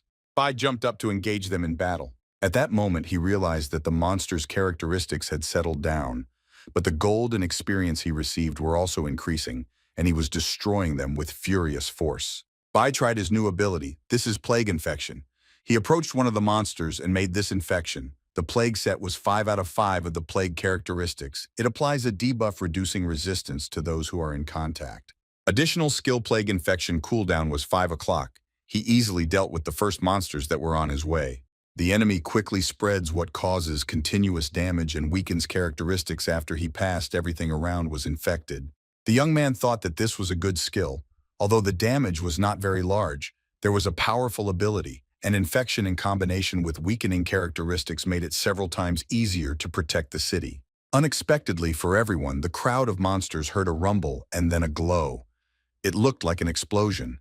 Bai thought that these were vibrations. Infected zombies were gathering together. while others were keeping their distance from them. At that moment, he remembered about the Lord among these zombies. There must be a Lord who can control them. It's not for nothing that they never pushed or trampled each other, but carefully moved forward. As soon as he has such an opportunity to find this Lord with zombies who have lost control, it will be much easier to deal with them. But the location of the Lord was unknown, and it will take a lot of time to find him. He thought if he went to look for him, he would not be able to destroy a large number of approaching monsters. He understood that this Lord controls the flow of zombies, forcing them to attack, and with all his might, everyone who defends the city will definitely suffer. But if he fails to find the Lord and not kill him, then zombies from other directions will threaten the settlement, and their people will run away. He definitely won't be able to leave. Destroy a few more monsters. He thought that it looked like he would need Meng Meng's help to resolve this situation. Bai put a shield in front of himself to repel the monster's attack from one side and buy some time. He signaled her to wake up quickly, but the girl was sleeping very soundly. Completely half asleep, she opened her eyes just a little. Then she got up and saw that she was not alone in the room. There was also Song Ge. She was glad that the girl woke up. Meng Meng asked who she was, where she was now, and where Bai was. Why did he leave her? Song Ji immediately wrote to Bai that the girl woke up. She told her about the situation. He thought it was great. Meng Meng explained to him that they were moving so fast that she couldn't cope with the force of the wind and became very tired and then fell asleep. Then she added that she already knew about everything and would join him in his dreams and help him fight the monsters. The young man told her not to worry, and she would explain to him what zombies look like. He told her to use her ability to walk in dreams to find the zombies as soon as possible. He told her that this zombie has a human figure with bulging shoulders similar to shoulder pads, a huge head, a thin mesh exoskeleton around the shoulders, several tentacles along the body, and it has strong mental abilities. Meng Meng told Song Ge that she was going to sleep. Please don't let anyone get close to her, and thanked her. The girl didn't understand why this was. How could she want to sleep again so quickly? Meng Meng fell asleep. She stood in the same place where Bai stood and looked down. She was surprised how many zombies there were. Despite this, the girl did not lose her head. She raised her hands forward, stretched them out, and whistled very loudly. Everything around her turned red. She did everything to ensure that sleep control appeared, and she could control it to the full extent. She lifted huge stones up, and then she started to kill these zombies with these stones. She was glad that the space of the dream world never ceased to please her. The only thing she was thinking about was that she needed to find the zombie that Bai was talking about. Even though she was good at dealing with these zombies, she knew that she couldn't put off his orders because it was very important, and she immediately rose above them all. The first day of defense was over, and Bai returned to his cottage. The first thing he wanted to know was information about the number of victims and the state of the wall. She answered him that thanks to his battle on the front lines, no one was hurt. And when several monsters ended up under the city wall, only a few people were hurt during the battle. He took the bottle of water from her and took a few sips.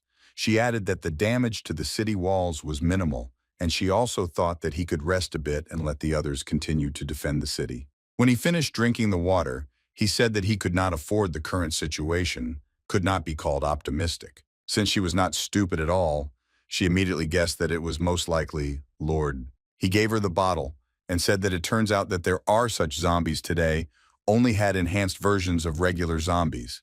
The number of special ones appearing today can be counted on your fingers. He had the impression that the Lord of the Mine of Power was preparing for a full-scale attack. At that moment, he heard someone calling him. It was Song Ge and Meng Meng. The two of them began to approach him. Meng Meng was very glad that he was found and would see him again. Bai asked his assistant to tell Luli not to film what was about to happen. The girl agreed with him. His assistant said that Li Dum had already moved all the drones with cameras away from this place. The young man explained that Meng Meng's ability was too unique and should not be revealed to others. Meng Meng ran up to him. At that moment, she was completely exhausted. He asked her if she had found the Lord. She replied that no, she had not found it. She said that there was a response to her signals, but it was too short. She can only indicate an approximate direction, and besides, she has no stalking skills. The young man said that she shouldn't apologize all the time. He was sure that she had made every effort to find. Meng Meng was upset that she couldn't help, and she asked Song Ge to give you a map.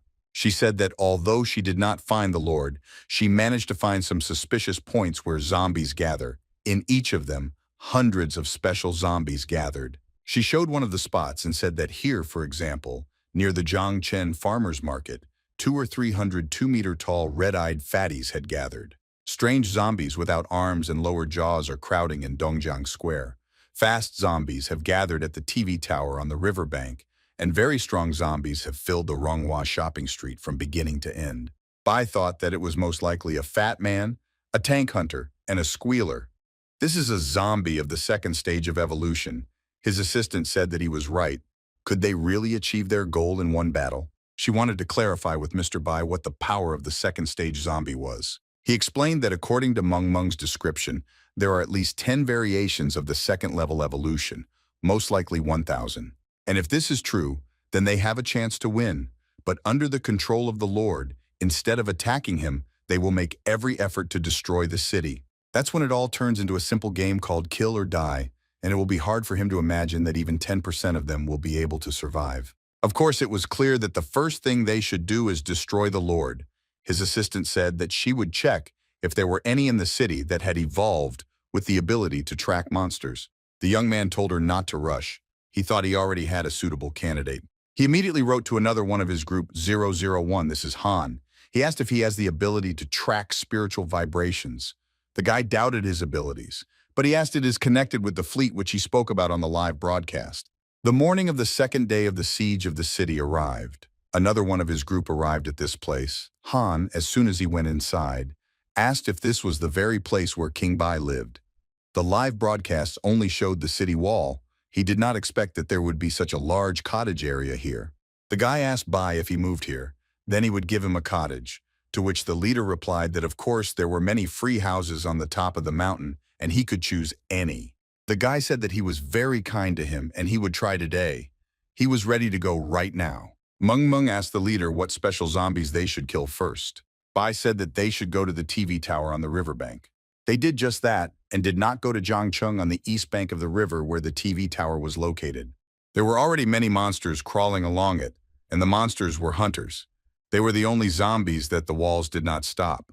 Bai said that this breed of zombies poses the greatest threat to the monastery, and they all need to be destroyed. Bai then added that the Lord would definitely not allow them to kill the hunters, and then said that when the time came, everything would depend on him. From Han Sao, the guy said that they could rely on him. Bai jumped up and walked forward, telling Meng Meng to follow him. Han Sao wondered if he needed to start learning his spiritual power for levitation sooner. Meng Meng, when she returned to the dream world, she was quite surprised she could still control the dream. She was even glad that in the space of the dream world she was still very strong. As she approached this TV tower, she felt claps and blows from different sides. Seeing one of these zombies, she realized that he was very fast and he was moving along this wall very quickly too. At some point she became so scared that she thought that this was the end and that she would not succeed. She did not have time to dodge. At that moment, when she already thought that these were stones, Bai shouted to her from behind to freeze and not move. He flew up to her and all the zombies that were heading her way he threw down with one movement. He used the body of the fire of the underworld. This body is surrounded by hellish fire constantly. When in contact with the enemy, they burn his flesh and spirit. And he also used one more skill. It was the skill when he pierced them all with pins. At that moment, the girl felt her strength and began to push away the zombies that were approaching her. Bai, after a while, stood and absorbed the energy of the last elite mutant zombie hunter of the 3rd speed level. He received 200 virus points and also 50 unique points of the virus of light and darkness. The girl did not understand they had already killed 297 zombies, because it was only the second day of the siege, and so many elite zombies had already gathered, of course zombies with the speed skill group very quickly. They most likely all came from Jiangcheng and the nearest cities. Bai understood that later, there would be even more legs. At this point, the Lord should be dead. Their attacks would have no meaning without the Lord's control. Meng Meng asked her leader to clear out another zombie gathering point for them. At that moment, the young man turned his head to the side and saw a written message approaching him. He caught him and said that it looked like they didn't need to do that anymore. This message was from Han Sao. It only had one word found and a smiley. The young man was glad that he already knew the location of the Lord. Bai and Meng Meng climbed back to him. Then Han Sao said that the source of spiritual vibrations was in the alley ahead, and surprisingly, he was in their body. It seems his mental abilities are far from low. Han Sao suggested to King Bai to go and fight the boss. He couldn't wait any longer. Bai told him that they would have to return to the real world to fight the boss. Han Sao didn't understand why this was necessary. Bai replied that he needed it to film live on air. Lord is the best step on the path to fame. Bai told the young man that he had helped a lot, and if he found something suitable, he would definitely leave it for him. The guy thanked King Bai. Bai said that it was time for him to wake up, and Meng Meng could, together with the young man, clear out a couple of elite second-level zombies. She asked what kind. Bai then suggested to her that they remove the screamer from these zombies. Spiritual power evolves. They will be able to suppress them. And also, these zombies do not have hand-to-hand combat skills, but they can scream, they strengthen other zombies. So the threat from this species is also quite large. The girl said that she understood everything, and everything would be done. The very next moment he returned to real life, he understood, standing at the highest point, that it was somewhere here. He knew it was one step away. Even though he had no detection ability, he could smell the highly evolved new virus. He was right because he heard someone's footsteps behind him, but he didn't turn around. The young man heard only the sound of something flying past him. Turning around, he saw a zombie approaching him. He understood that this creature was a hunter. His speed was even higher than that of a hunter. These creatures were more like guards that the Lord took with him. These zombies love to fight, and they are soon not so much inferior to his speed. So when this zombie attacked him, the young man thought that he would have to pretend that he was weak and reveal his shortcomings in order to make them believe in victory. Otherwise, if he had scared them right away, the battle could have dragged on for a long time. The only thing he thought about was that it would be bad if the Lord took advantage of the opportunity to slip away. Out of the corner of his eye, he saw these creatures advancing, which meant his plan had worked. He didn't even show at first what he was capable of to let them get as close as possible, but as soon as they got close, he immediately destroyed them with one blow. These two zombies were groaning in pain because they almost killed each other. And the next moment, he completely destroyed them, hitting their heads on the ground so that they could not resist. The scoreboard showed that he had absorbed an elite mutant zombie hunter of the 4th level. He received 1,000 virus points and also 750 unique points of the virus of light of the team. And he also absorbed an elite mutant and received 900 virus points. The income for multiple absorption increased by 10%. He understood that this was a new form, and now the virus of light and darkness had acquired a new form, a sharp knife. A spiritual strike is such a powerful spiritual energy that he felt it somewhere very close. He raised his head and saw that he even thought that this zombie would take advantage of the opportunity to escape. Bai laughed because he knew that the boss definitely thought he could kill him. He was on a branch of one of the trees and was ready to attack. Bai told him that he was just mistaken, and he jumped up to deal damage to this boss. When he jumped, he used his moans and his new skills. He tried out the knife that was in his hands. Instantly, this boss fell down. The young man thought that this boss was somehow weak and could not hold on. At that moment, he heard a voice that someone was calling him. He turned his head. His assistant said that it was very good that he killed the Lord. Without the zombie leader, it would be much easier. Then he saw all the other girls who were on his team. He asked because they should be in the cottage. They answered him that, of course, they were here to congratulate him on his victory. He thought that he really should relax, so precisely he latched onto his weaknesses and preferences. But Bai understood that something was definitely wrong here, and he understood that this could not be. He swung and with one blow destroyed everyone who was near him. The illusion vanished into thin air and nothing remained of these girls. He said that it would be better for him not to create an illusion of such a level so as not to embarrass himself. He told the Lord that even though he created an illusion, it cannot overcome his logic. It seems that his mental abilities are still below him. The Lord, hearing such words, simply came into a rage and said that he was now ready to pounce. The young man stood calmly, turned his head towards him and said, "Mr. Zombie Lord, are you ready to fight?"